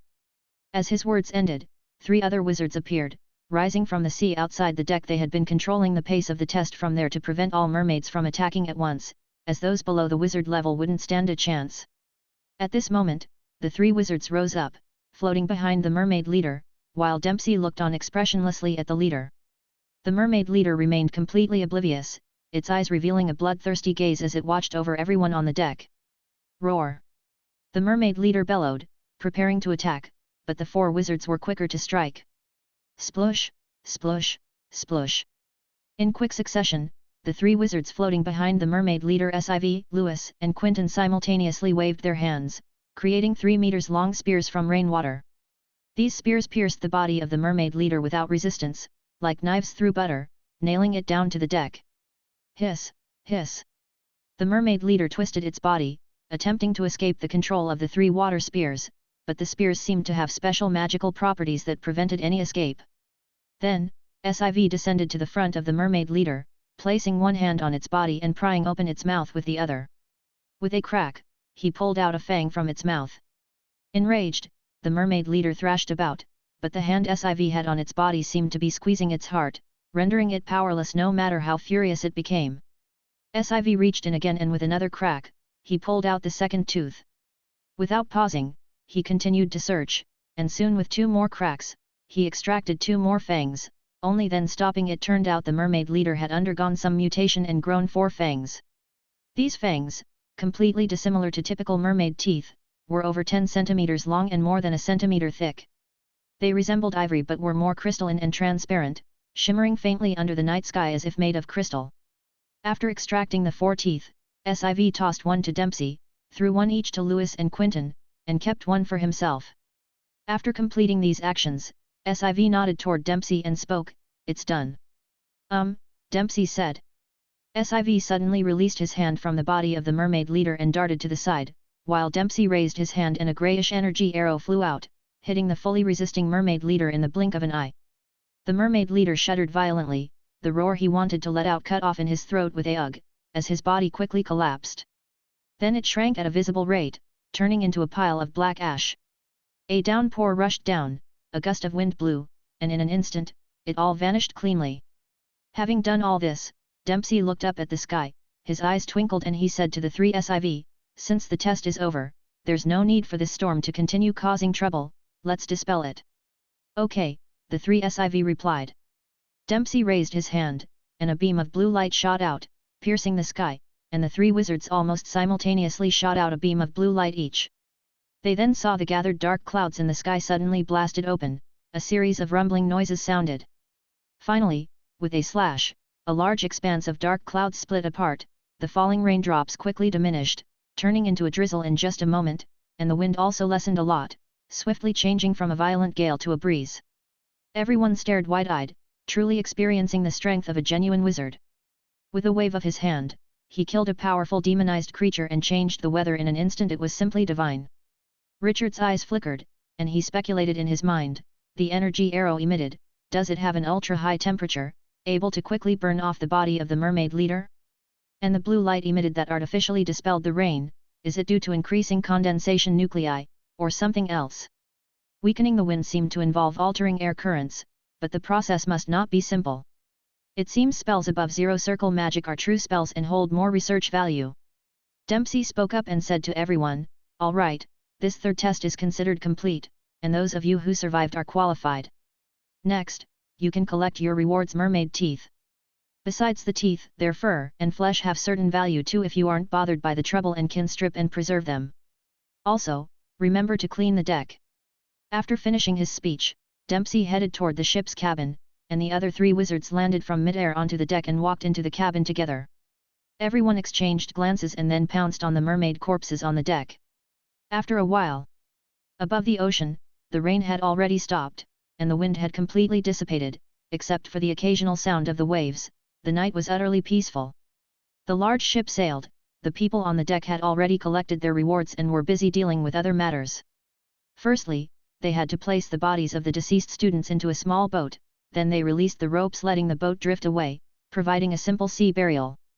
Perhaps the process was very simple, everything that could be simplified was, but it was the limit of what they could do. After all, the dead had neither relatives nor friends on the ship, they couldn't have a grand funeral even if they wanted. That said, albeit as simple as the funeral was, it was still better than the fate of the dead mermaids. The dead mermaids' bodies were pushed off the deck by everyone, plunging into the sea with plop, plop sounds, disposed of in the ocean. Blood seeping from the wounds in the mermaid bodies stained a swath of sea near the large ship red, attracting carnivorous fish to tear at them, leaving them mangled and beyond recognition. Quite some time later, when the people had cleaned the deck, just as they were about to rest, someone suddenly pointed toward the ocean and asked in astonishment, what is that? Everyone turned their heads to look. Chapter 181. The people on deck looked out onto the sea and saw a pale green glow rising quickly from beneath the water. On closer examination, it was apparent that the source was a jellyfish shaped like a small umbrella, suspended in the water and radiating fluorescence like a firefly living in water. Following the appearance of the first jellyfish, a second and a third emerged. Soon hundreds of jellyfish appeared swiftly. In the blink of an eye, tens of thousands of fluorescent jellyfish emerged from the depths of the ocean, floating just beneath the water's surface, no more than a centimeter deep. A radius of thousands of meters of sea surface was illuminated with a dreamlike pale green glow from the jellyfish. The massive ship sailed through the water as though gliding over the leaves of water lilies, a spectacle of stunning beauty. Those on the deck widened their eyes, unable to restrain exclamations of amazement. So pretty! So beautiful! This is my first time seeing something like this. What kind of creature is this? They're glowing.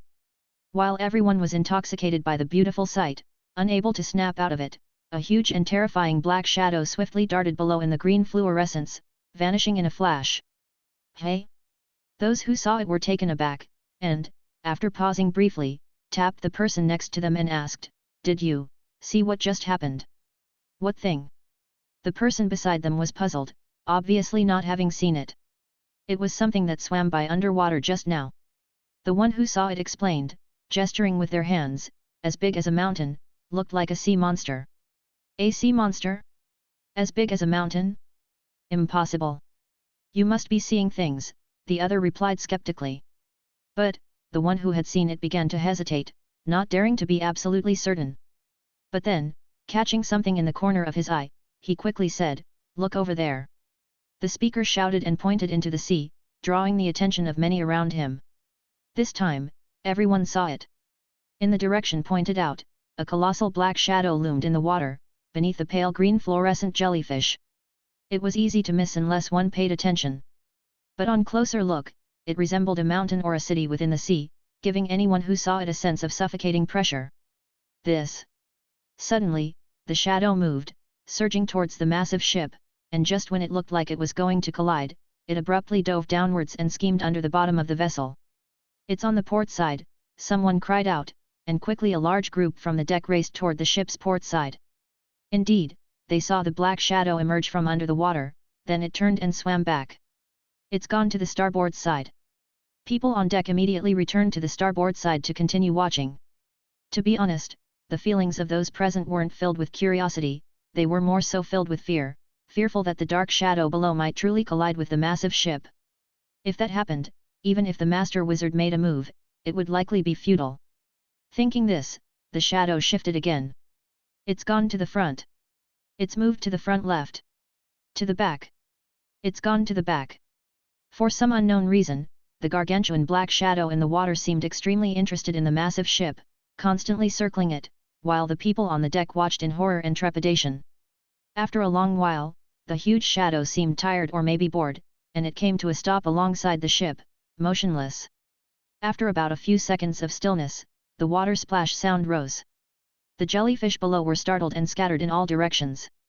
The shadow then quickly rose, breaking the surface of the water, revealing its true shape to the onlookers, who finally comprehended its immense size. It was in fact a supersized fish, over 60 meters long, and while it might be much smaller than the massive ship, if it were to actually collide with the ship, there was no guarantee that the ship would be safe. The hearts of those on board raced with fright. It's so big. Such a huge fish. Is this really a sea monster? What does it want to do? Could we be in danger? This can't be some sort of test, can it? Should we go notify the master wizards?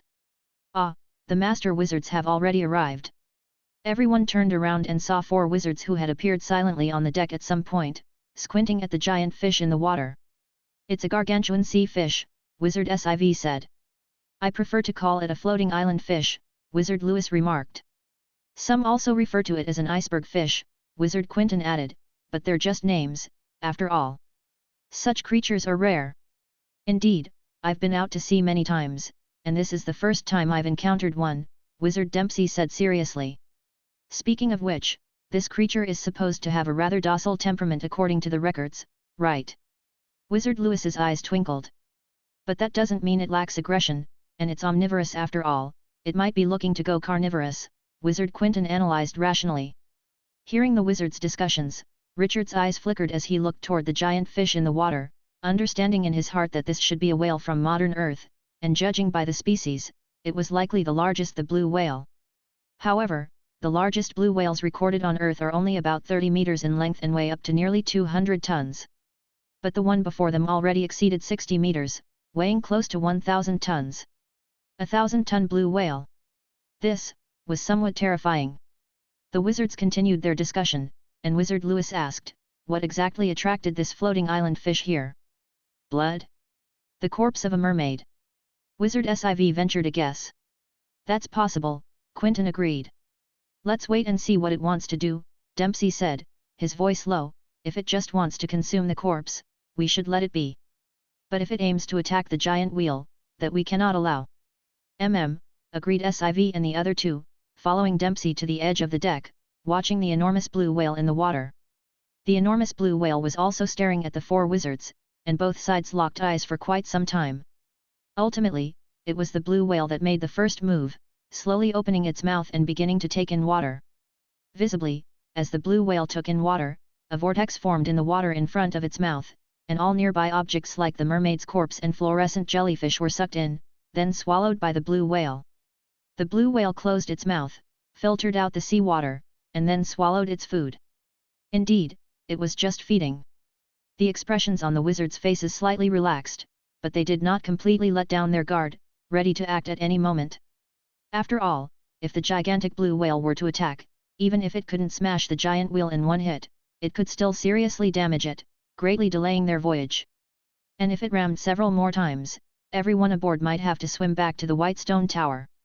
In this way, the 4 wizards remained vigilant as time quickly slipped away, and the enormous blue whale continued to feed.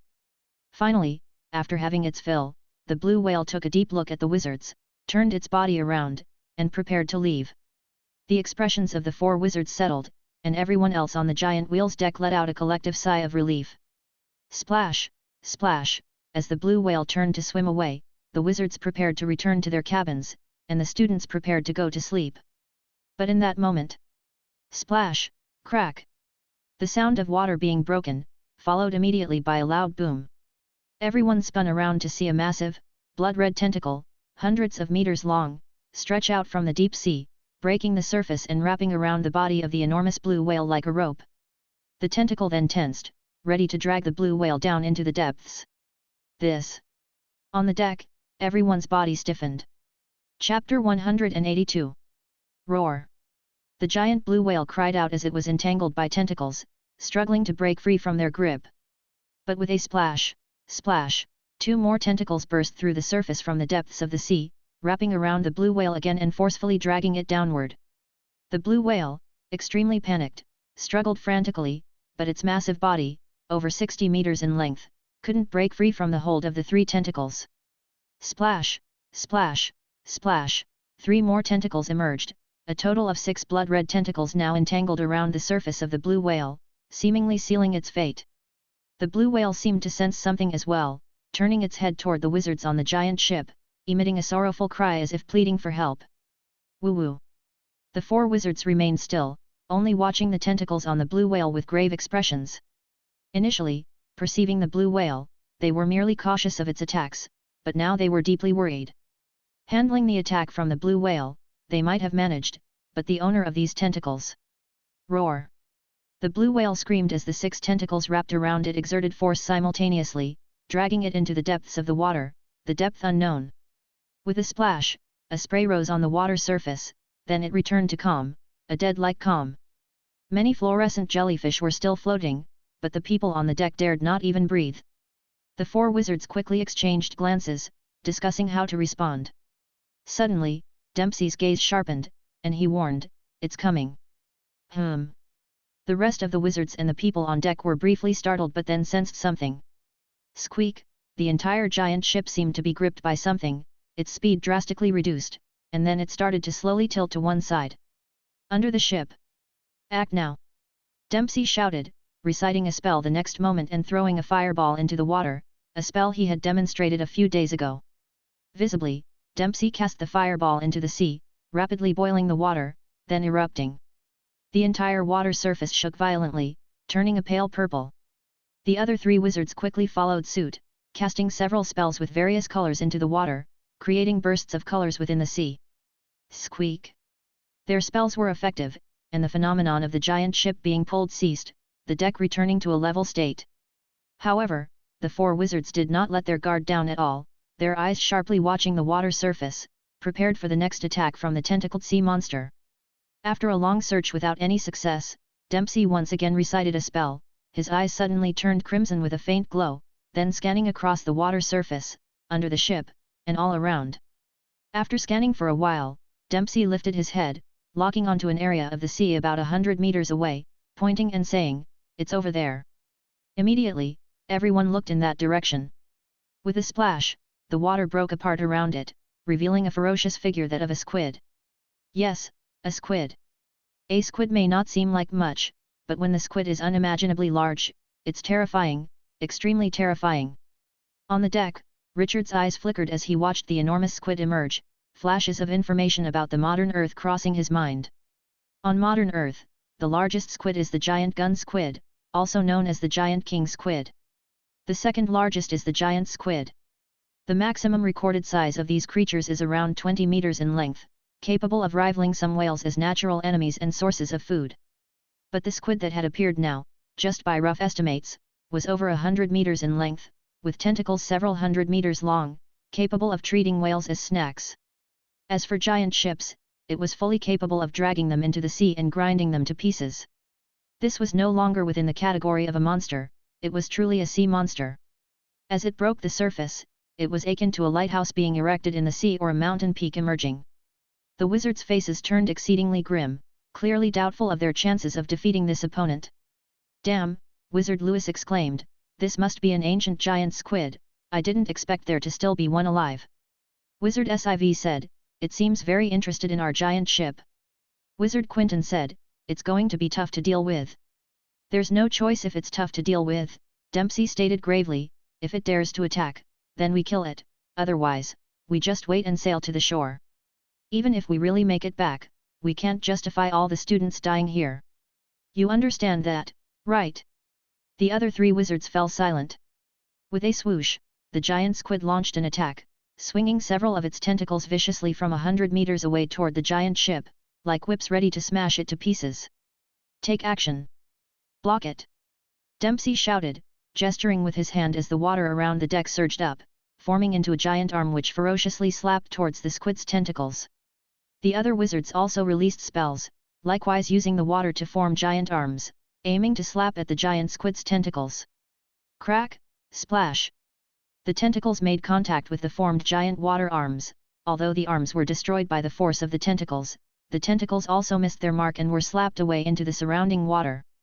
Angered by the failed attack, the squid's tentacles vibrated in the water, emitting sharp noises. Hiss! Then, even more tentacles attacked the giant ship, forcing the four wizards to use all their energy to counter.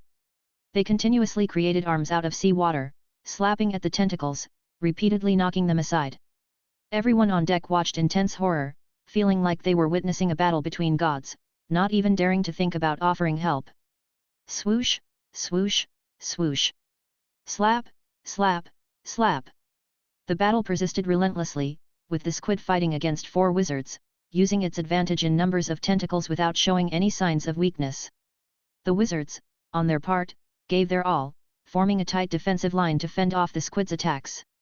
But despite their efforts, suddenly a tentacle got through, viciously striking towards the deck. Even though Dempsey urgently manipulated the air to bind and all the wizard apprentices also took action, they couldn't prevent the tentacle from crashing down. Slap! The tentacle, with a sonic boom sound, struck the deck, which violently shook and splintered, sending wood chips flying everywhere. Amid this, two unfortunate students just happened to be in the drop zone of the tentacle and were struck, their bodies brutally obliterated, instantly turned into minced meat. The remaining students screamed in terror. At that moment, wizards Quentin, Siv, and Lewis jointly created a thick sea-water giant arm, which grabbed the squid's tentacle and fiercely threw it away. After all this, Quentin turned to the students on deck and yelled, "If you don't want to die, get down to the cabin below deck quickly." The students immediately ran towards the cabin. But Dempsey shouted, "Everyone, stop! Stay on deck!" Ah! What? Chapter 183. After hearing Dempsey's words, the students were stunned, and so was Quentin. What?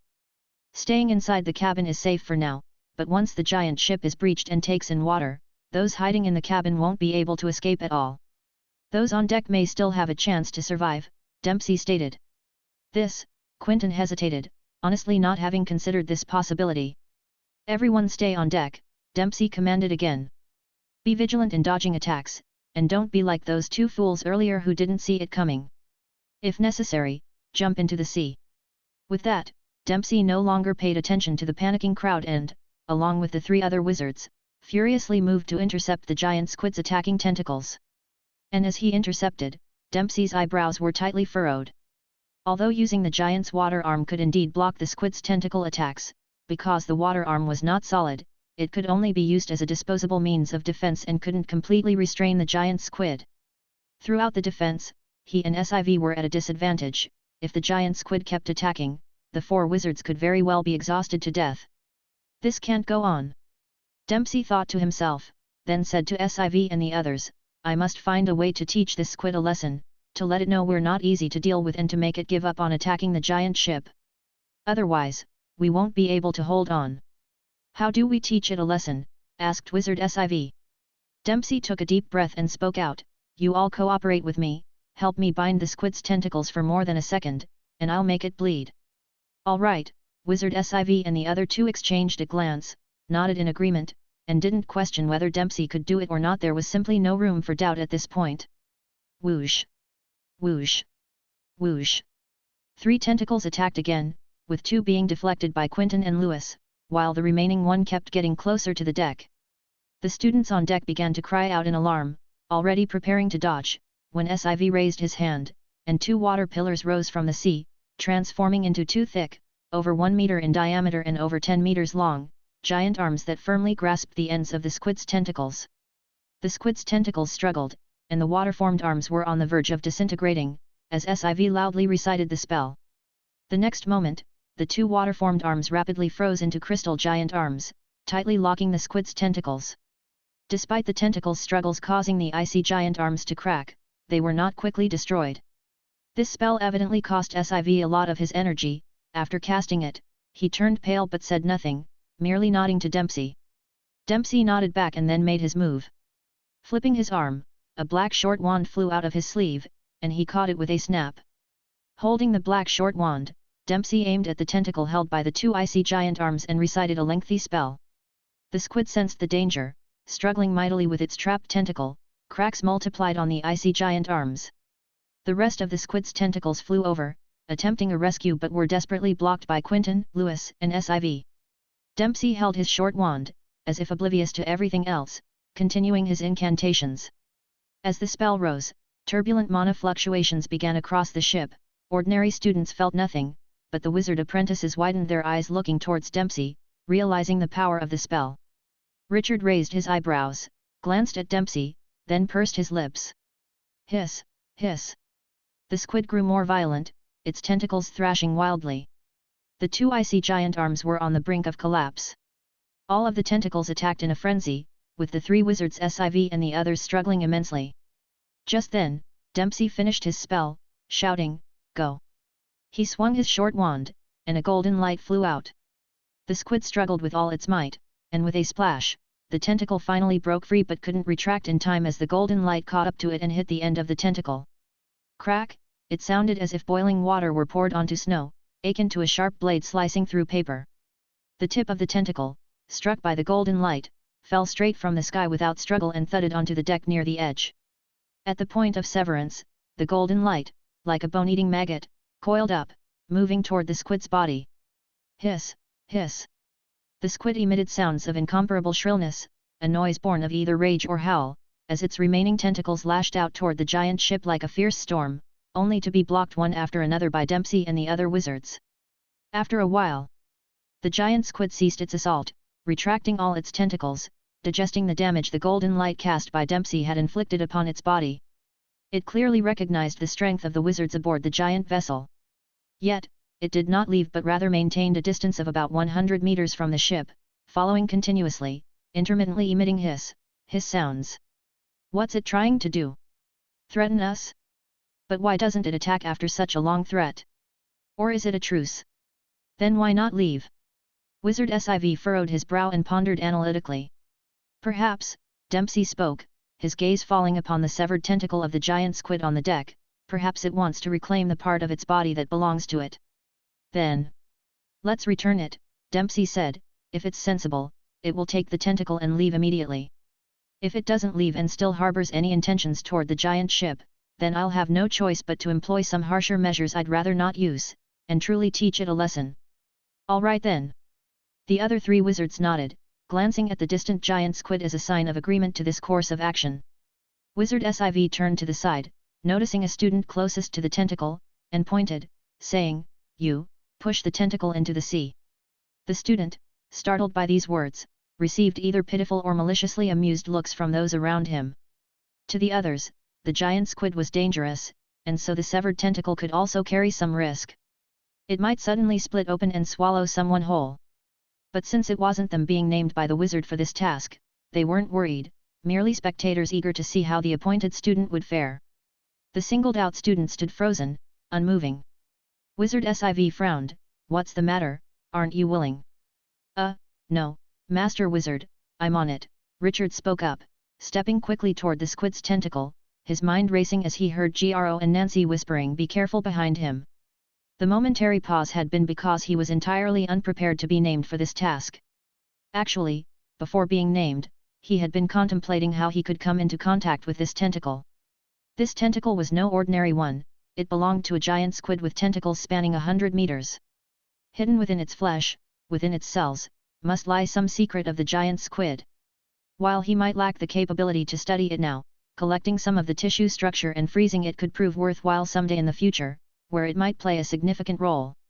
And just as he was considering how he might approach the tentacle, he was directly assigned to the task by the wizard, simply because, during its fall, he had anticipated the landing point and had not dodged as far away as the others had.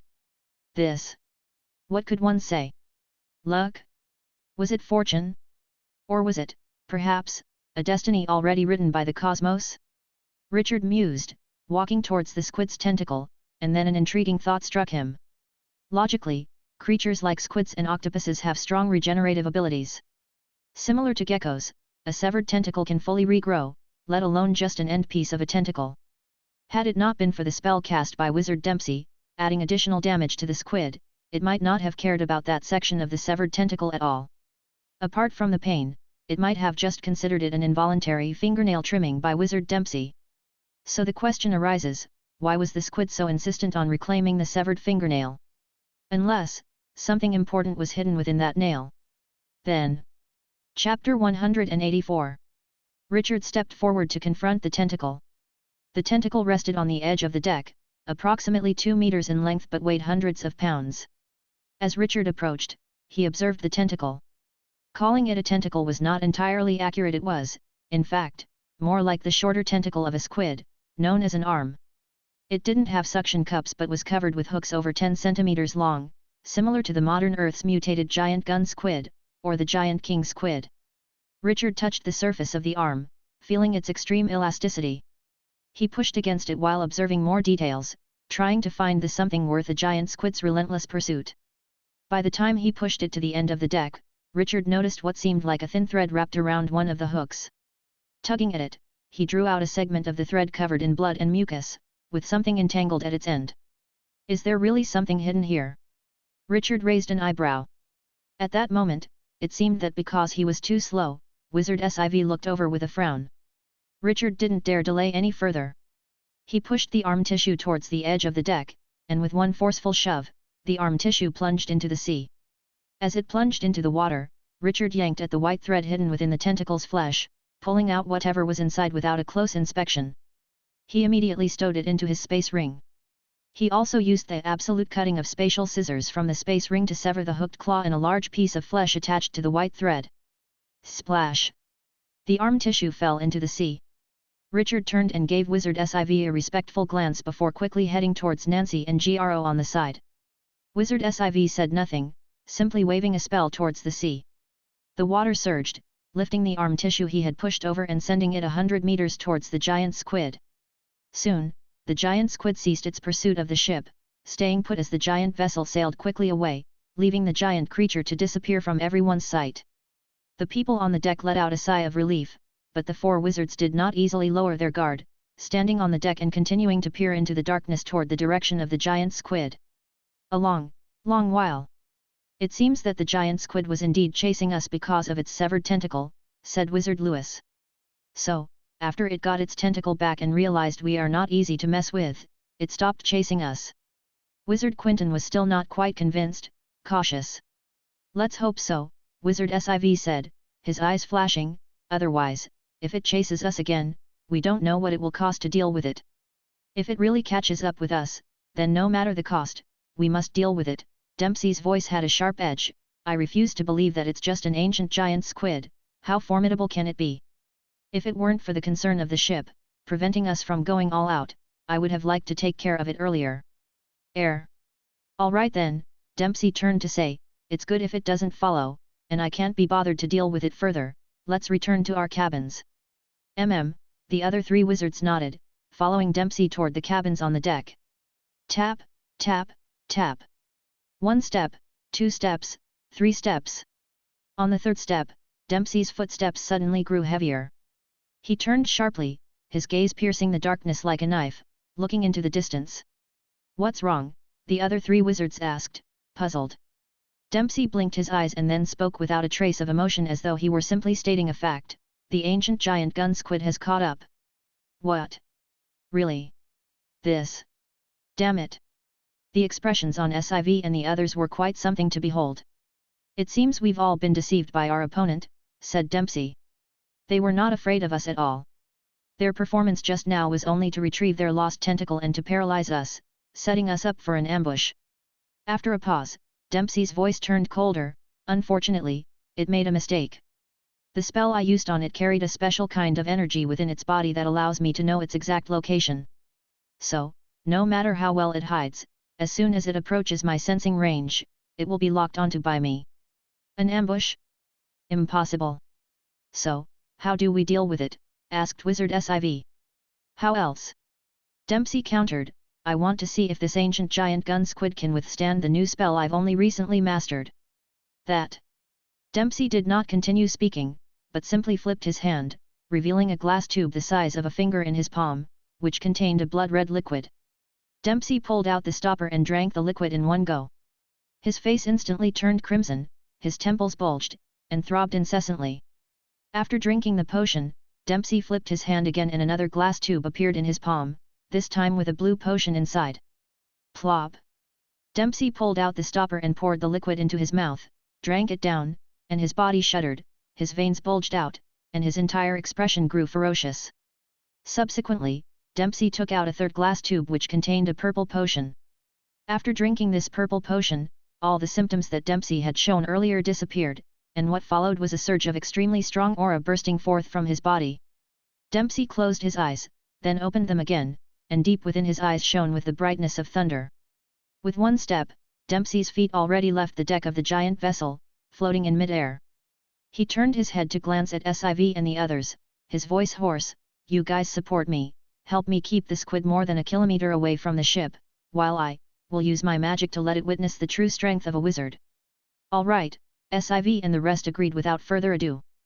Then let us go, I'll lead the way, said Dempsey, stepping out once more.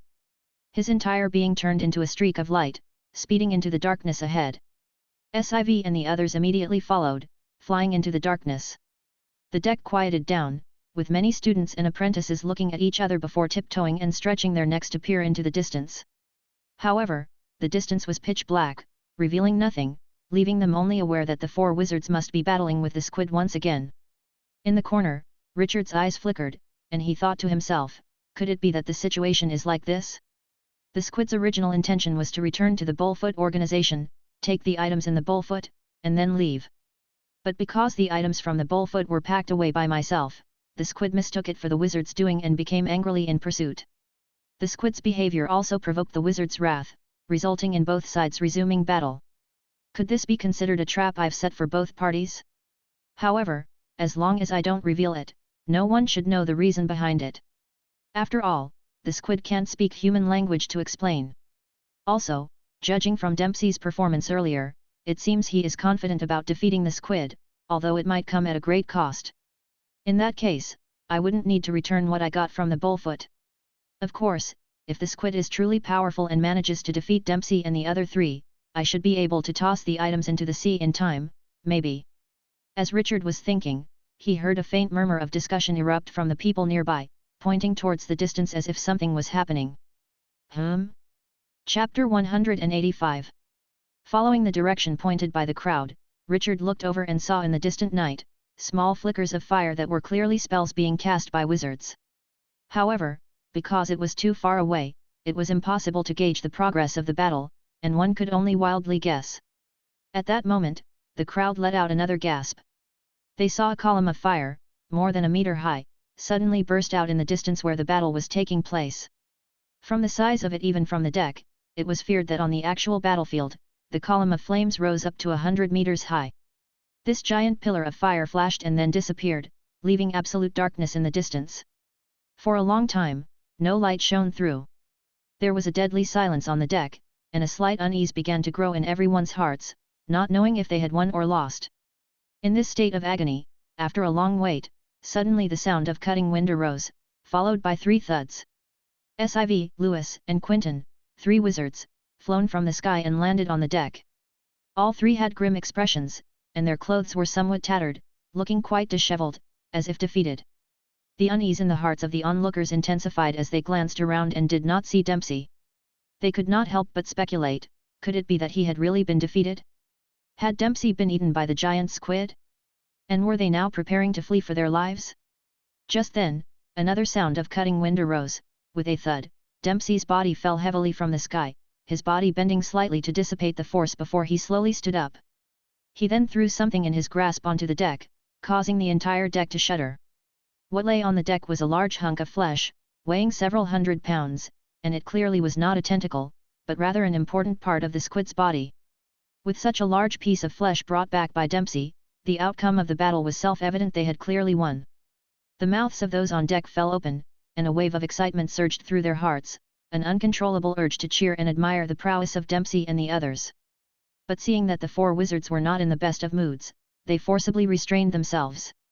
After tossing the chunk of flesh aside, Dempsey did not speak of the battle nor boast of his strength.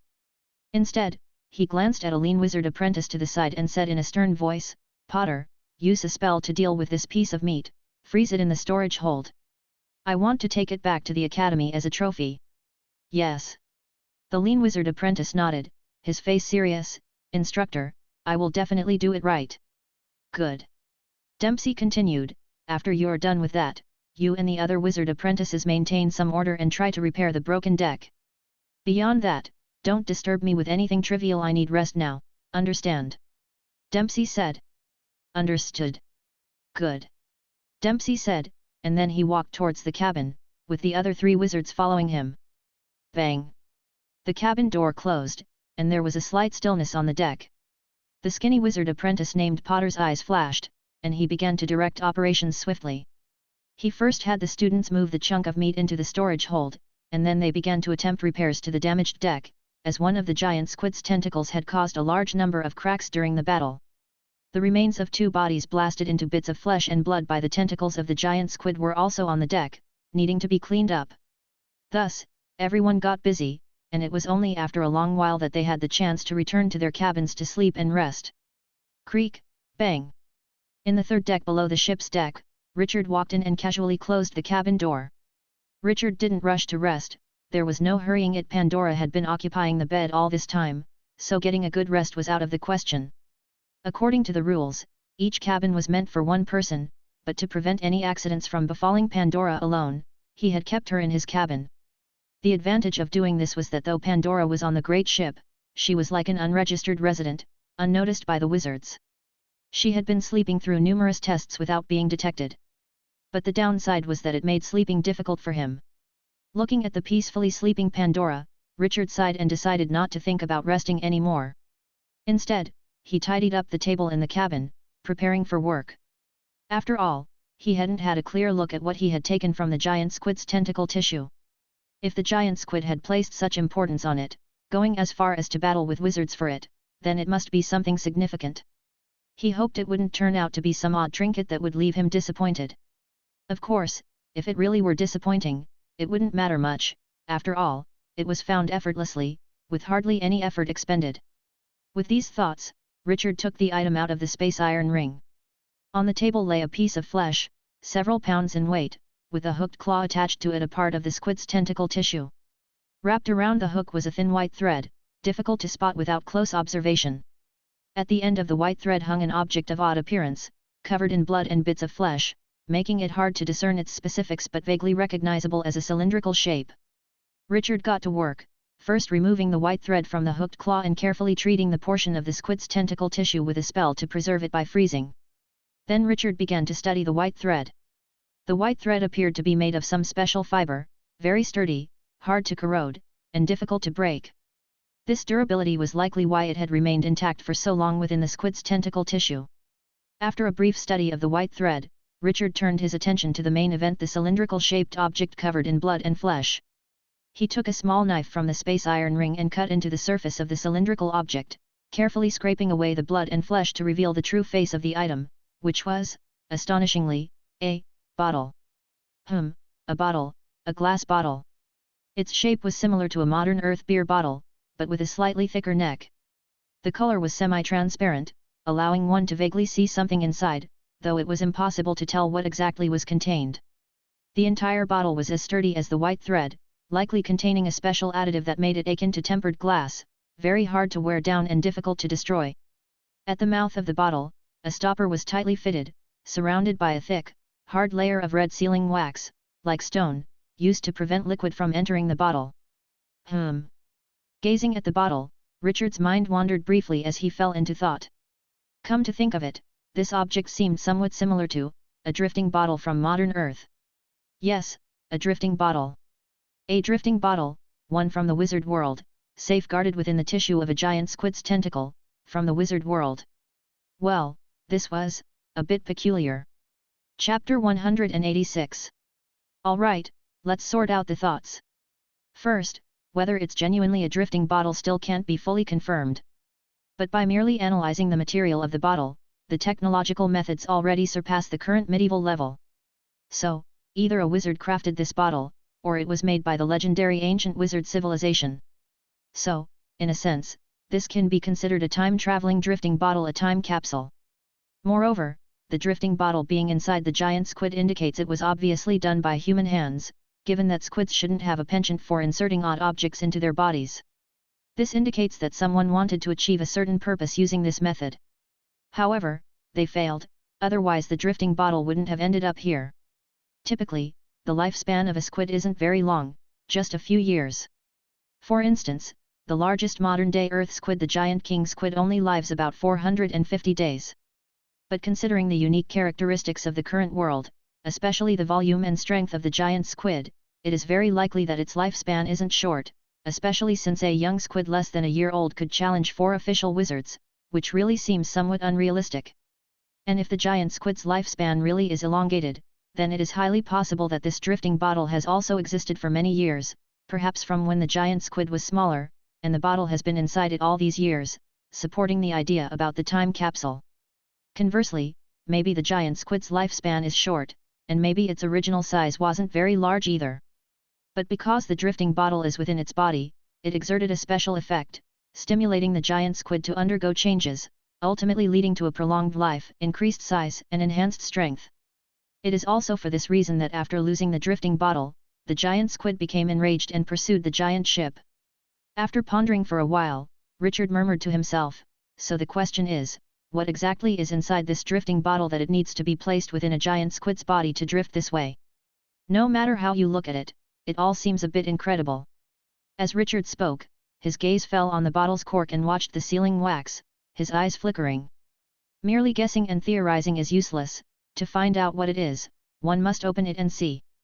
Without hesitation, Richard brought the oil lamp closer, positioning the bottle's mouth near it, trying to melt the sealing wax. Under the scorching temperature of the flames, the wax began to soften and then slowly dripped, emitting faint smoke and a strange odor. Tick, tick. Suddenly, while Richard held the drifting bottle, his gaze sharpened as he heard faint whispering sounds near his ear, as if someone was speaking right into his ear. Yet upon listening closely, he found nothing. This. Richard furrowed his brows, holding the drifting bottle, continuing to heat the sealing wax. Tick, tick. The whispering sound reappeared, clearer this time. Tick, tick. The whispering was now distinctly audible. "Thief, do you know what you are doing?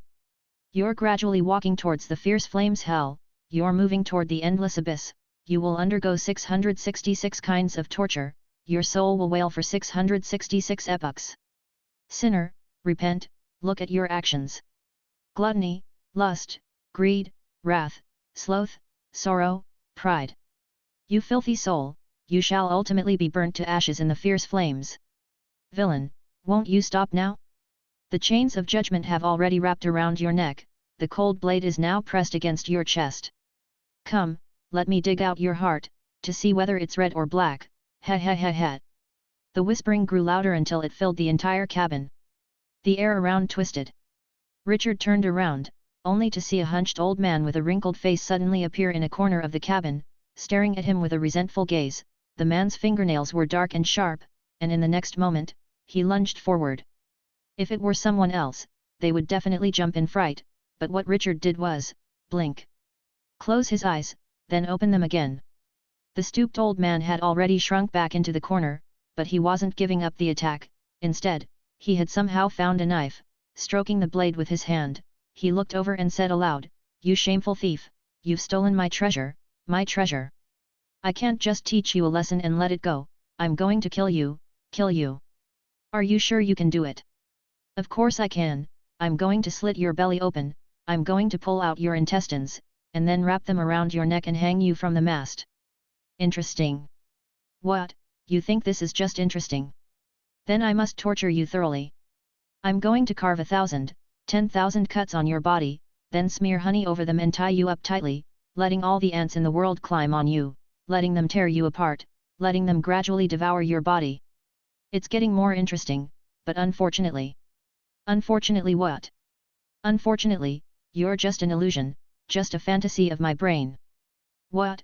I am an illusion? Joke, I exist for real, I'm going to kill you. The stooped old man lunged with the knife. Richard ignored him and turned away. Puff. Does this count as handcrafting a dementia aura, adding another member to its ranks? But these were minor issues, the key thing was to figure out what exactly was in the drifting bottle. Richard looked towards the drifting bottle. Chapter 187. Richard looked at the drifting bottle, then at the sealing wax. A thought flashed through his mind. Since the sealing wax contained hallucinogenic substances, it obviously couldn't be baked. In that case, he might as well be straightforward. He focused his gaze, picked up a small knife, then pierced the tough as stone sealing wax with the tip of the knife. Click, click. Richard began to laboriously scrape off the sealing wax, using no small amount of effort to completely remove it. Carefully collecting the scraped-off sealing wax, Richard removed the cork, turned the bottle upside down, and poured out the contents. It turned out to be a piece of parchment. A piece of parchment. Parchment. Parchment. The parchment wasn't very large, it clearly couldn't contain many words, which made Richard unconsciously feel a bad premonition. Could it be, this drifting bottle was just a simple drifting bottle? Although strange to say, if the bottle, obtained from the body of a giant squid and sealed with special wax, really was just a drifting bottle, the behavior of the person who made this drifting bottle was definitely peculiar. Indeed, Richard didn't expect the parchment to contain modern expressions from Earth such as bro, need to hang up. Feeling lonely, hope someone will accompany, if you find this bottle, send 10 more like it or suffer a tragic death, orphaning your parents, miss, please contact XXX. But it was also hard to say, the parchment might read need a piece of blue sea stone, interested parties find Wizard Molly at Coastal Academy, Fanny, once I become the most powerful wizard, I'll come to see you, this is my pet squid, if found please contact Wizard Green at Moon Bay. It couldn't really be like that, right? That would be quite the joke. Richard took a deep breath, unrolled the tightly rolled parchment on the table, and looked over it. At first glance, Richard breathed a sigh of relief. Thankfully, it wasn't the worst prediction. But then his brow furrowed again because he didn't recognize the writing on the parchment. Right, he didn't recognize it. Indeed, he had learned many languages over the years, but due to the geographical location of the Blue Lion Kingdom, he couldn't claim to have learned all the languages of the current world, and the writing on the parchment was done in an unknown language. Not understanding the language, naturally, he couldn't understand the content of the text, rendering it of no value. Unless he could decipher the unknown writing. And this writing might be a made-up code used only among a few people, so the likelihood of deciphering it was almost none. In that case. So, is it really just equivalent to a drifting bottle, and moreover, an empty and meaningless drifting bottle? Richard muttered. Although drifting bottles were always unexpected finds, at this moment, he was somewhat disappointed. However, Richard quickly adjusted his mood, his eyes sparkled, and he said aloud, anyway, there were still some gains. Right, there were gains. The first gain was the giant squid's organism, which had great research significance for the future. The second gain, several dozen centimeters of sturdy white thread, made from an unknown material, could be a good murder weapon. The third gain, a durable glass bottle, could be used to store things. The fourth gain, the sealing wax of the glass bottle, could induce hallucinations. The fifth gain, the text on the parchment, awaited research. Counting carefully, the gains were not few, just, not very useful at the moment. Thinking this, Richard prepared to pack away the items. When he picked up the glass bottle, his eyes inadvertently glanced inside and he suddenly froze, spotting a complex pattern etched on the inner wall of the glass bottle. Magic rune. Richard guessed, slowly rotating the glass bottle to see more of it, then he nodded in confirmation, yes, it's a magic rune. Etched on the inner wall of the glass bottle were magic runes. It seemed to be an extremely complex magic rune, similar in complexity to the magic runes within the crystal skull. Although unclear of its function, one could guess it was not simple. It was very likely that the giant squid valued this magic rune. Perhaps, it was this magic rune that stimulated the giant squid to live longer, grow larger, and become stronger. After all, the other things, white thread, glass bottle, sealing wax, and illegible parchment, didn't seem useful to the giant squid at all, leaving the magic rune as the only explanation. This could be considered the sixth find, and its specific use warranted serious study. The night continued. Accompanied by a familiar sense of vibration, the out-of-body experience was successful, and Richard floated upward, controlling his consciousness through the layers of wood, reaching the deck above. Here, Richard saw of the 4 wizards, 3 had already projected out, their consciousness hanging high in the air, dozens of meters above the cabin, gently swaying with their eyes closed, absorbing free energy elements from the surroundings to replenish the energy spent battling the giant squid. As for the other wizard, Richard surmised he wasn't exhausted or meditating, he was probably guarding the 3 wizards in meditation against any sudden attacks. Though such concerns were often unnecessary, they could sometimes be life-saving. Richard wasn't interested in the 4 wizards, he didn't wish to approach them. After all, both in terms of consciousness and physical form, they were not weak, and approaching them greatly increased the chance of being detected. Thus, Richard swiftly floated towards the sea outside of the huge ship, quickly distancing himself. Before long, Richard reached a position far from the ship, where in the darkness, the ship had become an indistinct shadow, hard to discern. However, with a clear band at the back of the neck keeping him connected, the consciousness could return to the body on the ship at any time, comforting him that there was no need to worry. Richard had come to this position for 2 reasons, one was to distance himself from the wizards and absorb free energy elements, and the other was to examine the scene of the earlier battle. Although the wizards had emerged victorious, whether the giant squid had escaped or died remained a question. Out of curiosity, Richard wanted to find out. However, after scanning the area, Richard only found some chunks of flesh and faint traces of blood from the giant squid, but no massive corpse. Did it sink into the water? Richard speculated. Although according to buoyancy, a dead squid's body should float, there was also a chance that the gigantic squid was uniquely built so that it sank directly to the seabed when it died. Thinking this, Richard controlled his consciousness to dive toward the seafloor. The moment he dived in, Richard felt a slight chill, followed by a faint sticky sensation resistance from the seawater. Richard ignored it, continuing to dive deeper and deeper. 10 meters, 20 meters, 30 meters. 100 meters, 200 meters, 300 meters. After a while, Richard surfaced, feeling slightly disappointed he hadn't found the giant squid's corpse. So, did it escape? Richard thought to himself, shaking his head and deciding not to waste more time. He controlled his consciousness to ascend and begin absorbing free energy elements to replenish his expended energy.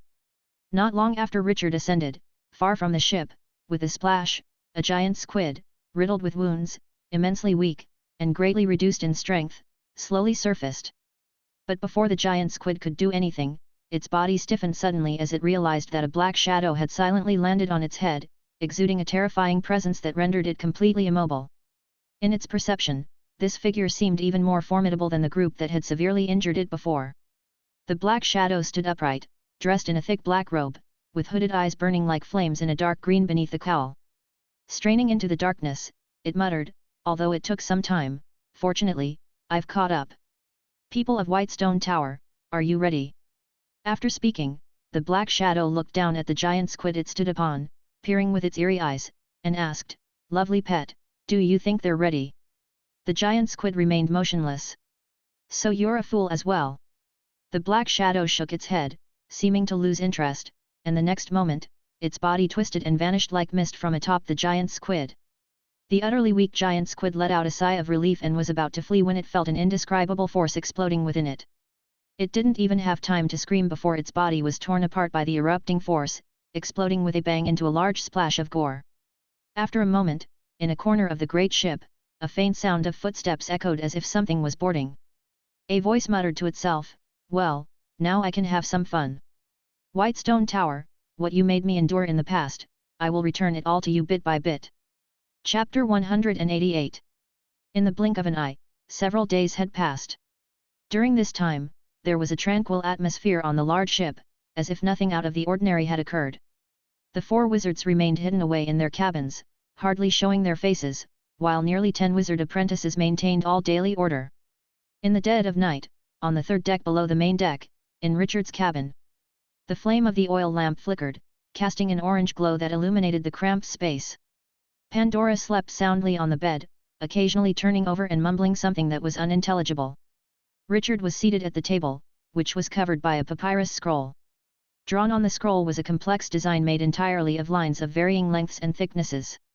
It was the magic rune pattern for Pierce's nerve sensitivity technique, which Richard had spent considerable effort to determine and optimize, and it was intended to be inscribed onto the number 1 ring to take effect.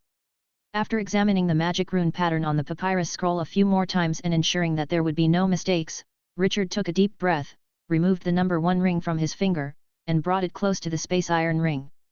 With a soft pop, the 2 rings came into contact, and Richard began to use the absolute spatial precision feature of the space iron ring to carve into the blank surface of the number 1 ring, meticulously etching the magic rune, which was reduced dozens to hundreds of times in size. Time ticked away as the lamp oil in the oil lamp steadily decreased. When the lamp oil was nearly exhausted, and the flame shrank and was on the verge of going out, Richard finally stopped his work. He refilled the oil lamp, bringing brightness back to the light. Richard took a long breath and looked closely at the number 1 ring. Finding the new magic rune flawless, he nodded in satisfaction and slipped the ring back onto his finger. Once he had donned the number 1 ring, a thought flashed through Richard's mind, and free energy elements rushed out from the magic origin within his body, pouring into the number 1 ring and activating Pierce's nerve sensitivity technique. He felt a slight tingling all over his body, followed by an extraordinary sense of sensitivity. Pierce's nerve sensitivity technique began to take effect. Although Pierce's nerve sensitivity technique, like the prototype acuity potion, could enhance the body's reaction speed, Richard had recently confirmed through research that its operational principle was different. Instead of carving out new neural pathways like the prototype acuity potion, it amplified all perceived signals, strengthening the intensity of these signals. Simply put, Pierce's nerve sensitivity technique would amplify all the information perceived by tenfold, or even more. For instance, if one touched a warm stone, while helping you ascertain its warmth, it would send a much stronger neural signal to the brain, making the stone feel as hot as a branding iron, thus stimulating a rapid bodily response. It was like having one's skin peeled back, exposing the flesh to the air. The slightest irritation would be immediately perceived by the nerves and send a strong pain signal to the brain. Clearly, this was a costly spell, and its value was hard to judge. However, Richard saw it as very useful, especially when combined with the prototype acuity potion. Thinking this, Richard took out a bottle of the prepared prototype acuity potion from his bosom and drank it in one gulp. After a moment, the effects of the prototype acuity potion took hold, and Richard began testing the combined effects of the two. First, Richard closed his eyes and stretched out his hands in front of him, focusing intently on his body's state. All his body hair seemed to stand on end, like radar searching for a signal, swaying slightly and rhythmically.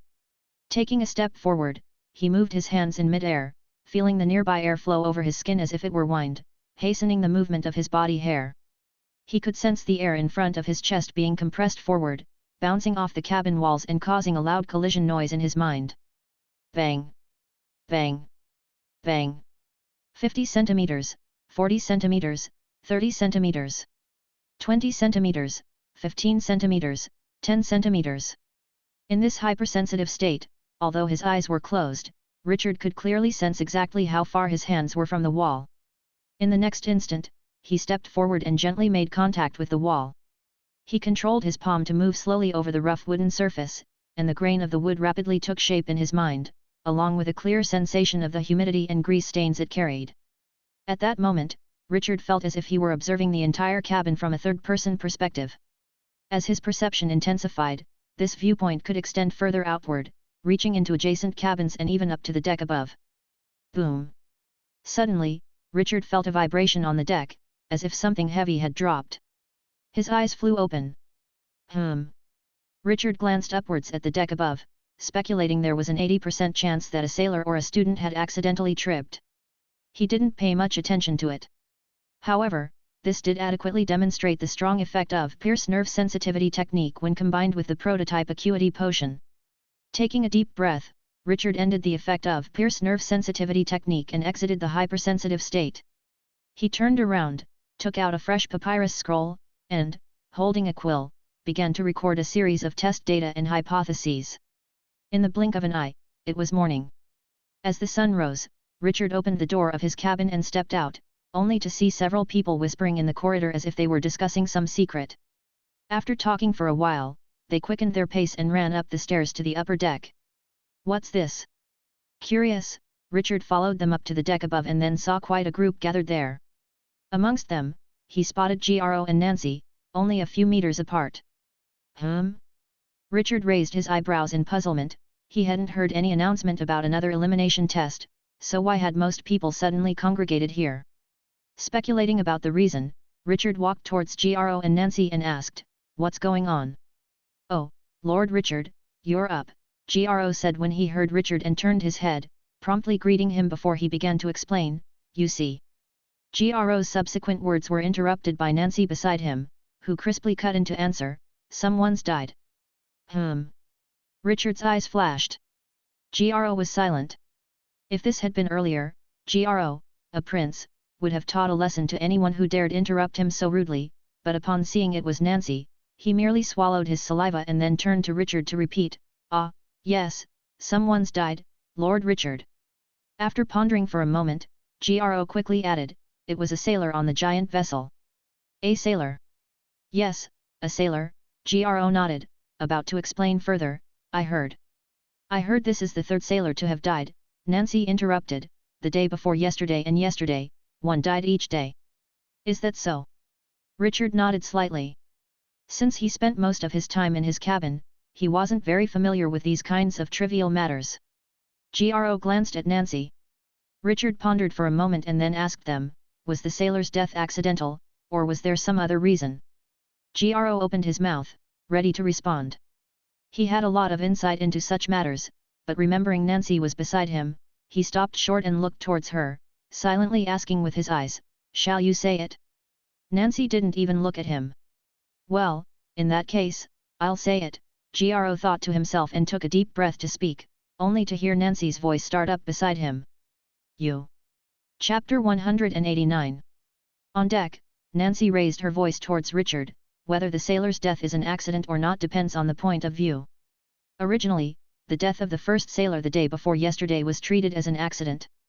At that time, the body was found under the mast in the early morning, with the neck twisted out of shape. Many speculated that the victim had drunkenly climbed the mast at night and accidentally fell to his death. So they simply cleaned up the body without giving it much thought." "Is that so?" Richard nodded. Gro choked on his saliva, coughing violently, cough cough cough. "Do you have a problem?" Nancy finally cast a rare glance at Gro and asked with curiosity. No, cough cough cough." Gro blushed, waving his hand. "That's good." Nancy nodded and turned away from Gro, looking back at Richard and continuing, "The body of the second sailor who died yesterday was also found under the mast in the morning. It looked like he too had fallen from the mast, but unlike the first sailor, he had broken his back and his body was bent in half, which must have been more painful. As for the third sailor who died today, his body was still discovered under the mast in the morning, with people gathered around it. I just looked at it, and it was worse than the previous two, probably because he climbed too high up the mast and broke all his bones when he fell. So, this is not an accident at all, right?" Richard said as he looked at Nancy. "Anyway, I don't think it's an accident," Nancy earnestly remarked. "Once is an accident, twice is a coincidence, but 3 times is absolutely premeditated. I don't believe that all sailors who got drunk would imagine themselves as birds capable of flight and then strenuously climb the mast, only to jump down with their arms outstretched afterward. This is definitely premeditated murder." "If it is murder, then who could the killer be?" Richard asked. "This," Nancy hesitated for a moment, her expression one of confusion. "This is exactly what I can't figure out. There are only so many people on the ship.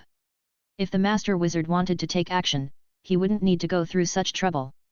If it were a wizard apprentice who wanted to harm a sailor, what would be the motive?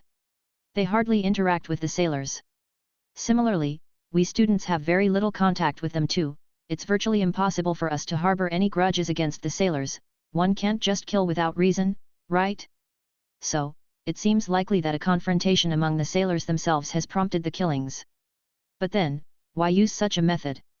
If you really want to kill someone, why not just throw them overboard at night? That way, not even a body would be found, and no one would suspect anything. Is the killer getting the victims drunk, carrying them up the mast, and then throwing them down? Isn't that taking things too far?" Nancy finished speaking and looked at Richard. Richard's eyes flashed, he agreed, nodding, "Indeed, you make a good point.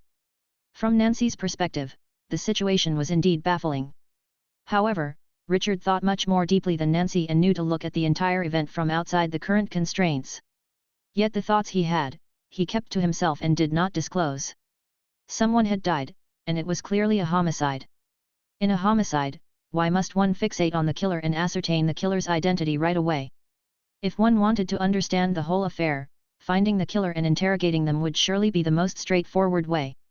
But when the killer could not be pinpointed, changing the perspective, for example, by putting oneself in the shoes of the killer, might be better. The killer, an assassin whose build, face, and even gender were uncertain, had killed 3 sailors on the ship for 3 consecutive days. Why?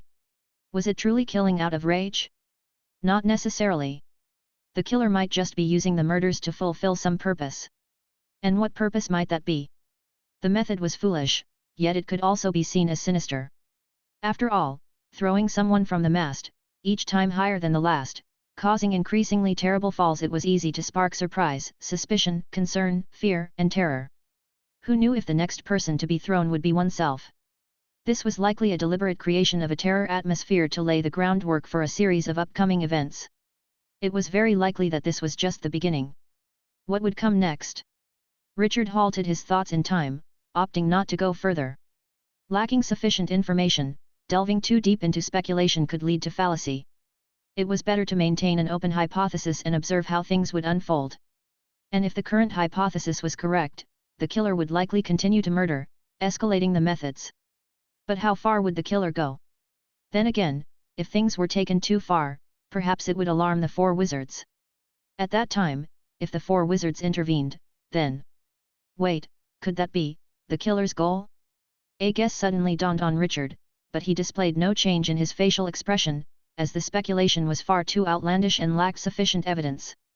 He would need to watch how the situation unfolded to make a judgment.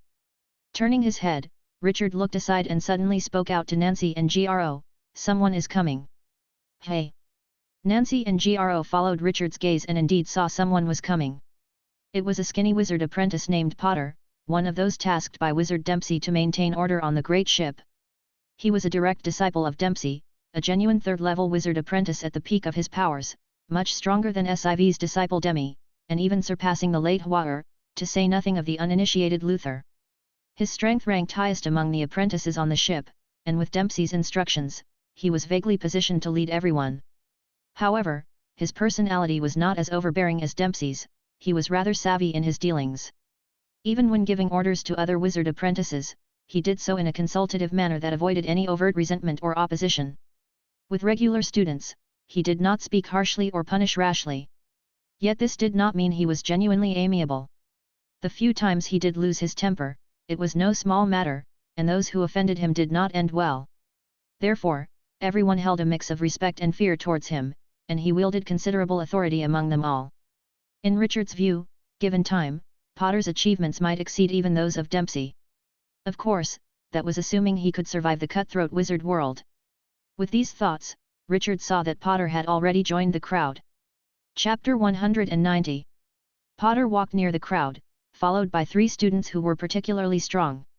Seeing Potter, the crowd voluntarily parted, allowing him to lead his group through, and approached the twisted corpse at the center of the circle. Upon reaching the corpse, Potter glanced at it and realized it was barely recognizable as a human body. The corpse had fallen from a great height and was contorted into a bizarre shape, like a rag doll.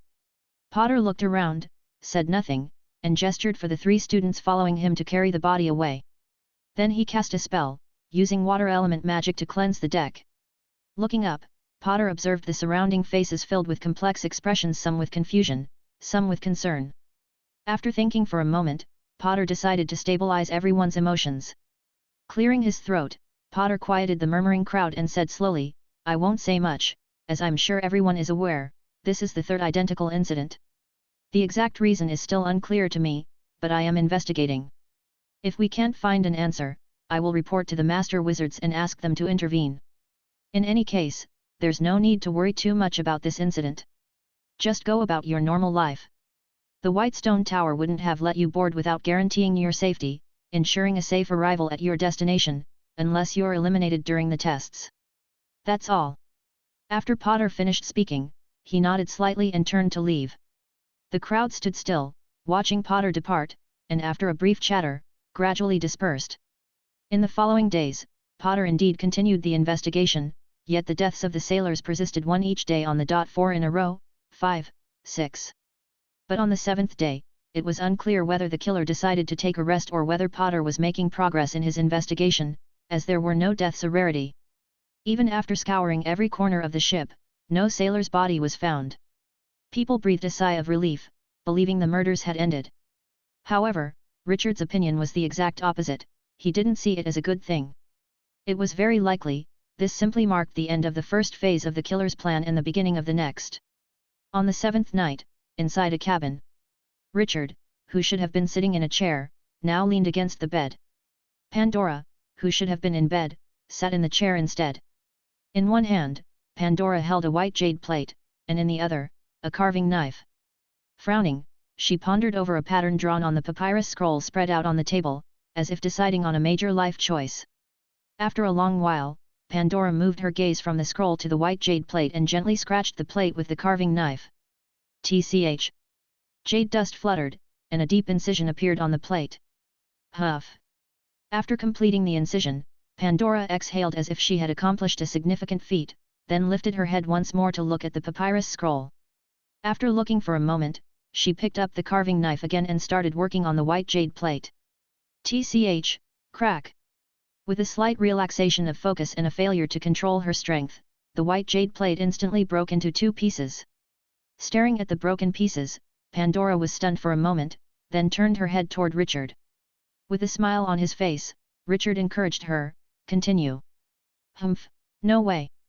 Pandora exclaimed, tossing the white jade plate and carving knife onto the table. She stood up from the chair, strode to the bed, and said indignantly, "Liar, this is no fun at all." "Not fun. Not fun." Pandora's voice was certain. I'm sleepy, I'm going to sleep, move aside," Pandora declared, opening her eyes wide. All right." Richard moved aside with a tinge of helplessness, watching as Pandora quickly climbed into bed and fell asleep in a moment, already entering dreamland. Shaking his head, Richard couldn't help but smirk bitterly. All right, he had to admit that his plan had failed. Originally, he had thought that since Pandora always idled away the time she wasn't sleeping, it was a bit of a waste of labor. Why not make effective use of it? Even if Pandora couldn't help with anything major, she could still do some simple tasks. Like etching a few not-so-intricate magic runes onto the white jade plate. Even if she failed, it wouldn't matter, he was very patient enough to slowly train Pandora into a skilled low-technical laborer. But, as it turned out, his patience alone wasn't enough, as Pandora had none. In Pandora's eyes, nothing was more important than sleep. And if the choice was between idling and working during the times she wasn't sleeping, then she might as well continue sleeping. Looking at Pandora on the bed, Richard couldn't help but wonder if she would end up sleeping 24 hours a day from now on. If that were true, with a total of 24 hours in a day, if she spent all 24 hours sleeping, then what would be the difference between that and being in a coma? Hey! He exhaled and shook his head again, casting his thoughts aside. He stepped toward the desk, deciding to slowly figure out the issue with Pandora later. For now, he had to start his research work. Okay, begin work.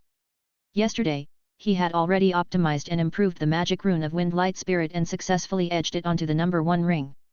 This resulted in the number 1 ring holding 3 fixed spells, Wind Light Spirit, Wind Force, and Pierce's Nerve Sensitivity technique. Thus, when the number 1 ring was activated, it allowed for faster speed, greater strength, and sharper reflexes, significantly enhancing close combat physical abilities. However, he wasn't satisfied just yet. What he wanted to research now was the magic rune found on the inner wall of the drifting bottle. Through continuous observation, he had copied part of the magic rune onto the papyrus scroll, which was now unfolded and laid out on the desk. He had some speculation about the drawn magic rune. It was very likely a super complex compound rune, possessing multiple functions such as stimulating biological growth, development, mutation, and evolution. He felt that it would be entirely possible to extract certain specific functions for use, such as increasing the speed of cell division, hastening wound healing, increasing the speed of bodily metabolism, enhancing overall physical conditions, reducing telomere attrition during cell division, increasing the limit of cell divisions, extending cell lifespan, and so on. This research was not simple. The complexity of the magic rune made it quite difficult, but he believed that with enough effort, it could be successful. Thinking about these things, Richard concentrated his spirit, sat on the chair, and set his gaze upon the spread-out papyrus scroll. Taking up Pandora's discarded engraving knife and a new white jade plate, he began to work. Scratch, scratch, scratch.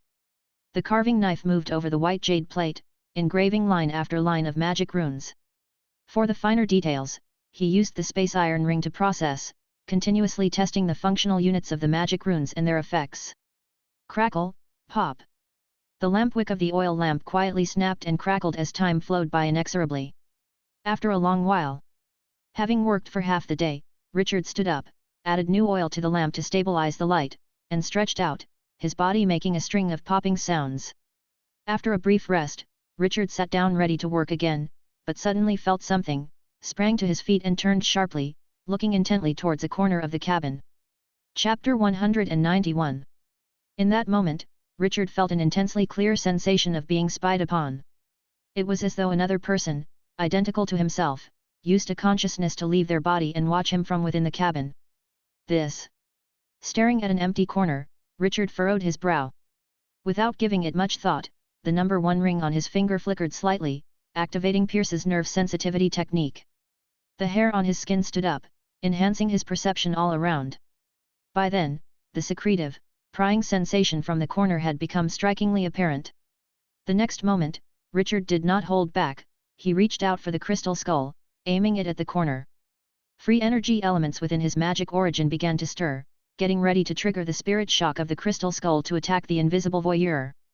Other attacks, Richard felt, were useless, but the crystal skull's attack could definitely teach a lesson to the potential spy. After all, back when the beast tide had subsided in the forests of the Jade Kingdom, he explored a hidden chamber with a crystal skull while out of body. It had almost fatally wounded him with its powerful force. Thinking this, Richard's gaze sharpened. He was fully prepared to attack, but suddenly, the prying sensation from the corner vanished without a trace. This. Richard's eyes flickered. He did not relax his guard easily. After pondering, he still unleashed the spirit shock of the crystal skull into the air. When he found it elicited no response, he tentatively walked over to confirm multiple times that the feeling of being spied upon was truly gone before he slightly eased his mind. Was it an illusion? Or was there really someone spying on him who had quickly left? Richard speculated in his mind, unsure which idea was correct.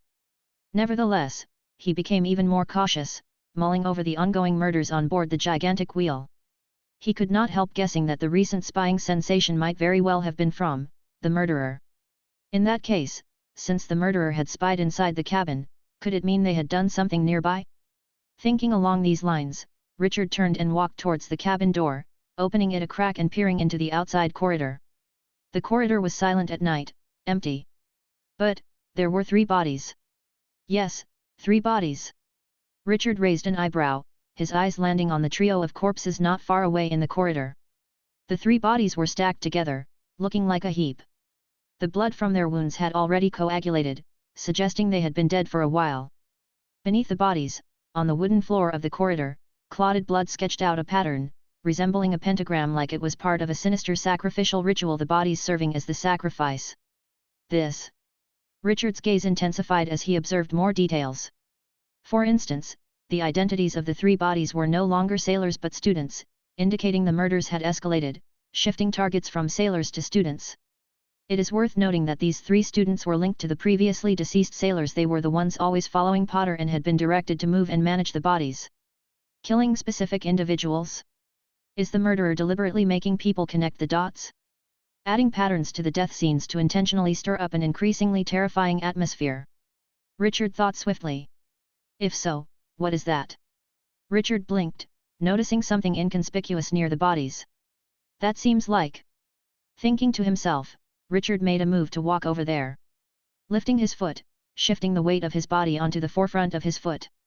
Landing, his body weight shifted to the heel of his back foot, with the outer edge of the heel touching the ground first, then rolling like a wheel, the entire sole of the foot orderly pressed against the ground.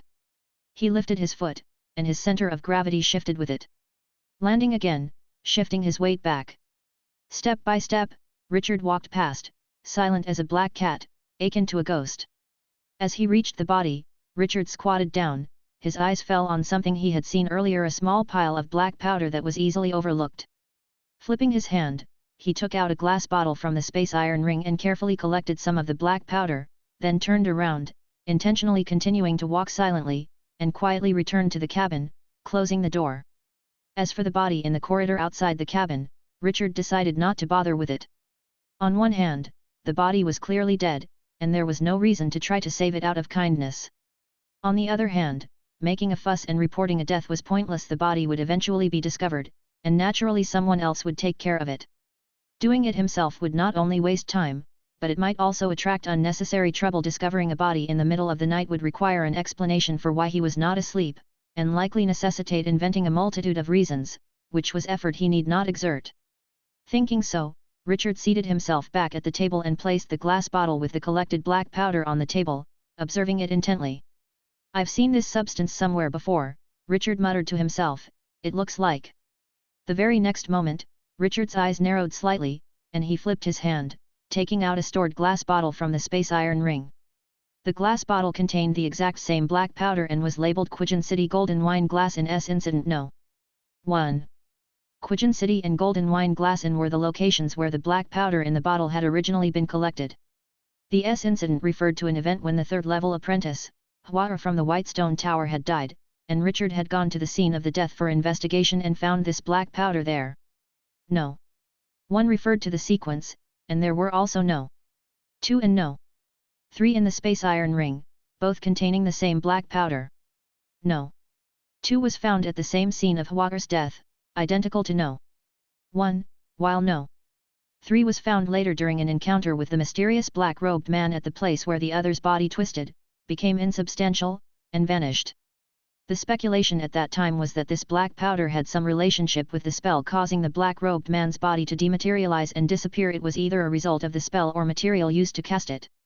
And now, it had appeared again. There were mainly two explanations. The first, someone, meaning the murderer, possessed the same abilities as the black-robed man back then, and used the same spell to come to the third deck below this deck, killed the 3 students, and then left, thus leaving this black powder at the scene. The second, the murderer was the original black-robed man. Compared to the former, the latter was highly likely. After all, when in the Jade Kingdom, Gro had mentioned that someone was targeting the Whitestone Tower for sabotage. The third-level apprentice Hua had arrived early in the Jade Kingdom for investigation and was murdered.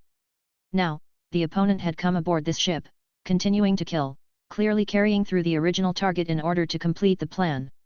So, it seems my previous conjecture might indeed be true. Richard's eyes flashed. Chapter 192. Dead people. Someone died. Damn it. It's Robert, Clark, and Dan. They this. As dawn broke, Richard heard commotion starting outside the cabin in the corridor. Clearly, the students getting up had discovered the bodies. Glancing at the bunk, Pandora continued to sleep and unaffected, with no intention of getting up. Richard shook his head, opened the cabin door and stepped out, only to see that many people had already gathered in the corridor. The students from the third deck were poking their heads out of their cabins to look around, and people from the decks above kept coming down to check the situation. Rubbernecking is human nature.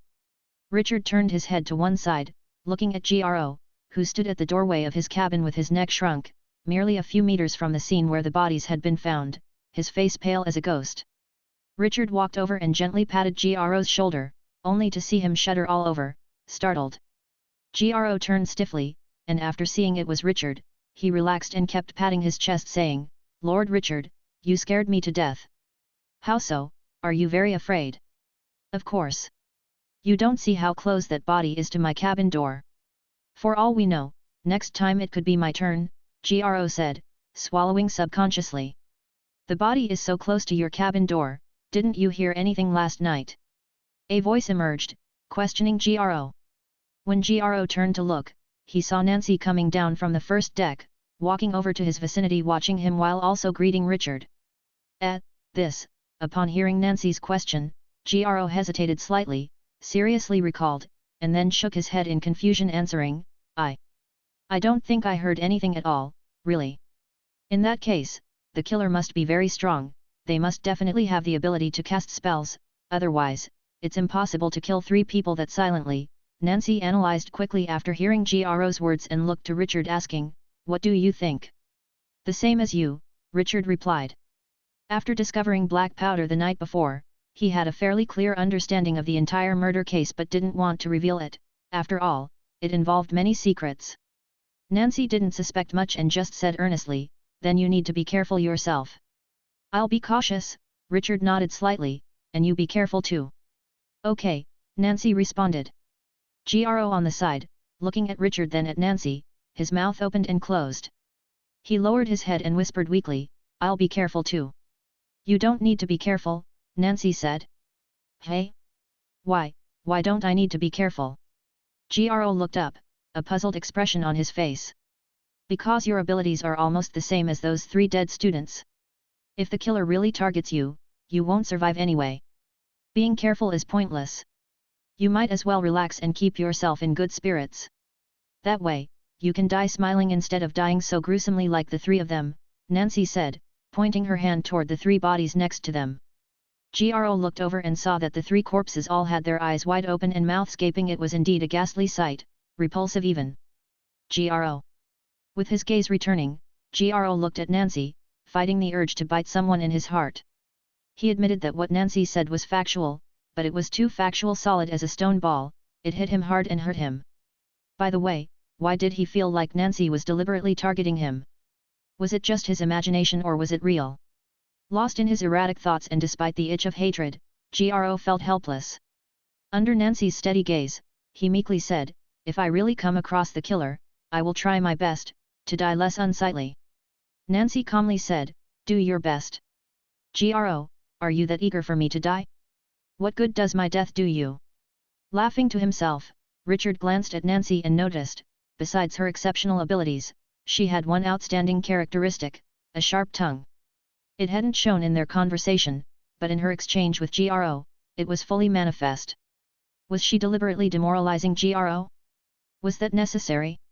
"Pop," Richard patted Gro's shoulder and offered comfort, "Actually, you needn't worry too much, the killer might not go after the students again." Richard looked puzzled. Nancy's eyes flashed with thoughtfulness, "You mean? First, 6 sailors died, now 3 students. The identity of the victims is escalating. Who knows, next time it could be." Richard didn't finish his sentence but turned his head towards the stairs and said, "They're here."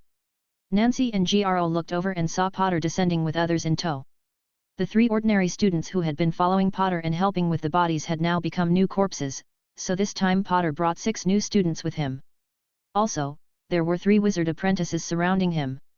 Potter's face looked a bit unsightly with a deep frown, clearly agitated by the ongoing murders with no leads.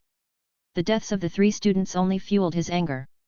However, Potter still managed to keep his composure, walked up to the corpses, took a few glances, then turned to the 3 wizard apprentices following him and said something. The corridor was very noisy, and Potter's voice was purposely low, so Richard couldn't hear exactly what was being said, but he could guess it was about speculating the cause of death and the killer's methods. After a moment, Potter halted his conversation with his companions and addressed the people around him, "I know everyone must feel fearful and think I'm incompetent. Because I haven't stopped the murderer from striking again and let them kill 3 students." People around went quiet, all looking at Potter. "Here, I must admit my incompetence," Potter candidly said, his eyes sweeping over the crowd, growing sharp, "but I absolutely will not back down. The dead are not my doing, but they're under my watch. Because Professor Dempsey entrusted me with maintaining order, it's my responsibility to ensure everyone's safety. I won't bother with any more explanations, as I'm sure you've all grown tired of them in the past few days. Here, I only want to say, I'm not afraid to die, and I will see my duty through. Starting tonight, I'll lead a patrol through the entire construct, and I'll ensure that wizard apprentices guard the 3 decks below the ship. If the murderer appears again and wishes to kill, they must kill the wizard apprentices, kill me first. That's that." After finishing, Potter said no more, waved his hand at the 6 new students behind him, and commanded, "Carry the bodies away, then clean up." The onlookers stood dumbfounded as Potter, flanked by the 3 wizard apprentices, went straight to the upper level and then onto the deck, entering the cabin where the wizards resided. Chapter 193. It was a night filled with gloom and terror. Darkness, like a ghost with an agenda, silently lingered all around, waiting for people to let down their guard so it could surge forward and consume them. The massive ship sailed across the sea, resembling a colossal coffin floating on the water, utterly still and quiet. Deep into the night, all the cabin doors were shut, the students had all gone to sleep. In the corridors below deck, a wizard apprentice quietly appeared, beginning the watchful night duty. Tap tap tap. Faint footsteps sounded as a third-level wizard apprentice, Potter, walked to the corridor on the third level below deck and saw another night watch apprentice at the end of the hallway. Donnell was a second-level wizard apprentice, a direct student of Wizard Lewis, with unremarkable abilities, ranking near the bottom among all the wizard apprentices. However, he was quite young, only 16 this year, and he had decent talent. Barring any mishaps, he should be able to break through and become a full-fledged wizard in his 20s. Donnell looked tense at the moment, nervously turning his head to check his surroundings continually. When he heard the footsteps, he immediately looked towards the stairs. Only after seeing Potter did he relax slightly. Tap tap tap. As Potter stepped closer and stood in front of him, he noticed Donnell's nervousness but didn't point it out. Instead, he asked in a hushed voice, "How's everything? Noticed anything unusual?" "Nothing." "That's good. Keep a close eye out, I'll send someone to relieve you in the second half of the night." Donnell nodded and then, as if suddenly recalling something, he looked at Potter and asked, "Potter, has Master Wizard said anything about this matter? Has your teacher, Master Wizard Lewis, not revealed anything to you?" Potter responded with a question. "No." Donnell shook his head. "He just told me there are no leads and to be careful." Potter vocalized, spreading his hands. "Dempsey and I were told something similar. The mastermind behind this is likely very crafty, unwilling to reveal any flaws easily, which is why the teachers can't be sure of the situation. However, I believe the teachers must be getting impatient. If the culprit continues to kill, I'm sure the teachers will take action. Anyway, be extra careful." Potter directed the statement at Donnell and turned to walk back towards the staircase. "I'll go check the other areas." All right." As Donnell acknowledged, Potter had already made his way up the stairs to the second-level cabins. In the corridor of the second-level cabins, assigned to the night watch was a third-level wizard apprentice, a female student, Quinton's personal apprentice Sherry. Among all the wizard apprentices on the ship, her strength was only mid-tier. However, she had learned powerful attack magic from Wizard Quinton. Although not highly robust, she was a formidable force. She was one of those who, if they don't act, they go unnoticed, but when they do, they astonish, capable of taking an adversary down with her if she couldn't beat them. Typically, such a person would be silent and introverted, but in reality, she was lively and outgoing. With big eyes, cheeks adorned with dimples, a high-pointed nose, and a small mouth, she wore her hair in twin pigtails. Just like Donnell, she stood at the end of the corridor, ensuring she wouldn't be caught in a pincer attack, her thin lips pursed as she vigilantly observed the hallway. She saw Potter come up and waved. Potter's eyes flickered, thinking she might have spotted something, and quickly approached, asking in a low voice, "What's wrong, Sherry?" "Nothing," she shrugged. Then, Potter was taken aback and inquired with a puzzled expression, "Why did you wave at me?" "I was worried you'd just walk right past me without saying a word and head upstairs," Sherry said, looking straight at Potter with wide eyes, "so I waved to get you to come over and keep me company for a chat." "Is that all right?" Potter was at a loss for words. "How come?" Sherry raised an eyebrow. "You're unwilling? Have you forgotten what you said before? You asked me to come here for the night watch, offering help. You should be very aware that this matter is dangerous. I've taken care of the dangerous stuff for you, and now you can't even keep me company with a conversation to alleviate my boredom." This, Potter felt increasingly uncomfortable all over, his gaze inevitably drifting to the side. "Where are you looking?" "I'm right here," Sherry said, extending her hands to forcefully clamp onto Potter's face and turning his neck so he was looking straight at her. As their eyes met, Potter felt even more uncomfortable, a sense of awkwardness rapidly spreading in his heart, enough to kill him. Admittedly, he was one of those responsible for maintaining the order of the Great Wheel, but he couldn't command wizard apprentices of the same rank, he could only ask. If the other party was a male wizard apprentice, uncooperative or intentionally making things difficult for him, he naturally had ways to handle it.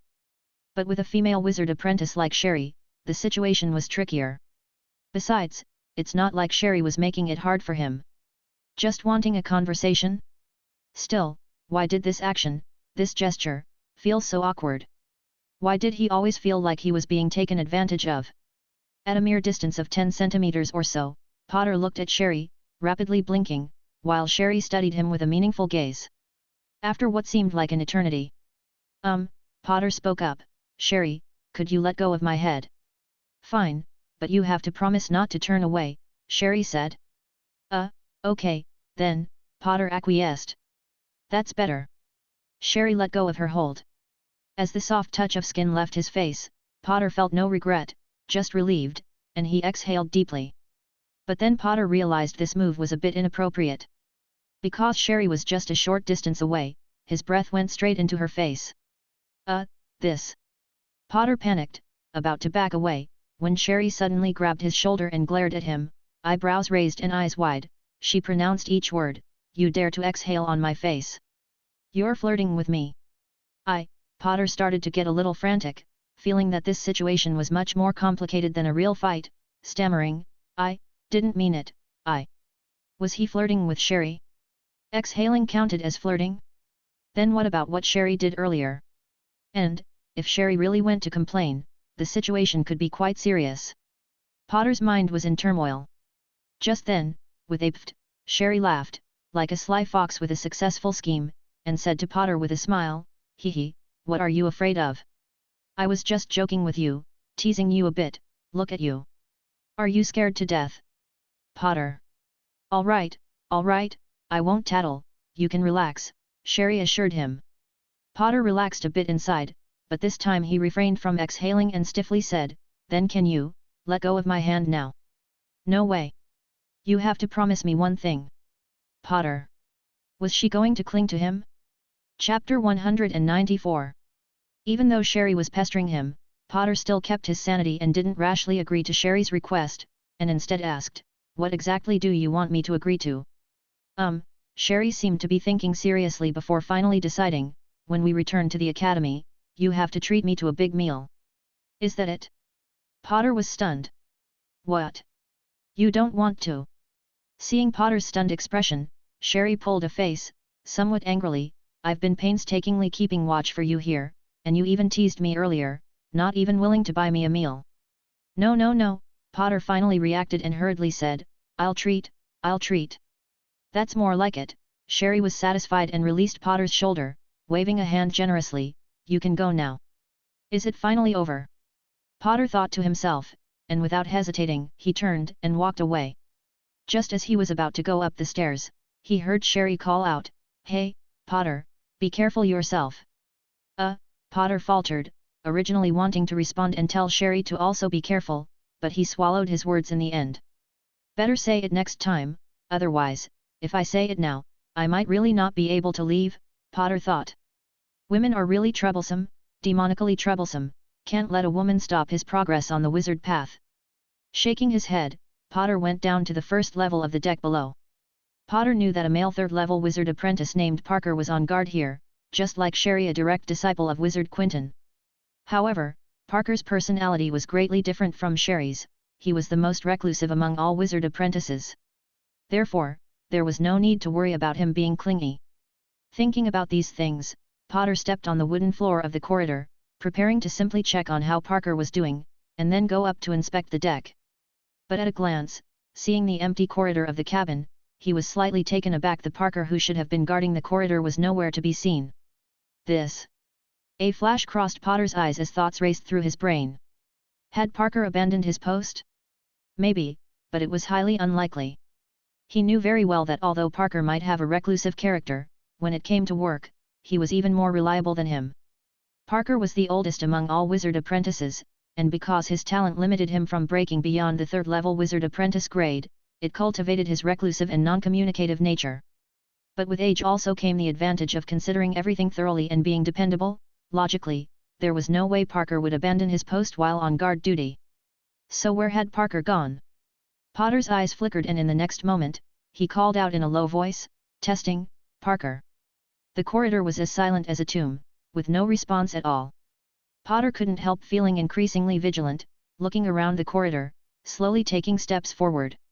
Upon walking from one end to the other, he neither saw Parker nor any trace that Parker had left behind. What is this? Potter suddenly spotted something. A crimson spot was on the ground, and when he bent down and touched it, it smeared onto his fingertip. That was blood. In an instant, Potter's expression grew immensely grave. A drop of blood might not explain much, but it also could explain many things. At least, it had given him a dreadful hunch. Then, whoosh and hail. Potter took a deep breath. The next moment, he turned swiftly and ran toward the staircase, heading down, preparing to alert Sherry and Danelle below to be careful. Thump thump thump. Potter's steps were hurried as he quickly descended to the second-level cabin, turning his head to look toward the end of the corridor where he knew Sherry was standing. But in the next moment, Potter froze in place. Where his gaze landed, there was nothing but a swirl of air and nothing else. Spinning around abruptly, Potter looked towards the other end of the corridor. Still nothing. There was no trace of Sherry anywhere in the corridor. She had disappeared without a trace. No, not like this, not like this, Potter muttered under his breath, a sense of urgency and panic rising in his heart, his mind somewhat scrambled. However, he quickly forced himself to calm down. Parker from the deck above had disappeared. Maybe he truly had urgent business to attend to. And here, Sherry's disappearance on this level might mean she had gone down to the third level of the cabin. Yes, that must be it. After all, Sherry couldn't stay still, not as reliable as Parker. Perhaps she ran to the third-level cabin to chat with Danelle. So, thinking this, Potter, holding on to the last vestige of hope, dashed quickly towards the third-level cabin. Thud, thud, thud. Potter swiftly reached the third-level cabin, scanned it furiously, and clenched his fists. The corridor of the third-level cabin was still completely empty. The corridor of the third-level cabin, and 3 wizard apprentices vanishing simultaneously without reason. This couldn't be a coincidence. It absolutely couldn't be. Potter's expression turned extremely grim as he quickly walked to the end of the corridor, to the spot where he had last seen Danelle. Bending over, Potter groped along the floor, trying to find some trace, but this time not even blood was present. Potter stood up, his gaze sharpening as he removed a pendant from his neck and clenched the blood-colored gem on the pendant tightly in his hand. Mana surged rapidly within his body, making him extremely alert, ready to launch an attack at any moment. But there were no enemies, or perhaps he simply couldn't see them. Damn it! Potter clenched his teeth, unable to vent his anger. Just then, he suddenly heard a loud bang from the cabin next door, as if something heavy had fallen to the ground, like someone fitfully sleeping had tumbled out of bed. That! Potter's eyes flashed as he stepped forward and knocked hard on the door. Bang! Bang! After a while, the cabin door creaked open. It was pitch dark inside, and a groggy student poked his head out, squinting and not fully awake, and asked, Is there something wrong? Potter had wanted to ask the person in the cabin if he had heard anything just now, but after saying one word, he stopped. He suddenly realized it was a foolish move. Given the killer's capabilities, if he had indeed acted, he definitely wouldn't have allowed unrelated people to hear a sound. Asking such a question, he surely wouldn't receive any useful information. And by posing it, he was certainly telling the student in front of him that the wizard apprentices guarding the corridor had met with trouble, and who knew how this might spread among the regular students come dawn. Thinking this, Potter took a deep breath, his expression tense as he said, It's nothing, just a reminder to be careful when you sleep at night. You know it's not safe aboard the ship, so if someone knocks on your door at night, don't just open it, at least, ask for their identity first. The student inside gave Potter a strange look. That's all, get back to sleep, Potter said. Bang! The student decisively closed the door, and Potter felt sure the person inside must think he was crazy. But Potter didn't mind these trivial matters. Clutching the blood-colored gem in his hand, he quickly made his way up the stairs to the deck. On the deck, there was still a wizard apprentice responsible for the night watch. Now he needed to ensure his safety. Even though it was highly possible that he, too, had disappeared, he had to check. With this thought, Potter walked onto the deck, then paused abruptly. In an instant, all the hairs on Potter's body stood on end, his muscles tensed, his heart rate sped up, and as he stared at the scene before him, his eyes gradually widened. Chapter 195. The night continued. On the deck of a colossal vessel resembling a coffin, the missing Sherry, Parker, Donnell, and Guys, a third-level apprentice who should have been on deck, stood back to the staircase exit, facing the ocean, straight as four statues. Potter stared with widened eyes and took a deep breath, forcibly suppressing his emotions as he shouted, "Sherry!" The sound he made, like a handful of sand, scattered by the night wind as soon as it left his mouth, followed by no response. "Parker! Donnell! Guys!" Potter called out the other three names, still to no avail. The four of them remained motionless. Potter stepped forward, the blood-colored gem in his hand crackling, his knuckles turning blue, and the sound of mana swiftly circulating within his body resounded in his inner ears as he slowly approached the four standing figures. 1 step, 2 steps, 3 steps. Eventually, Potter came face to face with the four, only to see them standing emotionless on the deck, collectively staring blankly at the distant sea, as if something important lay there. Potter moved forward, approaching Sherry, and upon touching her body, he asked, "Sherry, how are you?" Still no response, but at the moment of touch, Sherry's eyes seemed to shift slightly before a string of blood trickled from the corners. The blood, like tears, streamed down her cheeks, down her neck to her clothes, soaking them, and then drip, drip, drop onto the deck. Potter turned to look at the other three, only to see them shedding blood tears just like Sherry, allowing the blood to continuously gather on the deck. Under some mysterious force, the blood began to slowly form a pattern like a pentagram. With a bang, Sherry's blood ran dry, her body swayed and fell on the deck, and the other three collapsed in succession. Potter looked at the four bodies, his lips moved several times as he wanted to say something, but no words came out. Earlier, he had wanted to tell Sherry to be careful, but now there was no chance, never a chance again. Potter's whole body trembled slightly, either from fear or anger when suddenly, he heard a noise behind him and, without looking, lashed out in attack. Die! Swoosh! A blood-red beam shot out from the gem Potter was holding, hitting a seabird that attempted to land on the deck. The bird screeched and exploded in a spray of blood and flesh. A few droplets of blood splashed onto Potter's lips, the taste foul and nauseating, causing his body to sway, his face turned deathly pale, as if his soul had been severely damaged. Bang! As if his bones had been yanked out, Potter's body went limp, slumped forward, and he dropped to his knees on the deck. His head hung low, fists clenched, eyes blinking, mouth open, without tears, without crying, just silent. In that moment, Potter himself didn't know what he was thinking. It took him a long while before he got up, staggered toward the distant chamber where the wizard resided, and knocked on the cabin door in the night. At about the same time, on the third deck, within the cabin where Richard resided. She knew, Richard shut the cabin door. He was still somewhat surprised by Potter's earlier knocking and questioning, but judging by the other's demeanor, he was even more surprised or perhaps had already panicked.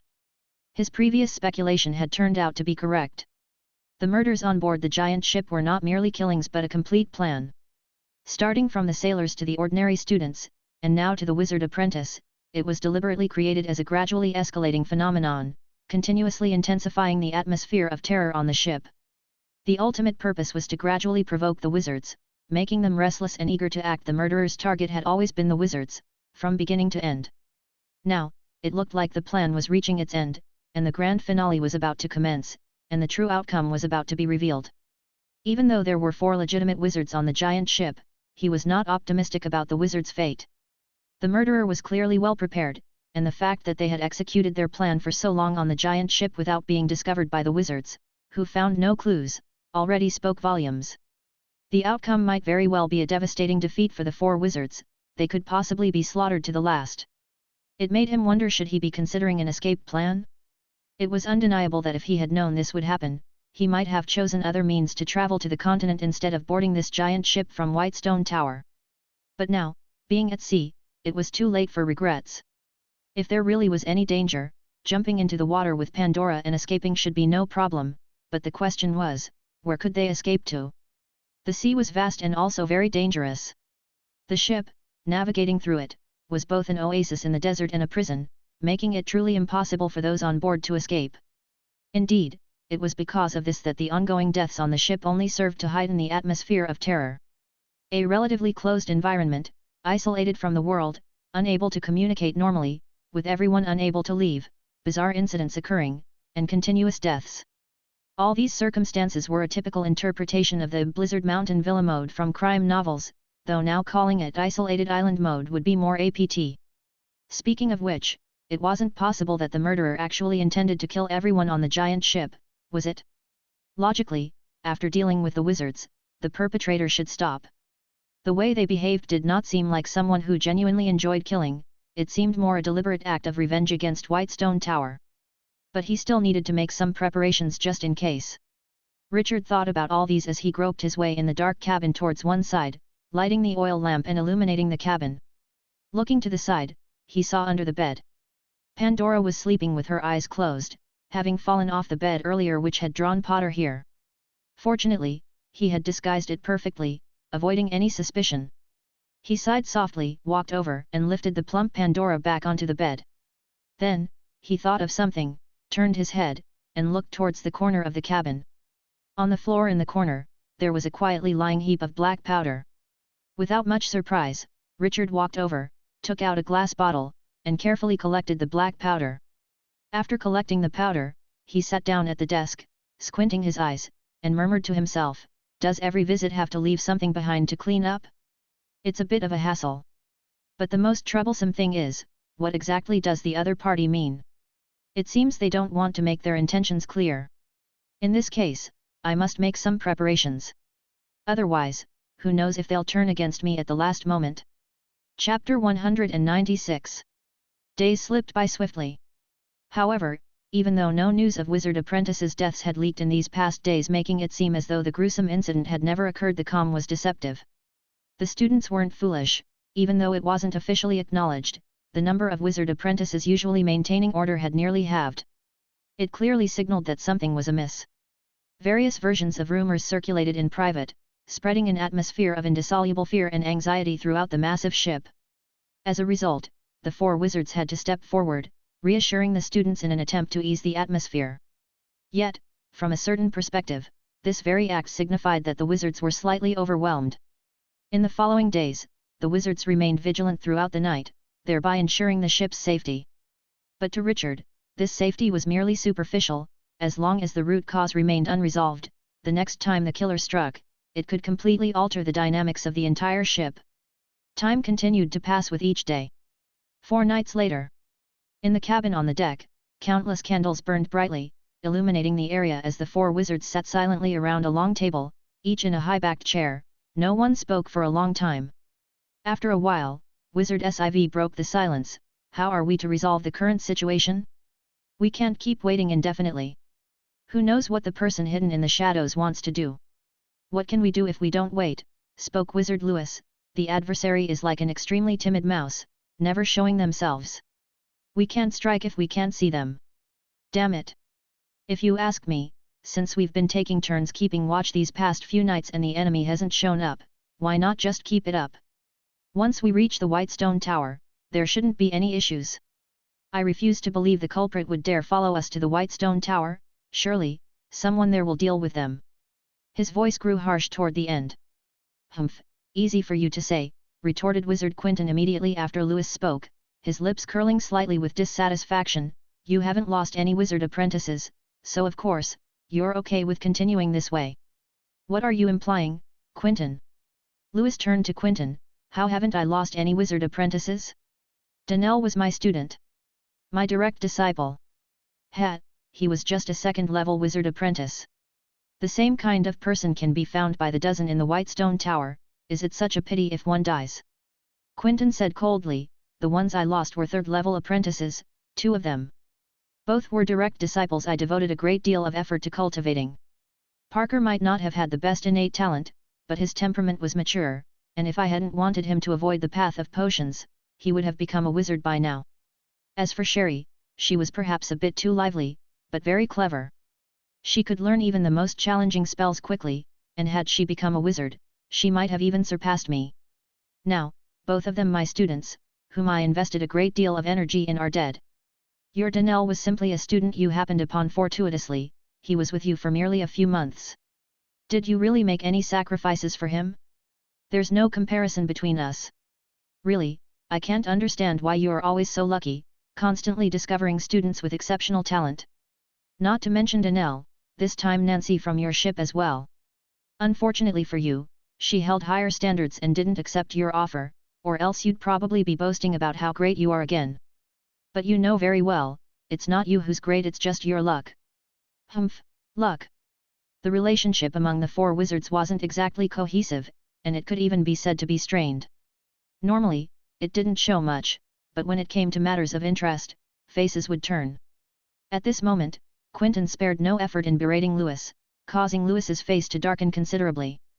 Quentin did not stop, eventually glaring fiercely at Louis, making his stance clear: no matter what, I absolutely disagree with just going back like this. Firstly, I don't believe luck is on our side. Trusting purely in luck is utterly ridiculous. The hidden rat in the cabin keeps killing people, who knows who it will target next? We must resolve this. Additionally, my 2 apprentices absolutely cannot die in vain, I want them to pay a price. Fine, you go find the murderer then. Louis was not one to take things lying down, his eyes flickered, and he looked at Quentin with mocking disdain. You're the best, hopefully, you're stronger than all 4 of us combined. The 4 of us together couldn't find the culprit. Once you make a move, well, perhaps you'll immediately find some trace of them. At that time, you can use your powerful spells to blast them into oblivion, and get your revenge. You, Quentin glared at Louis, ready to retort.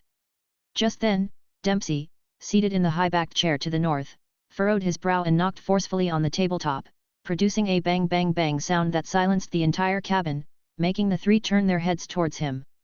Dempsey spoke, his voice stern: can you both say less? Do you want more chaos?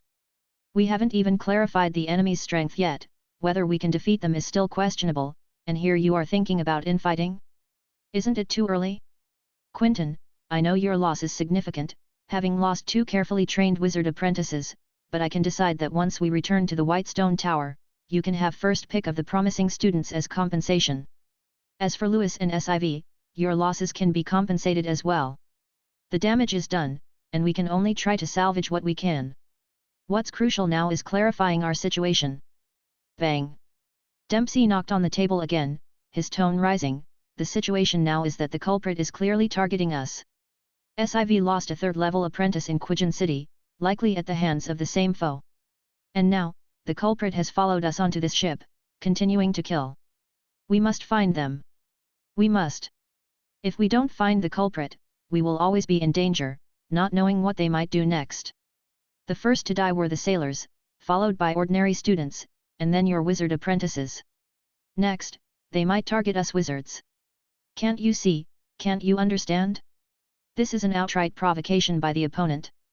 If you still want to fight among yourselves, then come at me, I'll satisfy your need to fight. The other 3 wizards fell silent, seriously pondering Dempsey's words. Just then, in a corner of the cabin, a soft clapping sound emerged.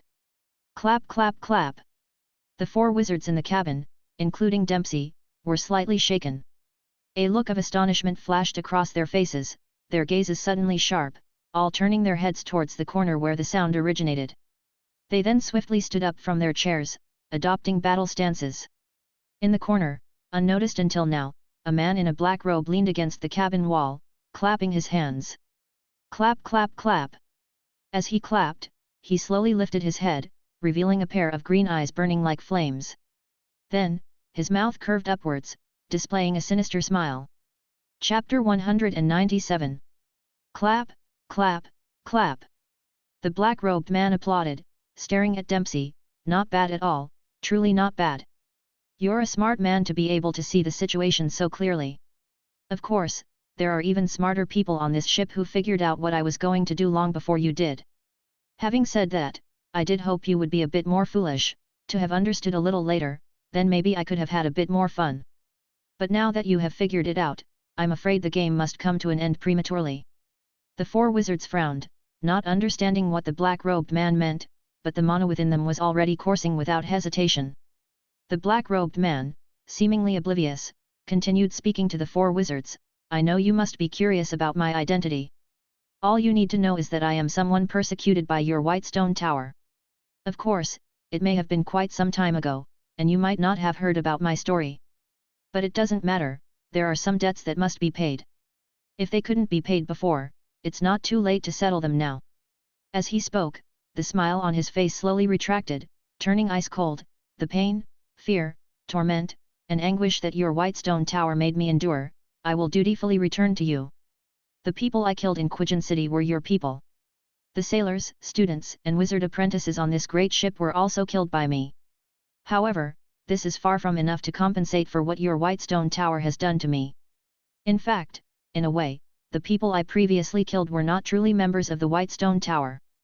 The real Whitestone Tower is ruled by wizards like you. Thus, only by killing wizards like you can I truly exact revenge on the Whitestone Tower. And now, the black-robed man began to smile again at the four wizards, a smile like a venomous snake eyeing its prey. And now, are you ready to face my revenge?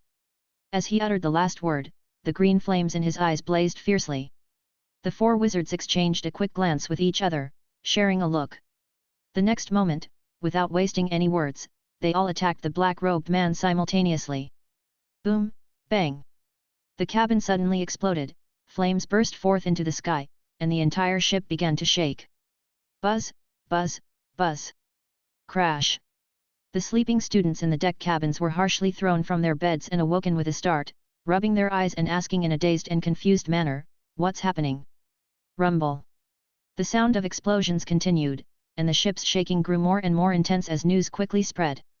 In a cabin on the third level below the deck, where Richard was. Bang!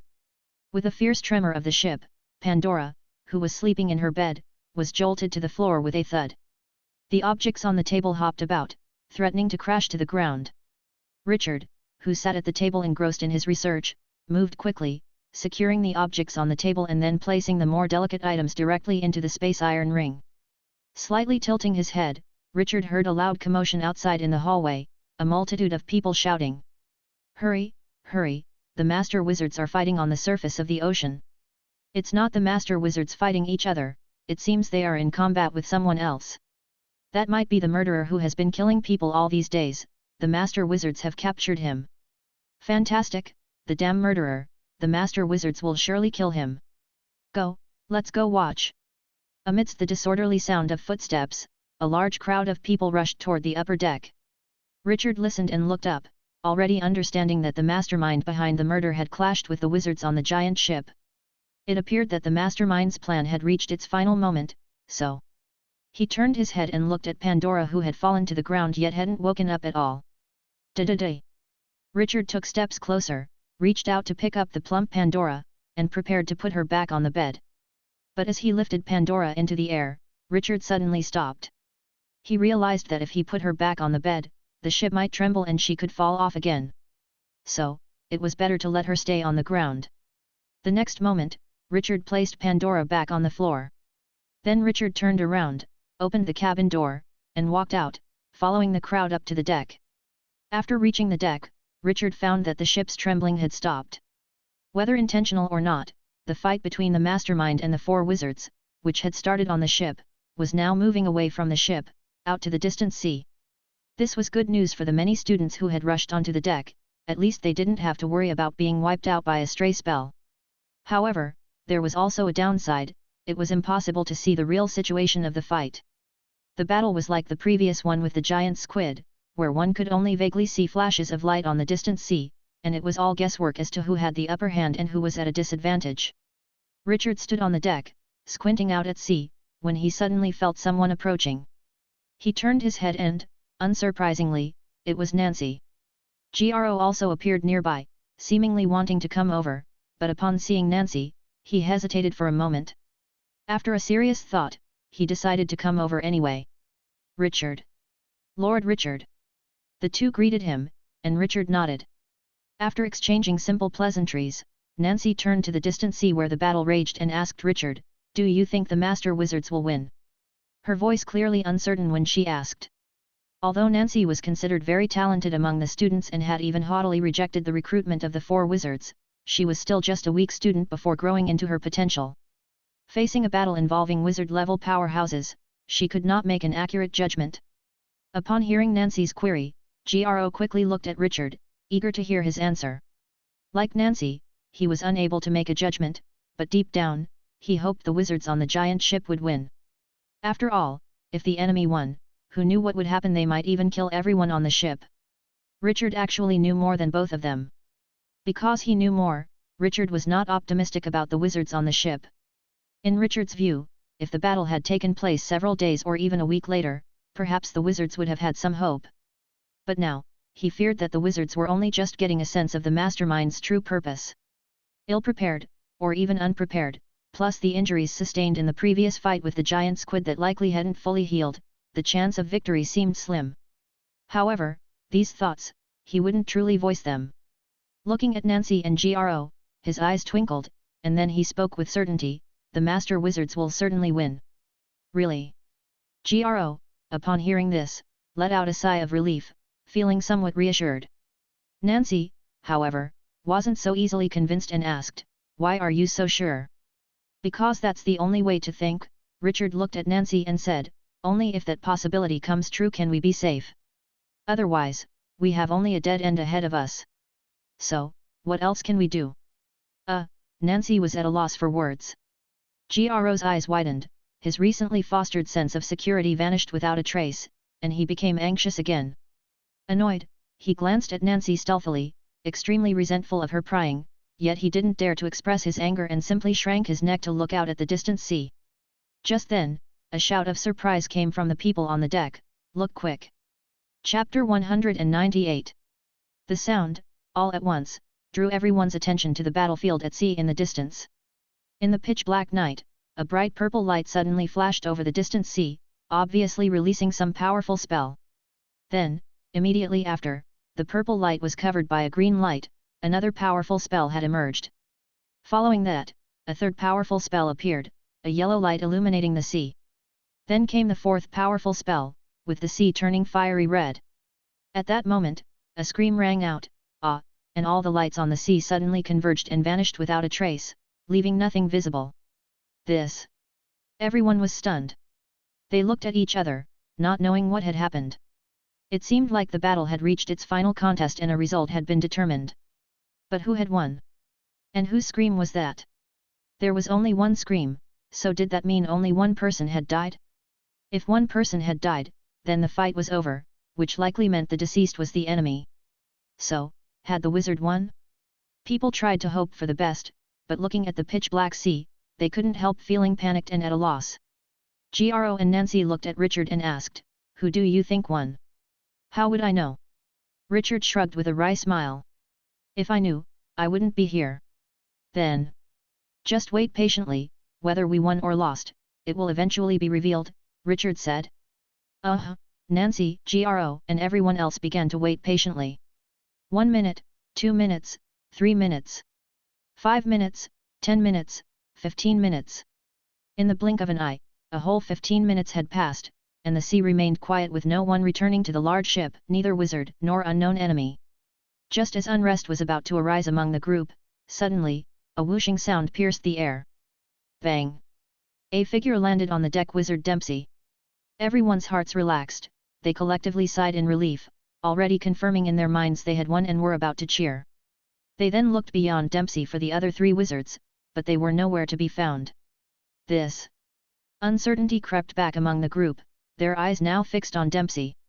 Dempsey's face looked extremely bad, his clothes somewhat tattered, but with no apparent serious injuries, which made the outcome of the battle even more confusing to everyone. The real result, however, was clear to Dempsey: they had been defeated. Yes, defeated. The earlier scream had been his, and the other three wizards did not even have a chance to scream, as they were instantly killed on the spot by a powerful spell from the enemy. That spell. Recalling it, Dempsey couldn't help but shudder. What kind of spell was that? There was no spectacular display, no light, no explosions, just a terrifying destructive force. Had he not forcibly increased his level at the last moment and drawn upon his last reserves to resist, he would likely have died. Despite this, he sustained severe injuries. If he allowed the injuries to fester, it was very likely he would drop in wizard level and suffer permanent trauma, greatly affecting any future breakthroughs in his level. The only reason he didn't show his serious injuries was that he had managed some treatment and forcibly suppressed them, lest he frighten a bunch of students. After all, he was planning to take this group back with him. Correspondingly, this also caused his injuries to worsen further. But that wasn't what was important. what mattered most was that he couldn't understand why the enemy didn't choose to kill him in the end. Even if the enemy was also injured, they still had the ability to kill him. Could it really be as the enemy had stated during their last exchange? But who was this enemy? Since when had the White Stone Tower had a feud with this foe? Why had he never heard of this enemy, and why was there no record of them in the books of the White Stone Tower? Doubt filled Dempsey, yet his face remained expressionless, as if wearing a mask, as he looked at many of the students and then spoke. "I know what you're all thinking," he said, "and what I can tell you is that we won the battle. The murderer who has been killing people on board has been killed by myself and 3 other wizards. As for the rest, I will explain in detail later. For now, I'm tired and need to rest. Everyone should return to their cabins. That's all." "Potter," Dempsey called out, turning his head. "Teacher, I'm here." The slender Potter quickly stood up. "You maintain order," Dempsey commanded. "If anyone disobeys and tries to take advantage of the situation, don't hesitate, kill them. Understood?" "That's good." Dempsey nodded, walking through the crowd with slightly heavy footsteps, heading toward a cabin on the distant deck to rest. Potter began to move, loudly urging everyone on the deck to leave, with the help of other wizard apprentices. Before long, the ordinary students had descended from the deck. A few wizard apprentices' eyes twinkled, but they quickly ran to Dempsey, who hadn't yet entered his cabin, and tentatively asked in a low voice. "Lord Dempsey, where is my teacher Mr. Siv now?" asked Demi, a third-level apprentice and a direct student of Siv. Luther, also a direct student of Siv, followed beside Demi, not daring to speak, but looking eagerly at Dempsey. "Lord Dempsey, what about my teacher Lewis? Is he safe?" asked Robin, a third-level apprentice and another student of Lewis. No one asked about the safety of Wizard Quinton, as all his direct apprentices had already died. Now hearing the wizard apprentices' questions, Dempsey couldn't just brush them off as he had with the ordinary students earlier. His eyebrows furrowed, he stopped walking and looked at the wizard apprentices. "Your teachers, they," Dempsey began to say, but only spoke halfway when he suddenly coughed up a mouthful of fresh blood, his body going limp and collapsing towards the deck. Potter, a direct apprentice of Dempsey, reacted swiftly. Using a spell, he moved with the wind, reaching Dempsey before he fell, and quickly asked, "Teacher Dempsey, how are you? What do you need me to do?" Help me into the cabin, take the elixir from the top drawer of the cabinet in the corner of my bedroom, and have me drink it." Yes, Potter hurriedly responded, helping Dempsey quickly into the cabin. On the deserted deck, the remaining wizard apprentices still stood, exchanging glances, seeing the panic in each other's eyes. Dempsey had not finished speaking, but he had already given the best answer. Even the strongest among them, Dempsey himself, had barely managed not to collapse from his injuries, thus, their teachers were likely not coming back. Who? As the night wind blew over the sea, the many wizard apprentices couldn't help but tighten their collars, feeling the chill of the night, as if a tongue dipped in icy water was licking their skin. Chapter 199. Tap tap tap. On the third deck of the ship, Richard walked down the corridor toward the cabin he was residing in. Being at the very end, by the time Richard reached the door, everyone else had already returned to their cabins. Richard glanced over the empty corridor and reached out to open the door. It was then he sensed something, his hand paused mid-air, slightly hesitating. His eyes flickered and narrowed before returning to normal. Sigh. The next moment, Richard took a deep breath, placed his hand on the cabin door, and pushed slightly. With a creak, the door opened, and Richard stepped in, quickly closing it behind him. Turning around, the first thing Richard saw was, for some reason, Pandora, who had automatically gone back to bed to sleep. Turning his head, he then saw a man sitting in the chair at the desk. The man was dressed in a black robe and was intently studying the small gadgets on the table, such as a finely crafted carving knife, a white jade plate with engraved patterns, and a papyrus scroll filled with various numbers and design sketches. After studying them for a while, the man smacked his lips, turned around, and looked over. Lifting his head, he revealed a somewhat ordinary face, his pupils calmly blazing with oily green flames. Richard showed no surprise. His body shifted slightly as he calmly looked at the other person. "This is our second encounter," the black-robed man said. So, what saddens me is that you still haven't let down your guard around me. If you would put down what you're holding in your hand right now, I think our second meeting would be much more pleasant," the black-robed man said, spreading his hands with an apparently harmless expression. Yet Richard remained unmoved. I don't think so. How so? Although I am certain of your strength, and perhaps some of my precautionary measures are laughable, they still pose a threat to you, right? In that case, I believe our conversation can proceed on more equal grounds, Richard said. The black-robed man chuckled lightly. All right, I admit that the crystal skull you are holding in your right hand can indeed inflict substantial harm on me. And since you insist on it, I will not force you. But you should understand, I truly hold no malice toward you. Otherwise, I would have taken action during our first encounter. It wasn't the first encounter, Richard corrected. The previous 2 times, Richard said, the first was in Quijin City, and the second was recently in this cabin. In fact, this is our 3rd encounter. The black-robed man clearly hesitated for a moment, then spoke somewhat self-deprecatingly, well, with age, my memory isn't as good as you young people's. I almost forgot about that encounter in Quijin City. Truth be told, that was an accident. I didn't intend to meet you at that time. As for the encounter in this cabin recently, it was indeed intentional because, during these days on the ship, I've found you quite interesting. Found? More like you've been spying, Richard bluntly said. However you wish to interpret it, you can consider it spying, but to me, it's merely simple observation and discovery, the black-robed man said softly. Besides, since you've already noticed my presence, it wouldn't qualify as spying, would it? At least, not conceptually. After a moment of silence, Richard spoke, in my view, people like you don't play such word games. Chuckled the black-robed man, or to put it more bluntly, I shouldn't be so shameless and despicable. Richard. Ha, the black-robed man burst into laughter. Everyone has their own personality, which is very difficult to change, regardless of their strength. Or should I say, everyone has many sides to them. When facing enemies, I'll show one side, in front of strangers, another, and when dealing with people I'm more familiar with, a third side will emerge. What do you think, which one is the real me? Are you sure you want to keep going with this topic? Richard's eyes flickered. At this moment, do you really want to have a serious conversation with me about personality, a psychological topic? Where would you like to start? Freud's psychoanalytic theory of personality? Allport's trait theory? Tape's Big 5 personality traits? Trigon's 7-factor model? As a guest, I'll let you pick an entry point. The black-robed man fell silent, and after a half-moment spoke, all right, I was wrong. I must admit that I shouldn't have joked with someone like you, at least not in the current situation. So, can we talk seriously now? Asked Richard.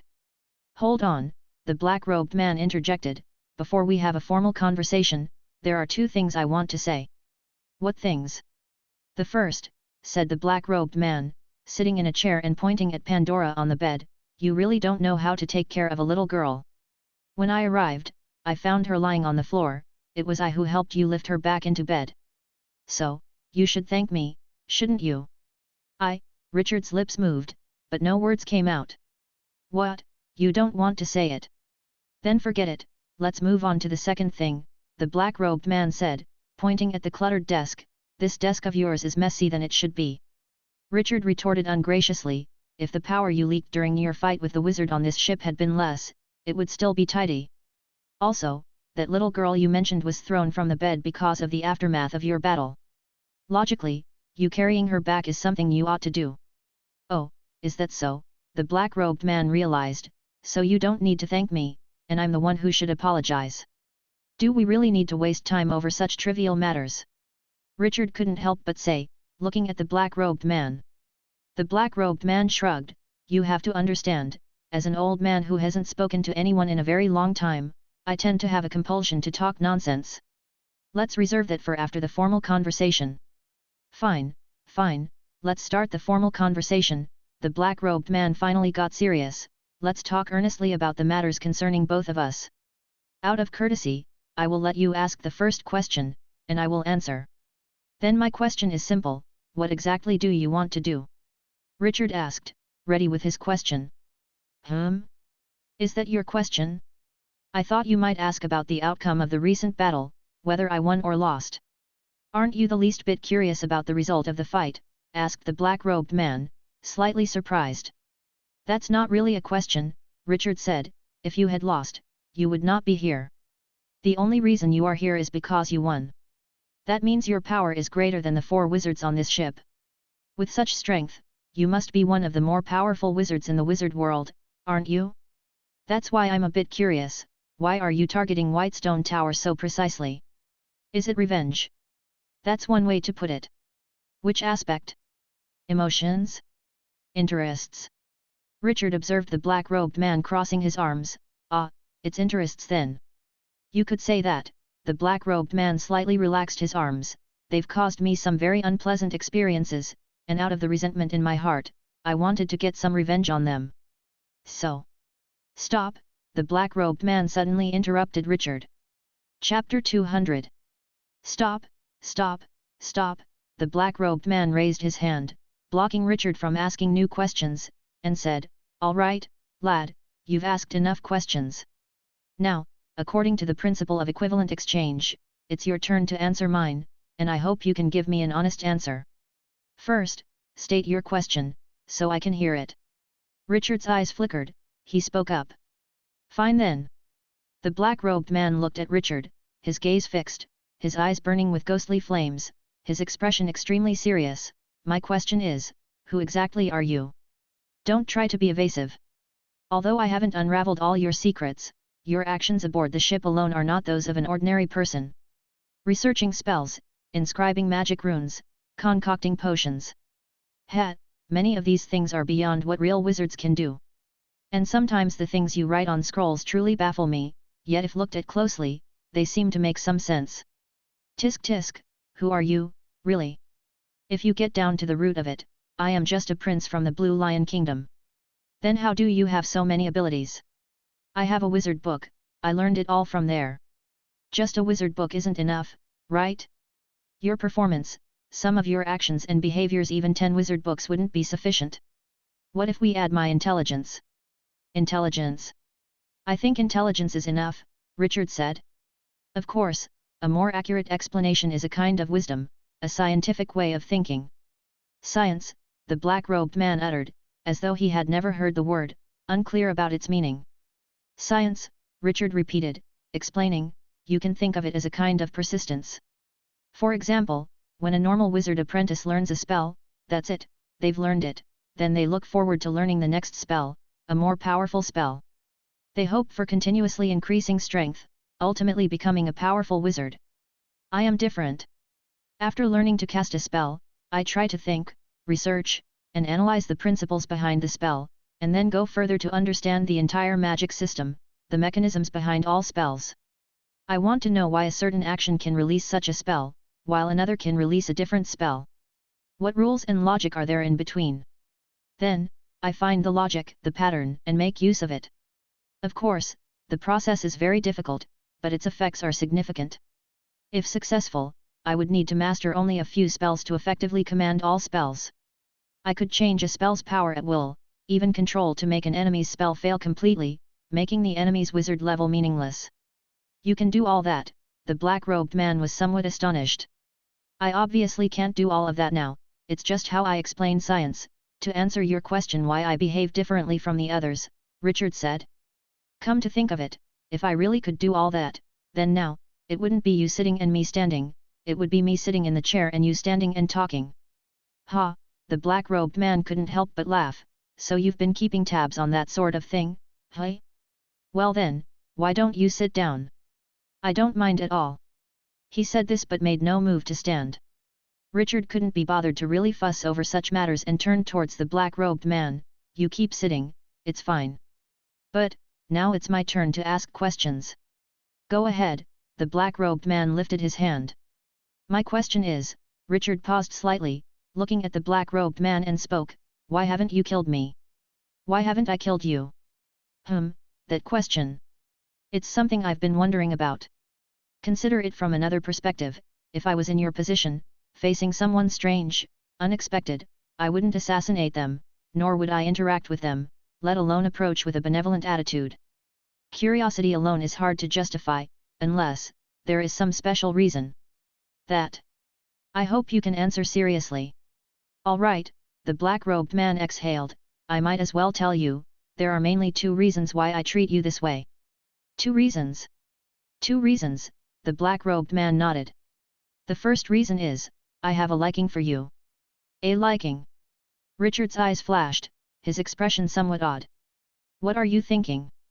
I am thinking, the liking you mentioned isn't some kind of taboo or abnormal affection, is it? Ha! What do you take me for? Wizards might be strange, but not everyone is a deviant. Kid, I like women. Even though I'm older now, and don't feel much for women anymore, but I used to like women. That simplifies things. Richard spoke, his eyes shining, a liking can't just appear out of nowhere, at the very least, we must have had some interaction before. Or to put it more straightforwardly, I must have helped you directly or indirectly did something that benefited you. For instance, Luther, the direct apprentice of a wizard you killed on this great ship, I previously gave him a gold coin, so he felt goodwill towards me and helped me out with little things on board. And you, Richard turned towards the black-robed man, then suddenly raised his eyebrows, wait a minute. What now? Richard stared at the black-robed man and slowly repeated his earlier words, I previously gave him a gold coin, a gold coin. Ah, is the key word a gold coin then? Richard saw the black-robed man's subtle reaction and confirmed, we had some connection regarding a gold coin, right? The black-robed man sat motionless in the chair. Richard quickly reasoned out something, if there's a connection with a gold coin, then we must have met face to face, after all, a gold coin is something that can only affect you if there's direct contact. Otherwise, a gold coin I spent a month ago ending up in your hands wouldn't make you react at all. So? Richard looked at the black-robed man, probing, is there a chance you could let me see your face? Kid, you really are clever, guessing we've met before. The black-robed man took off his hood generously, revealing his entire face, unafraid, but I don't think you can really recognize me, because my appearance has been altered, I am no longer the person I was. Then, could you let me see your eyes? Richard asked again. My eyes? The black-robed man's burning green eyes extinguished, revealing a pair of ordinary eyes, still without much concern, what can you guess by looking at my eyes, kid? I can guess your previous identity, Richard said calmly. Oh. The black-robed man was evidently incredulous. You said your appearance has been changed, I believe it. Muscle stretching, slight deformation of the bones, skin regeneration, all can quickly alter a person's appearance. But I don't believe that you also changed your eyes. And as long as you haven't changed your eyes, then I can recognize your identity. Why? Because in the eyes, there's a part called the iris. The iris? Yes, the iris.